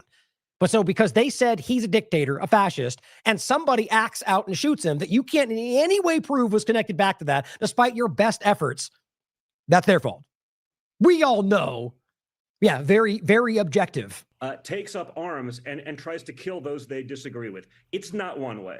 So we've never seen a Republican do that? I mean, what world do they live in, guys? It's not both ways. It is simply one way. And, anyone who's saying otherwise, should be thrown off the air. Oh, and there's the big kicker. More censorship, right? So let's just even say, not about the actions, but let's say you're a news media personnel out there and you investigate and you genuinely think it's the opposite. But let's just even say you're wrong. Let's say he's right and you actually, you have the data, you were manipulated by some study. He's literally telling you that you should be removed from the air because you have a different opinion. Pretty easy to see, guys. That's a media platform. He's saying if you say that and you're wrong in his mind, you should be removed. But not like the left and censorship on ideas, though, because they're woke and all that. But but real stuff because ideas are bad. It's comical how dumb this is, but I don't think they even care at this point. So here are some examples. A smaller one, lives to TikTok, says, meet Timothy Black, a physics professor at UNC Wilmington, who talks about the self-control he has to not verbally attack students who support President Trump. Now, what he means, well, I'll read it in a second. Who he calls fascist morons. Right. So his right on his personal account to say what he thinks. Oh my God. This idea they play where it's like, there are overlaps to where any context, like as an employer is the real point. That you can see somebody say something online and say, hey, I don't think that represents my business. As a personal employer, I don't want to work. That's the reality. Not the government. And not the government pressuring schools and companies to remove people like that, or the president and the vice president publicly saying if they do, and Bondi, that you should fire them. That's a whole other ballgame, guys. But the reality is that what we're talking about here is a teacher who on his own post said something. And so this is Libs trying to tell you that he's not allowed to do that. In what world is that the case? Now, again, if the group, the school wants to file, that's up to them. But they're trying to make this happen because they don't like he has his own ideas. This is very alarming, they say, that a professor who appears to so unstable, really, is teaching students, some of whom are Republican, right? Because you only care about the one, right? It says the university responded to our request for comment saying that they're aware of his post and support his freedom to publicly write such comments. How dare they support his right to free speech? They're attacking the company now, or the school now, because they support his right to free speech. I mean, they're literally showing themselves to be completely counter to the things they claim they're fighting for, because Democrat. Here's what he said. This morning, I saw a student sitting in the hallway of our building wearing a MAGA hat. To my great credit, I did not call her a fascist moron in front of her friends, even though that would have been completely warranted. Now, even if this is exactly what happened, and he actually means every part of it. So he's saying, I didn't do anything. I had thoughts about people who have a political opinion. People on both sides, left and right, who are very, very radical and adamant about it. I don't mean radical in the sense of the bigger point, but just in your face. Left is the best. Right is the best. Like right in your face about it. Something flying, it felt like a bug hit me. But the point. Okay, I was going to say, make sure if you couldn't see me in the shit, that might have sounded weird, but now you can see me on the screen. For the podcast, I just felt something on my neck. The point is that this is just him saying what he thought. And it feels like in a way that's sort of meant to be a humorous point. But you can decide, and that's the reality, is that you don't know. And this is thought crime, guys. They're literally going after people for thought crime. And he says, to my great credit, I did not call her that, even though I would have been warranted. He says, because I'm a grown-up, I don't need to tell every fascist moron I see that they're fascist morons, especially because they are not physics majors. And so I will never have to encounter their fascist stupidity again, unless Trump wins and she is part of the group of jackbooted thugs sent to carry me off. Which again, I'm not partisan. I don't fight for either side. I call out both. What they're doing is driving in that exact direction. For left and right, there's been major Trump supporters who have been arrested unjustly, even people who are American citizens, even people who are here legally with green cards and visas, who have been arrested, jailed, some even sent away. You can't be this dishonest about what's happening, especially when it's this serious. But he says, let's give a big shout out for me and my profound discretion and charity. He's making a joke, obviously, but let's just even say he means every word of it. This is what they're trying to do.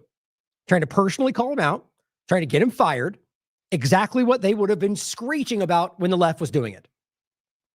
And for that statement, guys, these people deserve ridicule. They're not just hypocrites. There needs to be a better word for that. Here's Benny Johnson. Know thy enemy. I'm humbly asking all my friends, nothing humble about this guy. I'm humbly asking my friends on the right to unite in this moment against our common enemy. These guys, under a smile, are literally driving in a civil war. I'm not in the sense that I'm out like a Tim Pool, Alex Jones, like hyping the thing. Like, this is what they're actually fomenting. I hope to God that doesn't happen. He says the domestic terrorist threat from the left is real. Again, the left. He's saying the domestic terrorist threat from the left, the 50% of the political conversation, is real. They will keep killing unless we stop them. Oh, but that's not incitement. Again, I don't need to make these points. If you're watching and you're not a completely this is, and again, remove Benny Johnson's face. I can't cover from this side. But if you cover his face, from whatever side you can see it, you cover Benny Johnson's face and name, and you read that off. You would be hard pressed. And of course, you remove like left, and you read it out with the removal of the identifiable points. You would not know whether, I'd argue most Republicans would be like, that has to be a lefty. Not today. Even if they are what you think they are. Like, the way you're doing this is guaranteed to cause people who are not involved with whatever your claim is happening to get swept up, arrested, hurt, whatever. And guess what, Benny? That still wouldn't be your fault. Or rather, your legal responsibility. Because I have principles. Sure as hell would blame you for it, though. And as a society, you could be shunned. People could sue you for your action. But the government shouldn't censor you for it.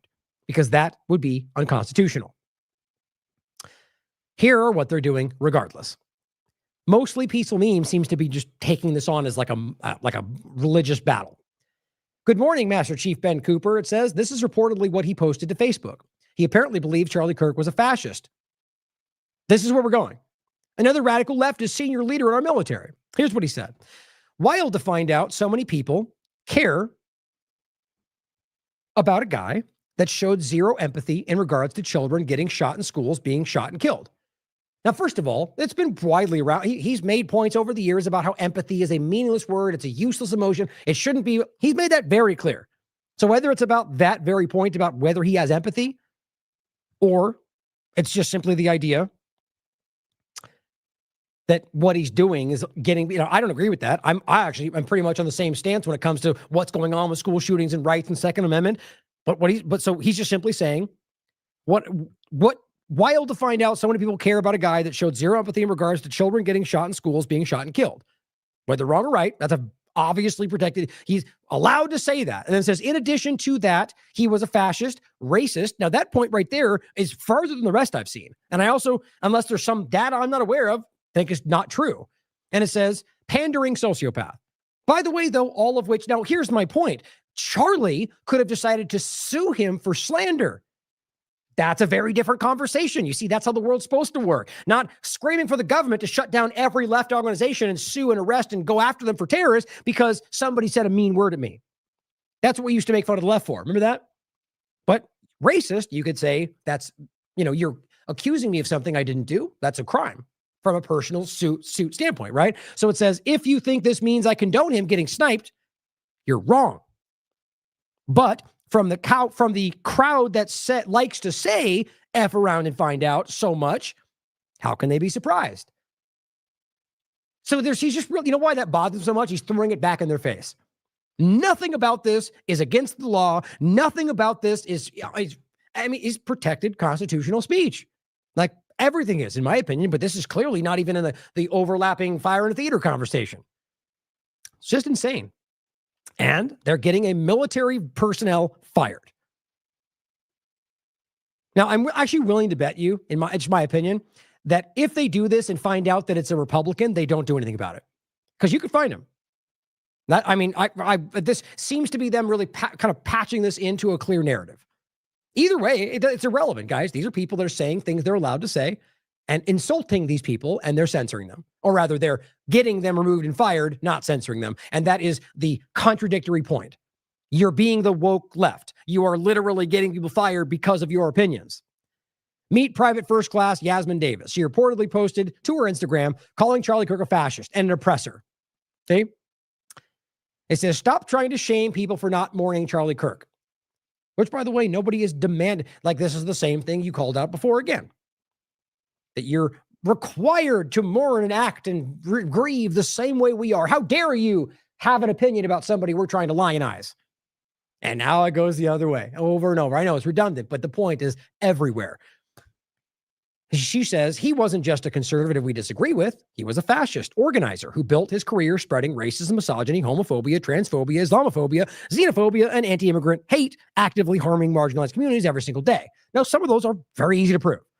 Even Times of Israel called in most of those things. So let's be objective about this and realize that regardless of whether they make you upset, she has a right to feel that way. If you feel compelled to send his family condolences, fine. That's your personal choice. I agree. But don't turn around and scold others for refusing to shed tears over a man who dedicated his life to dehumanizing and endangering others. Now, whether you think he meant to do that, what he did for a long time around Gaza was exactly that. This doesn't, and she probably even means school shootings. I'm talking about Gaza. This doesn't make you a better person. And if you're a Christian, it doesn't make you closer to going to heaven. It just shows you don't stand for anything. Where were your sympathy posts for those thousands? Oh, I forgot it was about. We've gone through over a lot of these over the last couple of days. Where were your sympathy posts for the thousands of Palestinians killed in Gaza? Deaths Charlie Kirk celebrated and justified. Now, celebrated might be a bit harsh, but in some cases you can show him celebrating things that might relate to that. So I would make the same case. But again, I haven't watched every piece of his work. Where's your compassion for the immigrants torn from their families by ICE? Yes. In many cases, legally in the country, who are being violated in every possible way. And still people go, that's not true. They're illegal. Nope. Pretty much the majority of the whole conversation, I've had people here legally who were not breaking the law. Green card, visa, going through the process, also had no criminal record. But partisans are going to partisan. They just don't care. It says, where's your energy for the trans kids, the Muslims, the black and brown communities he spent his career attacking? Whatever you think about them, the point is from her perspective, that's how it felt. Empathy is not owed to oppressors. Mourning is not mandatory. Pretending that civility in the face of fascism makes you morally superior is nothing but cowardice. That's her opinion. And for them to then make this a major issue to try to get her removed from her job and calling a radical leftist because she has an opinion you disagree with is childish and exactly what you pretend you're calling out everywhere else. But let's not forget, even Pam Bondi got called out by Twitter because she says hate speech that crosses the line into threats of violence is not protected by the First Amendment. Well, apparently Libs of TikTok believes that. Apparently that's what mostly peaceful memes. Funny, mostly peaceful. Isn't that funny? Anyway, the point, they clearly agree with that. Or they have no principles. I think it's both. I know that they understand the reality of this because they make the case when it's about the left. But they don't care now. And even major right-wing people have called her out, going, Pam Bondi, that's not what we believe. The point is, you're saying the thing we're not supposed to say out loud. It's everywhere you look. For far too long, we've watched the radical left normalize threats. See, all she did was say exactly what they're doing. They're all calling for it, right? Don't use the word hate speech, and don't talk about the First Amendment. Just call them terrorists and shut them down, and we'll all pretend we're virtuous and moral. That's what's happening. And Twitter called her out. The U.S. Constitution protects most violent speech. I argue all of it, by the way. Supreme Court ruled it legal to justify or celebrate violence or advocate the truth of a duty. See, even the Supreme Court ruled that they can go, I'm glad he's dead. These people are not who they pretend to be. Very simple. Or they're just too dumb to know that they're not what they say they are. I said, even Twitter could acknowledge the obvious. Take note of the manipulators and or morons out there supporting the shockingly obvious unconstitutional acts by the current administration. Just like the last one, you know exactly who they are. They have no principles.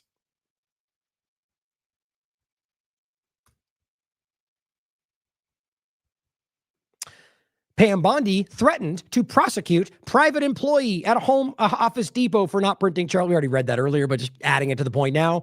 What a clown. She really stepped in it with that. Trump suggests FCC should consider revoking TV licenses over negative coverage of him. Oh, so we're moving on from Kirk now, and now it's just about people attacking you again? Oh, you could have just made it about Kirk and it would have worked. The point is, it doesn't matter. They're just trying to censor who they don't like, guys. They're using it. Who cares about the Constitution? They don't care. They're not even trying. They just made the same point about Charlie Kirk content. His own son said, remove them from the air. It's pretty clear if you just have principles.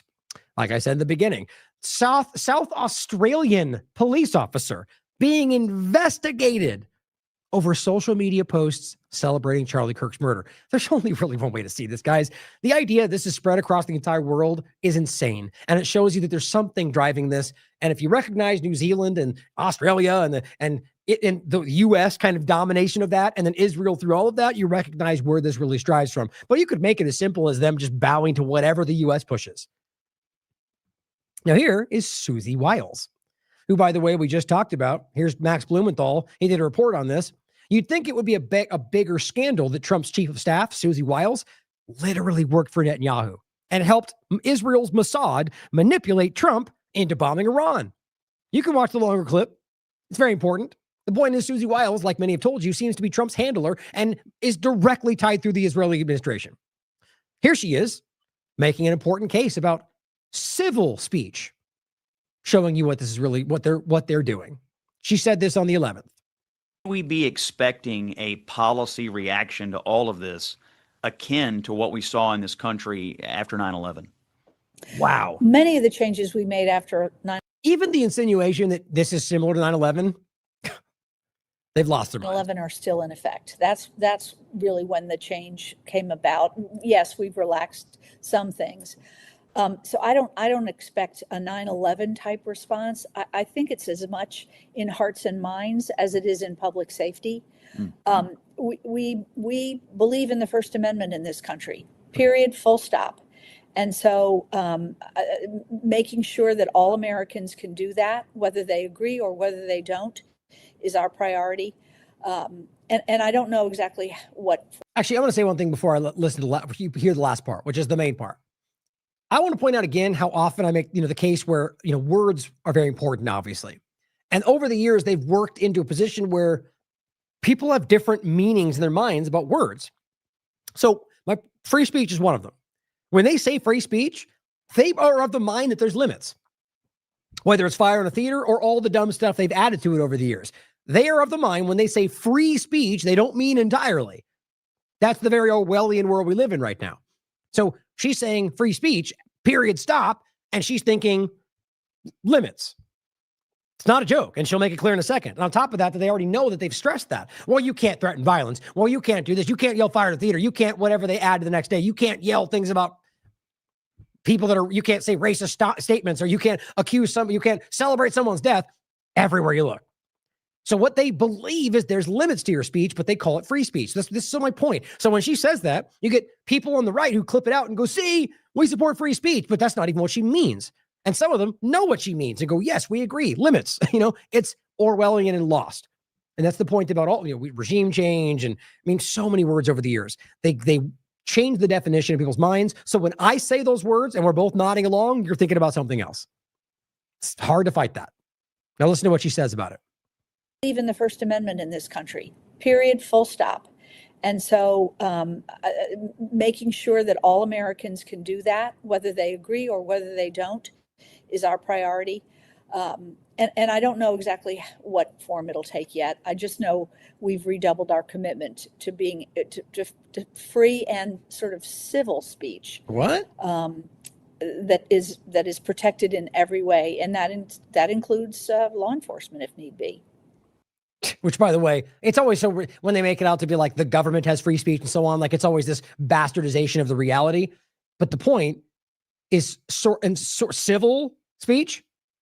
Well, that's a very clear addition and not the reality, meaning that you can't insult people. You can't use hate speech. That's what they're saying, guys.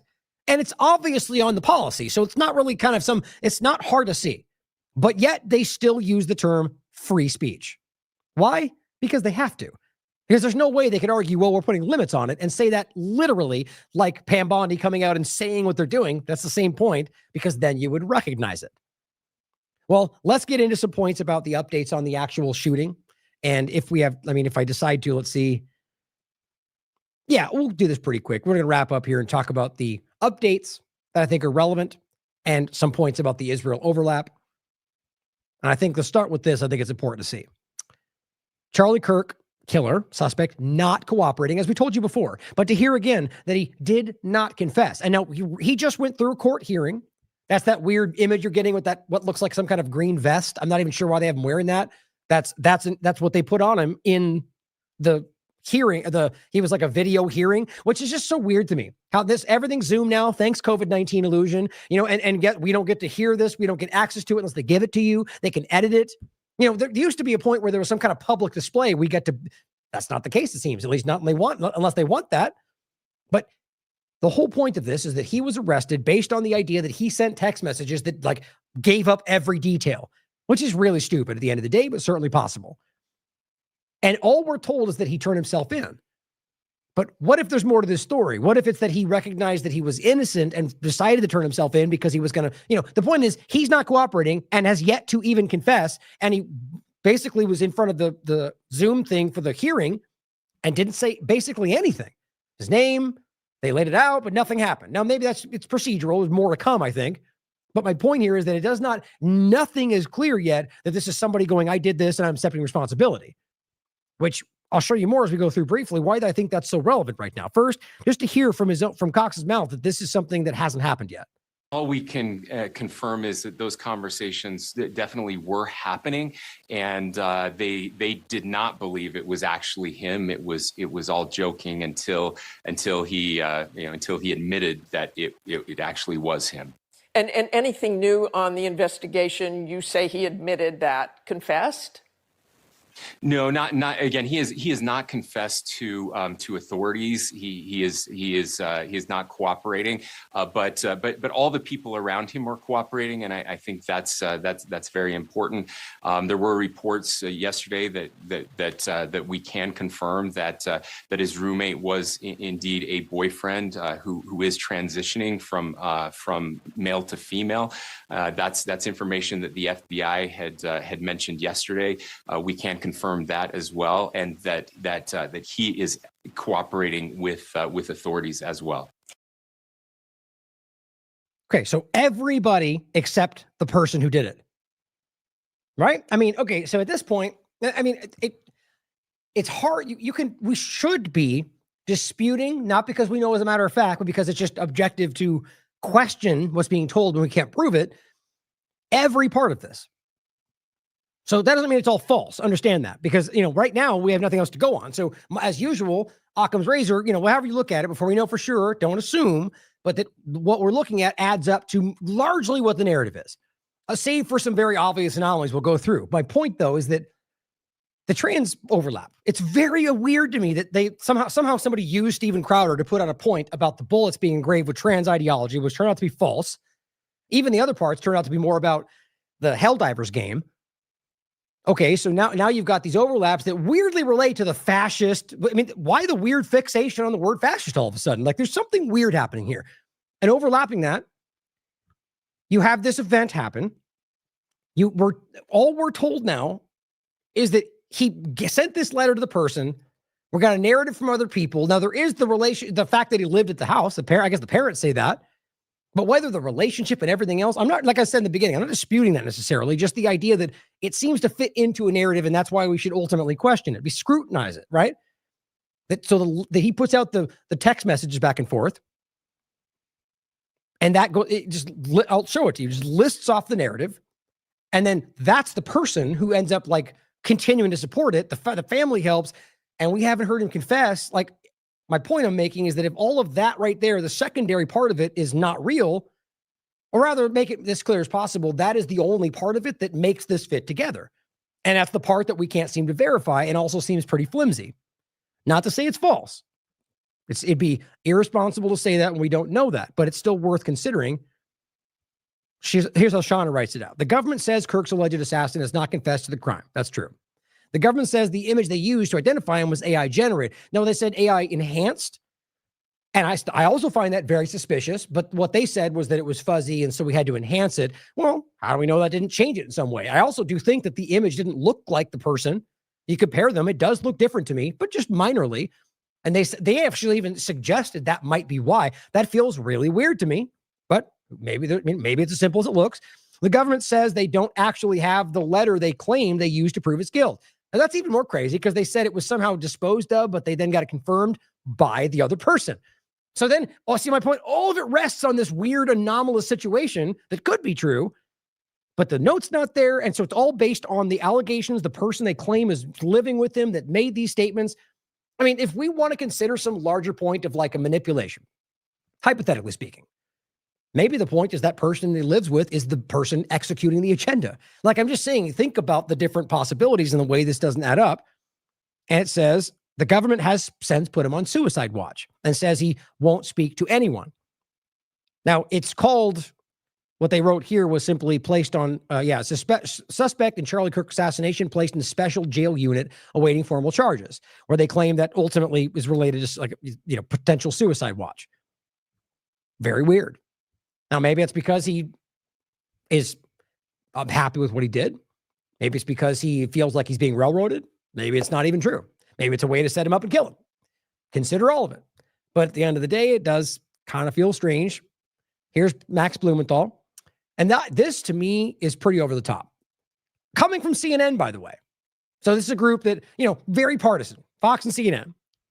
CNN has created a graphic of supposed text messages between Tyler Robinson and his roommate, based on Robinson's charging documents to make them appear more convincingly real. This is crazy. But as it says, as in the charging documents, there's no timestamps. So CNN, because remember, it was basically a rewritten breakdown from like the Discord chat. CNN just makes it look like a text message on a phone. They know how, that's very dishonest. And it's also convincing people that they got it from some provable thing. There was Max says, no timestamps. So very strange. Could mean that they made it up. Could mean that it was on a place they weren't. It's all very fishy. And now that they've made it look different, why would a journalist do that? Why would a news organization alter it to give you and not notate that? That's very strange. This person says, hey, look, it's crazier than I thought. Robinson, I shot Charlie Kirk. Spouse, wow. Robinson, yeah, I did it because you're trans. Spouse, thank you. Robinson, I've been thinking about becoming Muslim. How do I become Muslim? Spouse, maybe if you go to Muslim church, enough of you could become Muslim. Robinson, how do I join Hamas? Spouse, I have a Hamas guy you could talk to. Robinson, I still can't believe, obviously it's fake. Right? The point is they're making a joke about how stupid this is, that basically the idea that they just listed off every data point that was literally needed in like a 13-second conversation that they used to get him. This is just them going, while satire, many of the comments appear to misunderstand that it's real. Oh my God, we're doomed. But anyway, what's actually funny to say, not even funny, that because of how ridiculous this dimension that we're in, it's hard to know sometimes when satire, because it's so similar to how broken the world, where everything politically is now, that it's hard. I've been in that position where I'm like, it seems like it's obviously fake, but it's hard to tell these days. But to the real point, and it was already on the CNN one. I should have read it first. I wanted you to hear that, thinking at first that it might have been real, right? You could tell just by comparing the two right here. But I'll show you this in a more open shot here. So I'm sorry. This is also a fake one. Oh, did I not grab it this time? Here, I'll go back to this first one. These are both jokes. Same point. So you already saw this, by the way. We went over this in the last show. I thought I grabbed it though. Hold on. I guess not. I was going over a lot of different things today that I decided to put off, and I some follow-ups that I didn't get to. The one I wanted to read it for you. It's really, we went over it last show. It's exactly like the joke. We'll just read this part for start. It says, drop what you're doing, look under my keyboard. And it says, what? I'm still okay, love. I'm just stuck in Orem for a little while longer. Shouldn't be long. Oh, and the point was, the roommate looked under the keyboard and found a note that stated, I had the opportunity to take out Charlie Kirk, and I'm going to take it. Weird. What? You're joking, right? I'm still okay. And it says, shouldn't be long until I come home, but just grab my rifle still. To be honest, I had hoped to keep this secret till I died of old age, and I'm sorry to involve you. You weren't the one who did it, right? It says, I am. I'm sorry. I thought they caught the person. So at this point, why would he be telling her, like, if the argument is, I thought to keep this secret, right? Why would your thing be to go tell the person before they know it's you? And you know, see how inconsistent that is? Like, there's a lot of reasons this just feels weird. Now, here's an alternative theory, is that you could argue that the guy did shoot him and that they made this up for some reason. You know, so back to like the moon point, right? Just because you can prove one part is false doesn't mean that means exactly what you might think that adds to, right? That's always worth thinking about. But I'm just simply saying that if you, and like a lot of very objective people are pointing out, that you read this and it just feels very, I think even Max said, insulting to your intelligence from the FBI. And it is pretty wild.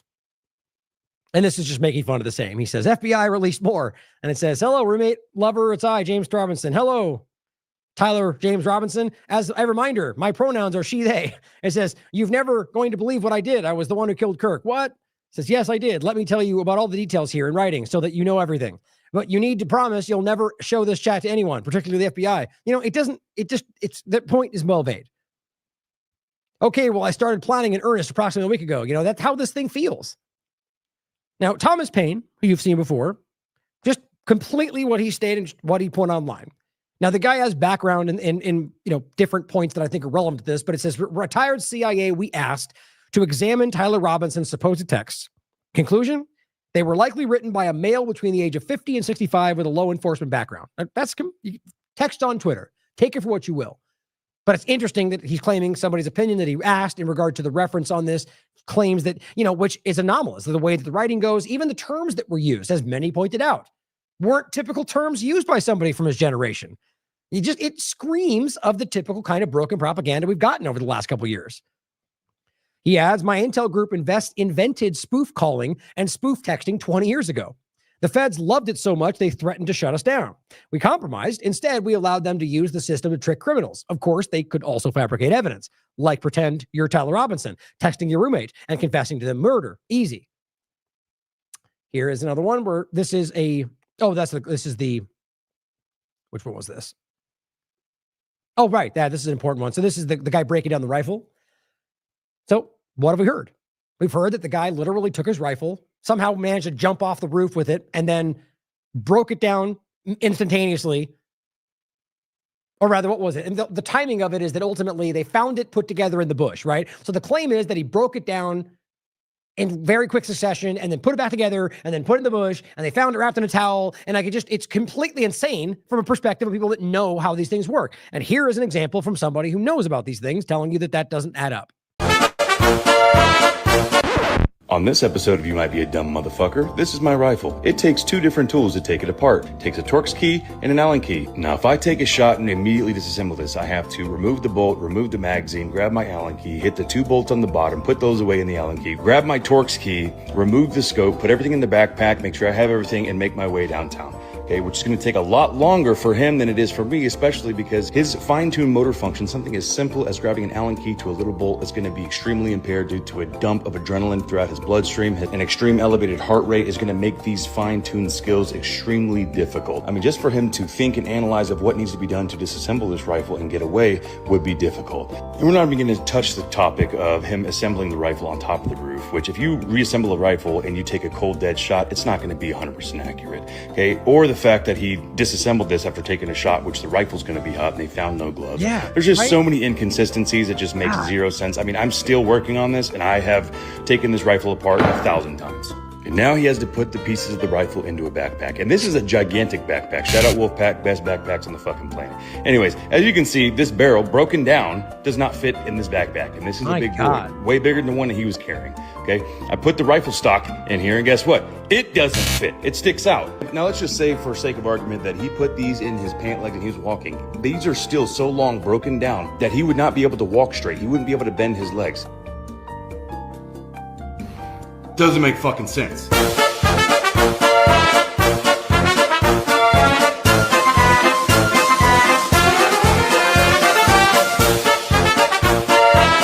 It's showing him run across the roof, right? So as somebody says in the chat, somebody's reporting that they found a screwdriver on the roof. You know, that seems to make it all make sense. But as the point goes, then how did he reassemble it when he got to the bush? You know, I mean, guys, does not take brains. So my point is always, this does not have to therefore mean it's all fake, for example. You can decide for yourself, but what we have to acknowledge is that we're being misled on certain points. I don't know how else you make sense of this. Or I guess third and alternative is that there is a point that comes out tomorrow that suddenly makes this all make sense. A second person being involved, for example. See what I mean? You got to be objective about this. But nonetheless, right now, we're being misled. Right? This is just, it's the same as always. Don't play partisan games. Find the truth. And right now, it matters that the team that wants to call this out the most is likely the one that was pulling the punches. And one last point on this, and you already saw this video, but check this out, right? So this is right afterward. There's no audio for some reason. I just want to show you this. So right afterward, people are bustling around. They're hiding. I'll play it. I just want you, it's the same point we made last time, guys. There's nobody trying to secure the scene. Nobody's trying to worry about the evidence. There's no security. And then the other video goes way in the other direction. So it seems as if nobody seemed to care. And you can even see blood sitting there when you get close enough. You can decide for yourself whether or not. Okay. By the way, that's the very chair that the guy who I guess has been identified as their tech guy grabbed the chair the guy that Charlie Kirk was shot in, stepped on that chair, and took down the camera that was right behind him, which is right here. Okay, see that camera? You saw I played the clip yesterday. The guy took the chair, stood up, took the camera down. So what they're telling us, and by the way, I agree, he did look like he was kind of looking around, but who knows? Someone just got shot, right? So either way, we damn well better see that footage if they said they gave it to somebody. I forget the reporting. I mean, it's all online, so I can't confirm it's exactly. The point is that there was confirmation that the guy was part of their team, but where'd the video go? Are we going to see that? And why in the world would somebody be able to take video footage from the scene in any context? And why was there no cops and no police and no investigation and no data, no evidence? What is going on? I mean, on the scene here, like you watch, there's videos. People were literally wandering through there. It just doesn't make any sense, guys. Now, Mel points out something that I can't confirm, but as always, this is just a data point. If it becomes more relevant, but hear me when I say that this is not confirmed. It's something that Mel is claiming somebody told her. And even then, she's being honest enough to tell you this is just what she's being reported. So just consider this. But I think it's interesting because of, one, the overlap with the Israel part, but also because of the kind of like technological side of what's going on today. It says, Scoop, got a tip last night that I was able to verify with somebody inside the admin that the NSA detected 12 Israeli registered cell phones at the site of the shooting. Now, you could easily argue this could be dumped into the conversation, even from a government position, in order to muddy the waters. So consider that. But it says the NSA picked the data up on handed it over to federal law enforcement officials who passed it along to the White House. Now, these days, by the way, and I've seen this before recently, why is the White House the level that the data flows to? That's not how this is supposed to work. The White House is not supposed to be the one dictating like legal action. That's supposed to be the supposed independent, even the DOJ. The idea is that we're supposed to be driving towards the outcome of the legal reality not being dictated by the president and the executive branch. It just shows you where we are today. That's all I'm pointing out. But it goes on to say, the NSA picked up the data, handed it off to the White House. My source said those in the administration with this info are really freaked out. Now think about this, and the bigger point about Charlie and the claim of him being scared and the claim of Trump being worried about what Netanyahu might do, and the recent claim of Netanyahu saying you all have a piece of Israel in your pocket, talking about all the congressmen's phones. I felt like that was a threat. In any case, freaked out would make sense if you realize that what the argument is that somebody just got taken out by some Israeli overlap, and this is some high-level point that ties back to the highest levels of power right now. It says that's just hypothetical. It says, I don't know. I've been getting multiple tips a day for a week, and I've decided to start putting this out into as soon as I can to verify any part of it. Everyone knows there's something very wrong going on here, and the public has a right to know what is happening. Are there possible explanations? She says yes, and she'll go over some of them. It says, and yes, I checked for art schools. Utah Valley University has a Center for National Security Studies program, is the largest national security studies in the region. It says it's possible that there are Israeli nationals studying there, like to make sense of why they were there. There are Israeli nationals associated with one of 3 synagogues located there. Yeah, but all Israeli nationals, and 12 of them, like literally not just like that. If that is the case, I would find that unlikely, but possible. It says, lastly, why give a scoop to me? Trust me, I was thinking the same thing. It's because mainstream journalists and most independent ones too are terrified of the story and no one wants to touch it. Yeah, or it's not true. But I find it interesting. Here, Diligent Denzian says, confirmed, high-ranking Turning Point officials states that the individual tampering with the camera evidence, I forgot, I added it, was behind Charlie Kirk, and that after his assassination is the head of tech for Charlie's shows. Why is he disturbing the camera scene? And it says, why is he looking around frantically as if he's trying not to be observed? According to the Utah Code, tampering with evidence is defined as knowingly disturbing a crime. This applies to crime scenes, including those involving homicides. Where's the footage? So here it says, this is the head of the tech for all the Charlie's show. This is Tyler Bauer. All video was turned over immediately to investigators. I wouldn't be doxing or vandalizing good people. Okay, so if we never see that footage, either it's a lie or they never got it, or they don't want you to see it, rather. So lastly, all of this, I think, is, this, honestly, some of this probably should have been the earlier conversation today, but I don't want this to be like, this is very, very important, I think. But all the rest of what we're talking about is like immediately relevant to what the political change taking place within this country. And I mean, immediately affecting our constitutional rights. Netanyahu has been forced to yet again publicly deny that he was behind the assassination. Now, even if he wasn't, that makes sense because there's a lot of momentum behind the conversation. But I think it's interesting that they even give lip service to it, usually they ignore stuff like this. Here he is. David Icke says, here he is again. People will talk. Okay, we get it. Israel didn't kill Charlie Kirk. Whether we believe you or not is quite another thing. He's just really stressing it in. On top of that, this is just creepy as hell to me. Rabbi Shmuley came out.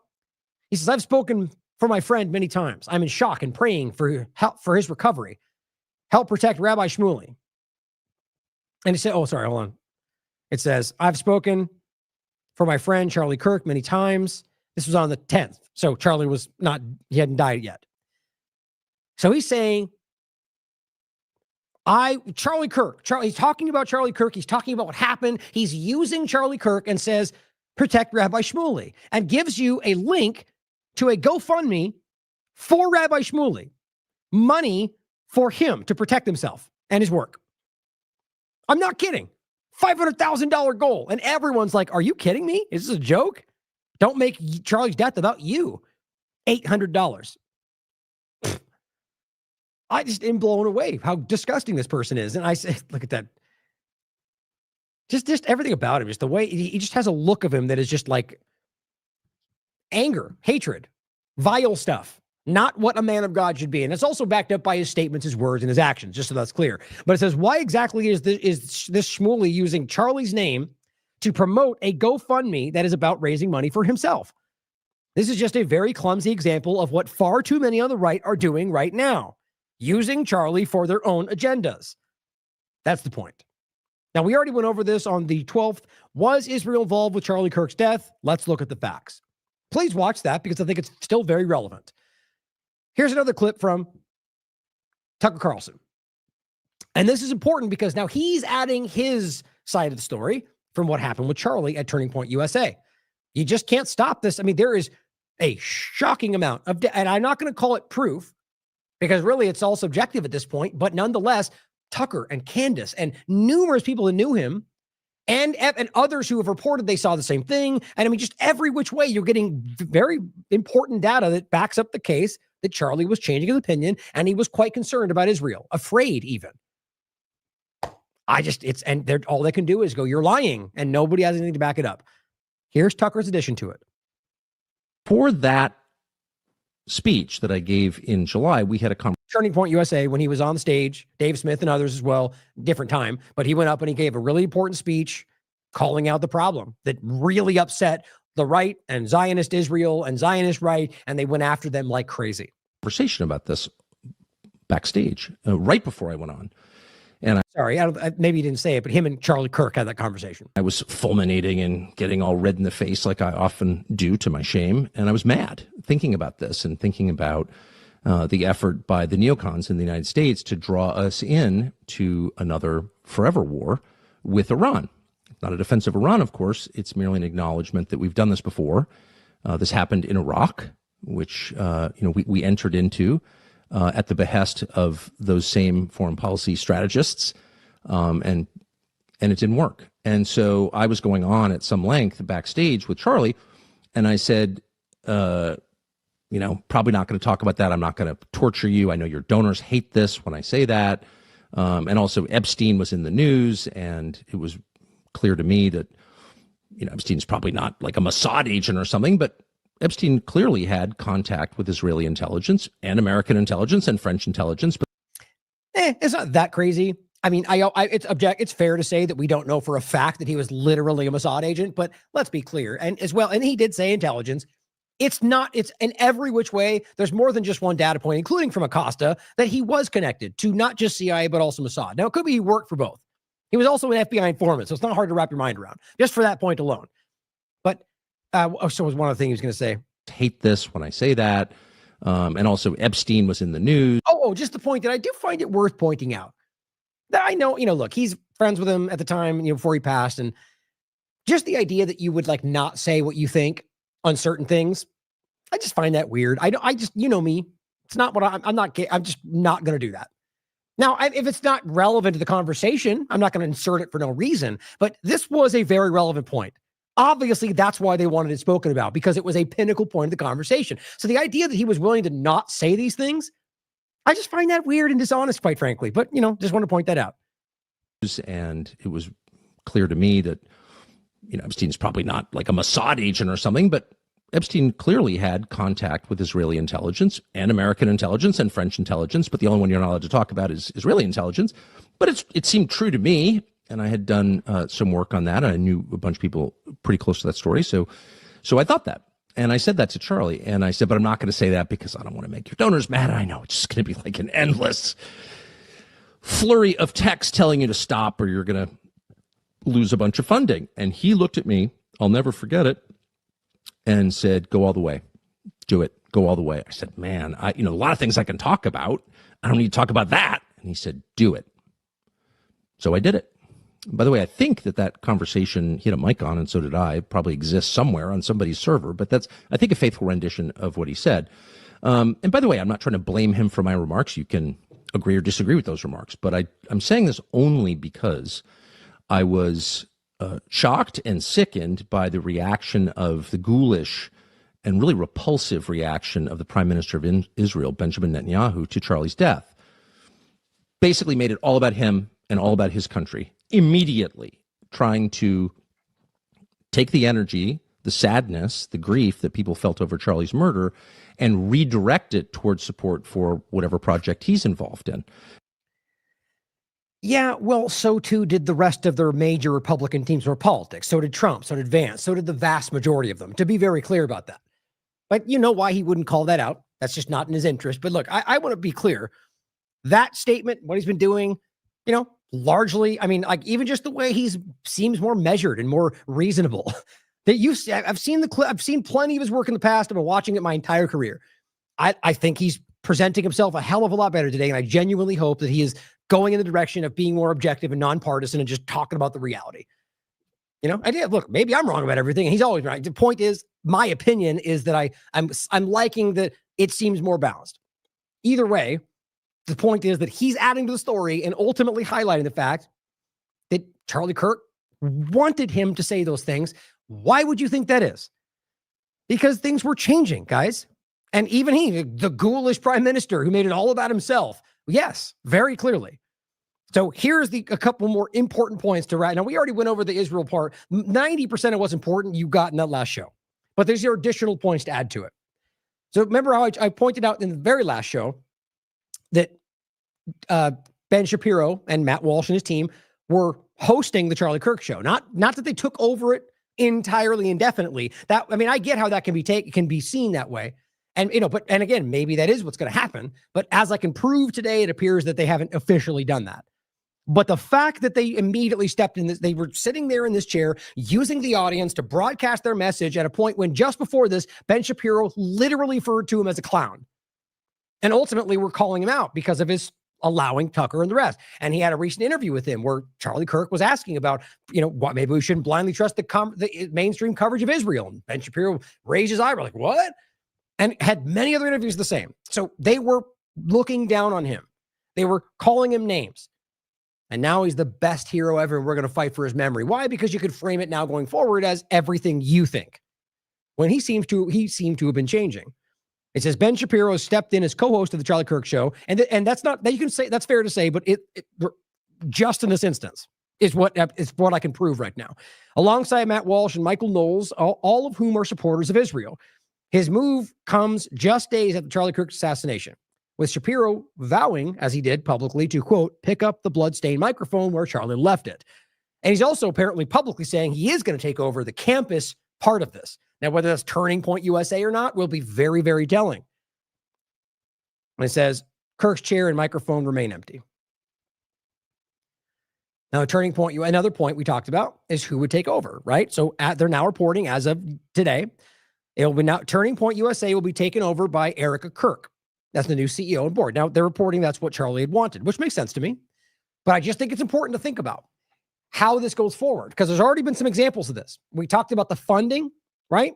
And we talked about who controls Turning Point USA. Those are two important things. If you believe there was some kind of malicious action that got Charlie out of the way because he was shifting opinion and he was in control of a demographic that was the most important battleground for Israel, that's a provable fact. And if he was starting to shift his opinion, that was a very problematic thing for Israel. And they recently tried to give him a lot of money. Kirk refused Netanyahu funding, and he was frightened by the forces before his death. And Bill Ackman also brought him to a kind of an intervention that Candace Owens says she can verify. And he basically felt like he was being blackmailed. All right, so all of this adds up to a pretty damn clear picture. But again, some of the parts you can't verify. My point is, if she takes over and all of a sudden they get the tons of Zionist funding that they had turned down, that would be very telling. If, let's say, Ben Shapiro takes over Turning Point USA, that would be very telling. See my point? So these are the developments here. So now that she took over, I think it is highly relevant. Businesses, related organizations financially supported Charlie Kirk's Turning Point USA for years. Turning Point USA was launched by Kirk and grew donations from a range of benefactors. Actually, you know what's funny? I knew this headline literally changed.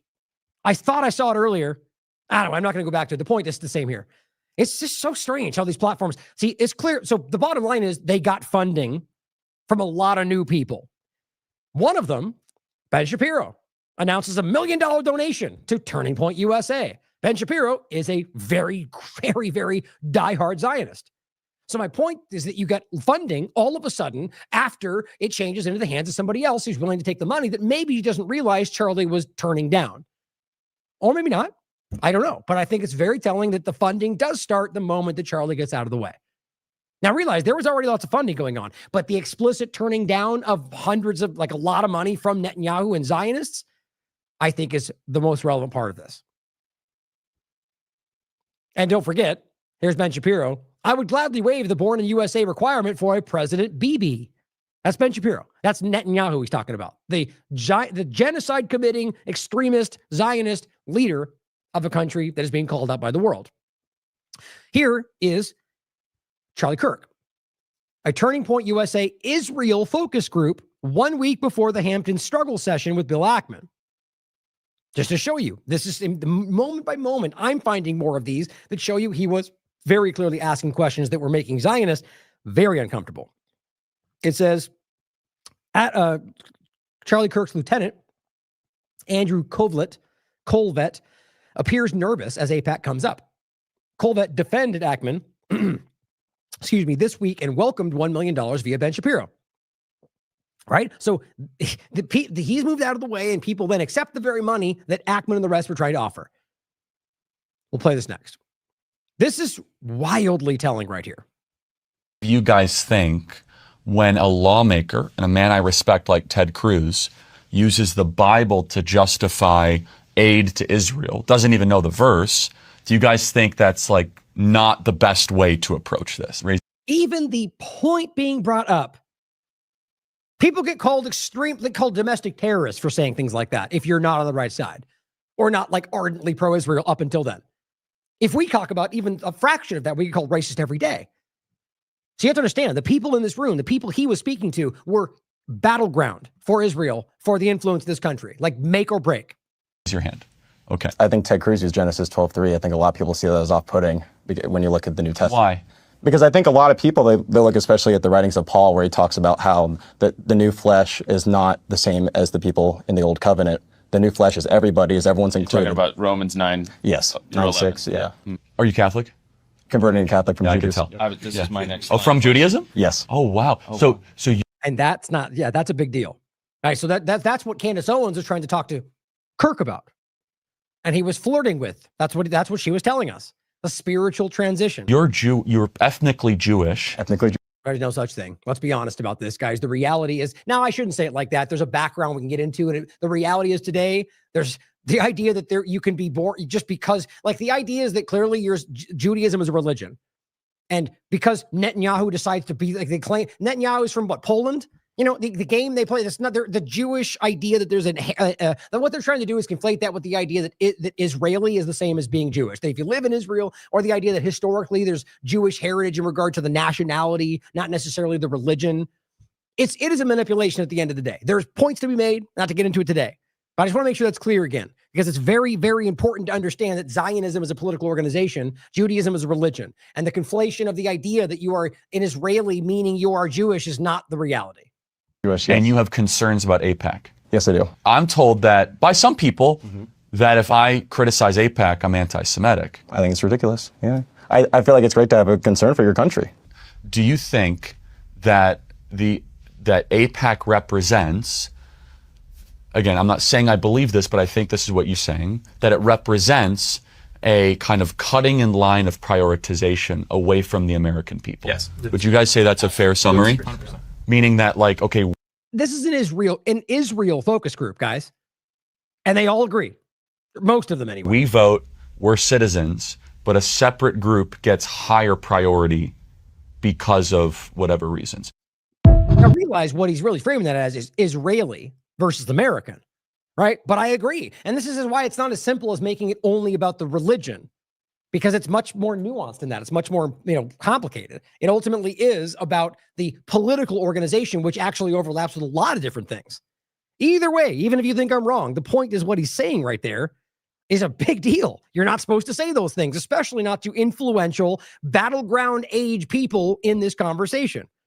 Here, the next clip is the same guy, Andrew Colvett.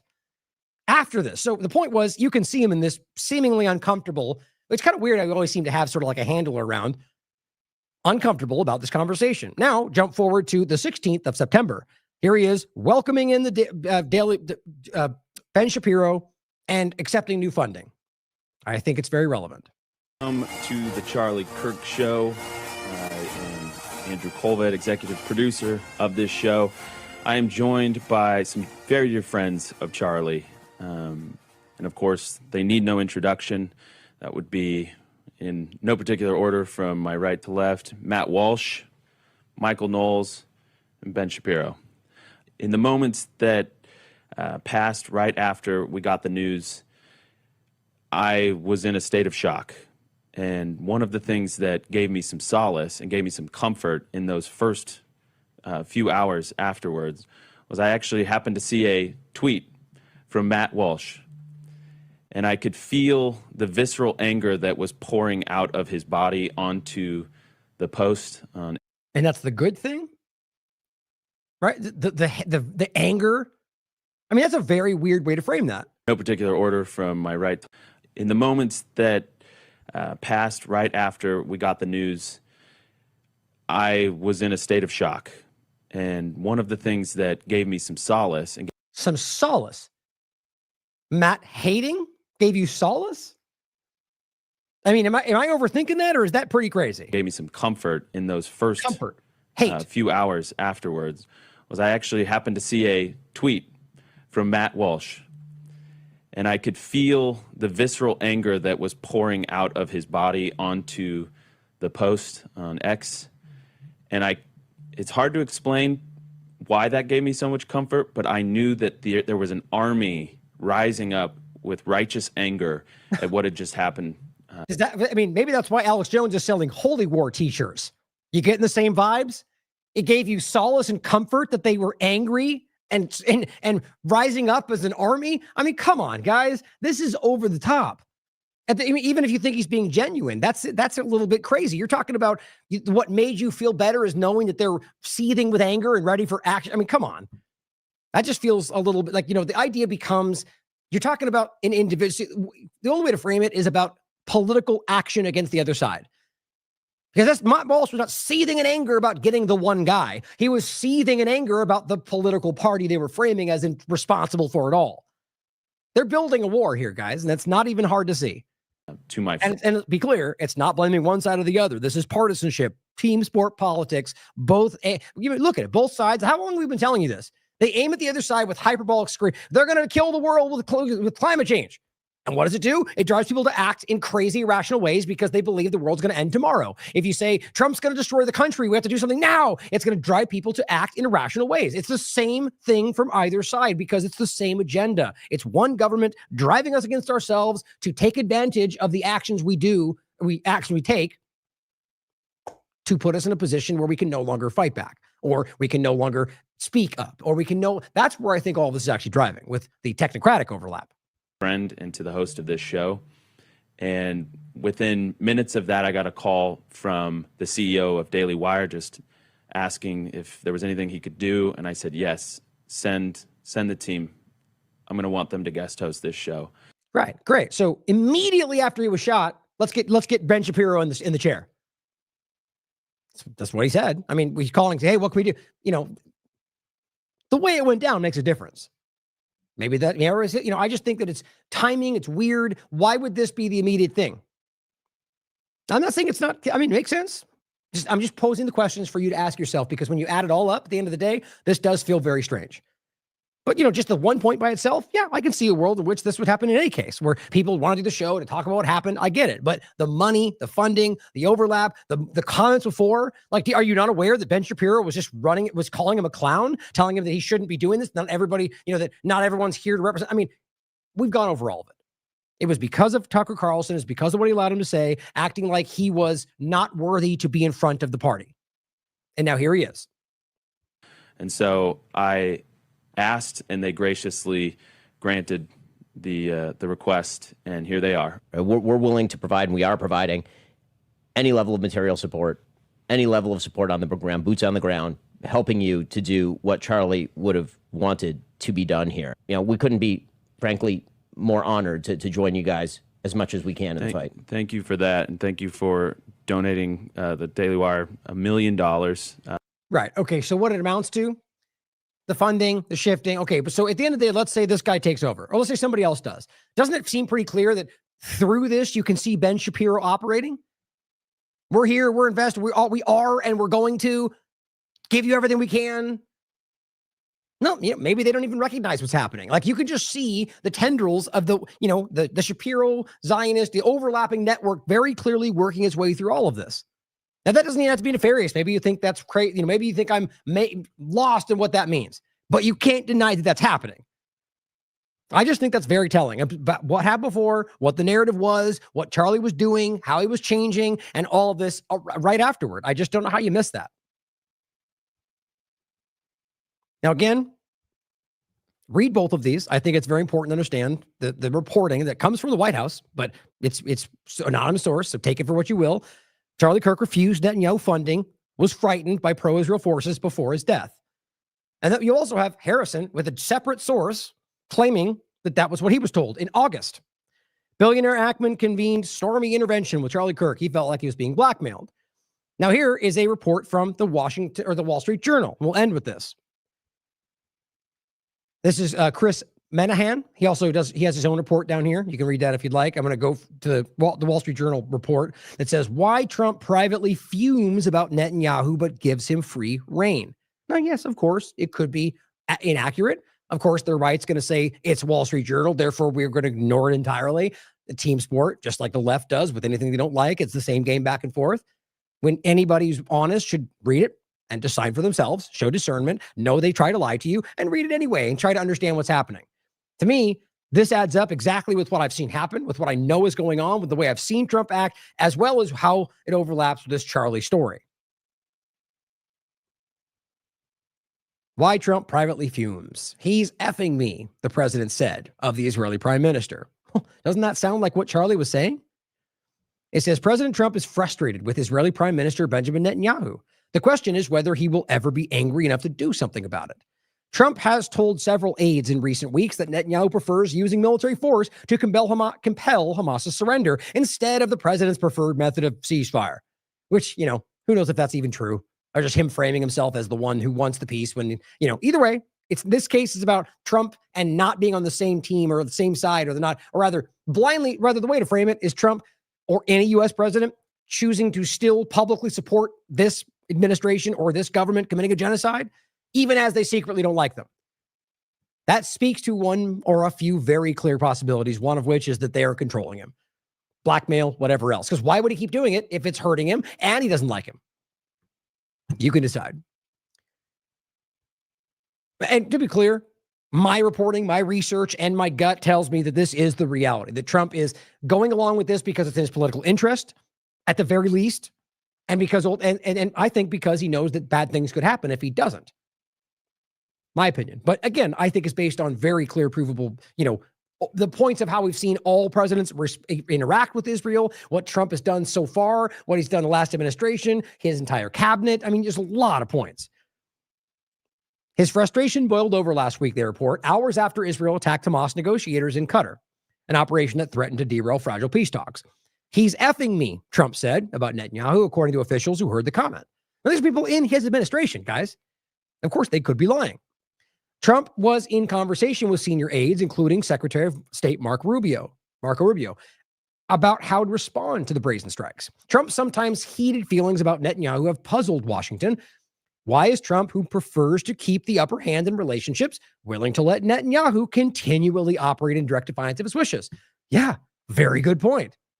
It's slightly baffling and counterintuitive, said Shalom Lipner, who served 7 consecutive Israeli prime ministers in their offices over the quarter century and is now at the Atlantic Council. Of course he is. Right. So an Israeli prime minister aide who's done that for 7 consecutive Israeli government administrations is now at the U.S. Washington Atlantic think tank, Atlantic Council. Now, don't worry about that. Netanyahu's moves have prolonged the Gaza war, created trouble for Trump with other U.S. allies in the region, and made the expansion of the Abraham Accords excruciatingly difficult, like everything he claims he's trying to accomplish. So either he's okay with Netanyahu just screwing up what he wants to happen, or he doesn't have a choice. I'm mystified, and so are many other Israelis, says Itmar Rabinovich, a former Israeli ambassador to the U.S. during the Clinton administration. Quote, he's under siege and makes mistakes. The only thing that's really working for him is Trump's support. Trump's exasperation hasn't turned into any form of public pressure. He says things, but doesn't ever push back. He has refused to leverage America's last military and political support for Israel, as well as his warm personal rapport with Netanyahu. Rather, he has opted to stand by as Israel launches a massive offensive into Gaza City and watch the prospects of his desired peace, if that's what he really wants, slip away. White House declined to comment. The senior Israeli official described the relationship between Netanyahu and Trump as excellent, and that reporting to the contrary was fake news. U.S. and Israel interests and core values are closely aligned, the official added. I believe that's more close to the truth.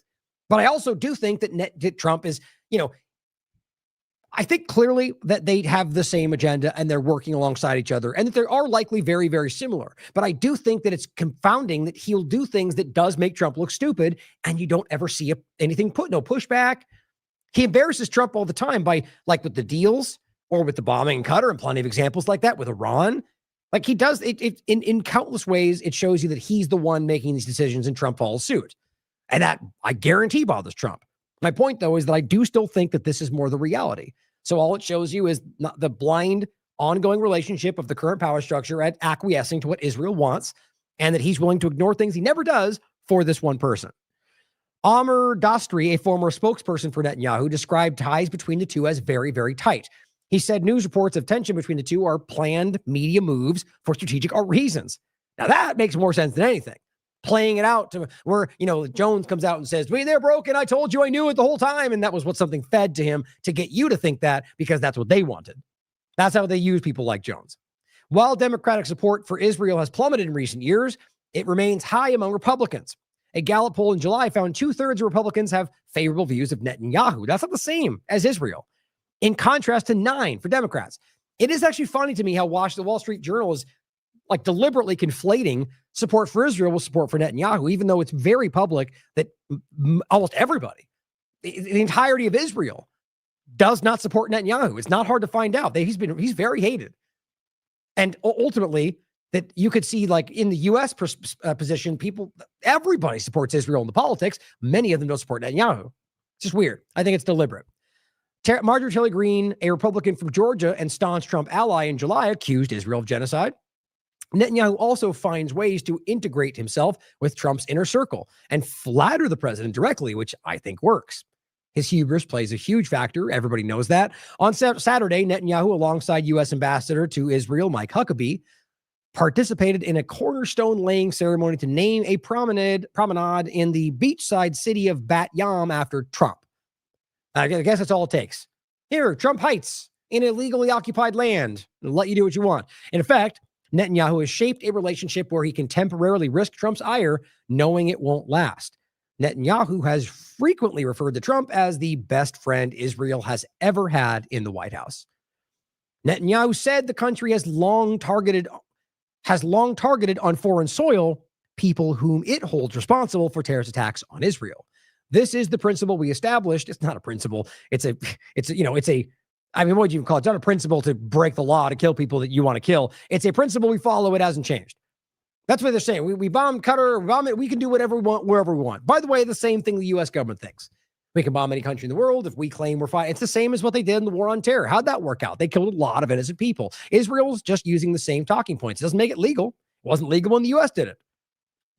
It says ultimately, however, the biggest problem with the Qatar strike may have been that it wasn't successful.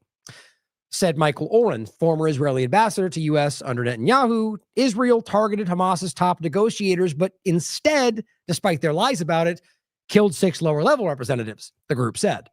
The chances are, if our operation in Doha succeeded, Trump wouldn't have condemned it. He would have taken credit for it. Isn't that the truth? He likes winners. The same logic may apply to Gaza. These are opportunists, guys. I think that's obvious. You know as well as I, if it was something everybody liked, he would have been like, I'm involved. Clearly, he thought it was very problematic because they assassinated an entire group of people with no justification. People that they invited there. So he acted like he was unhappy about it. But what did he do? Did he stop funding them? No. Stop arming them? No. Did he stop publicly supporting him? No. So nothing happened except him going, I didn't like that. So overall, the idea, like Trump and Netanyahu have said that this was, even Iran, like the most successful operation in American history, Trump just said. No, they just lie, guys, because politicians across the board lie to you as a matter of practice. It says there has to be somebody standing with an Israeli flag saying we won. That's what the Israeli said. I think Bibi understands this about Trump. Think about what he just said. Think about why we're seeing what we're seeing. There has to be an Israeli with a flag saying we won. I think Bibi understands this about Trump. It's very wild where we are, guys, and it is very clear if you're just choosing to pay attention. They're a long one today, but thank you for tuning in. I think it's important that we continue to flesh this out, and I will I'm planning on doing a show tomorrow, but I can't guarantee it based on a few factors. But like I said before, assuming my internet doesn't go out for 2 days again, I'm going to be hell bent on getting as much out as I can, and more coming in general. And in fact, including some new stuff, new things I've been working on, side projects, things that I don't want to get into just yet in case that doesn't necessarily develop. An article from a new writer that I'm probably going to put up tomorrow that'll be very important. Some more interviews coming out soon, new panels with the IMA, lots coming your way, guys. So thank you for continuing to support independent media and anybody out there who's objectively covering things in a nonpartisan way, just cares about the truth. They need your support today because they're the minority out there, despite that being what everyone should be striving to be and everyone should want to watch. Because otherwise, all you want is a narrative spun by people on a certain side. It should be about what is the truth with nothing else. That's what we're going to bring to you guys. So thank you for being here. Keep questioning this stuff, guys. It's getting harder and harder to not see how not just flimsy it is, but how much the partisan sides are imploding. I mean, I've said it a long time. Watch, look. I think right now that the entire partisan model is breaking down. Like a lot of stuff is, but that's an important linchpin. That is the crux of the issue. We need to keep breaking that down. And I think that's why this is getting so aggressive and so inverted, and domestic terrorism left and right. It's kind of blowing up.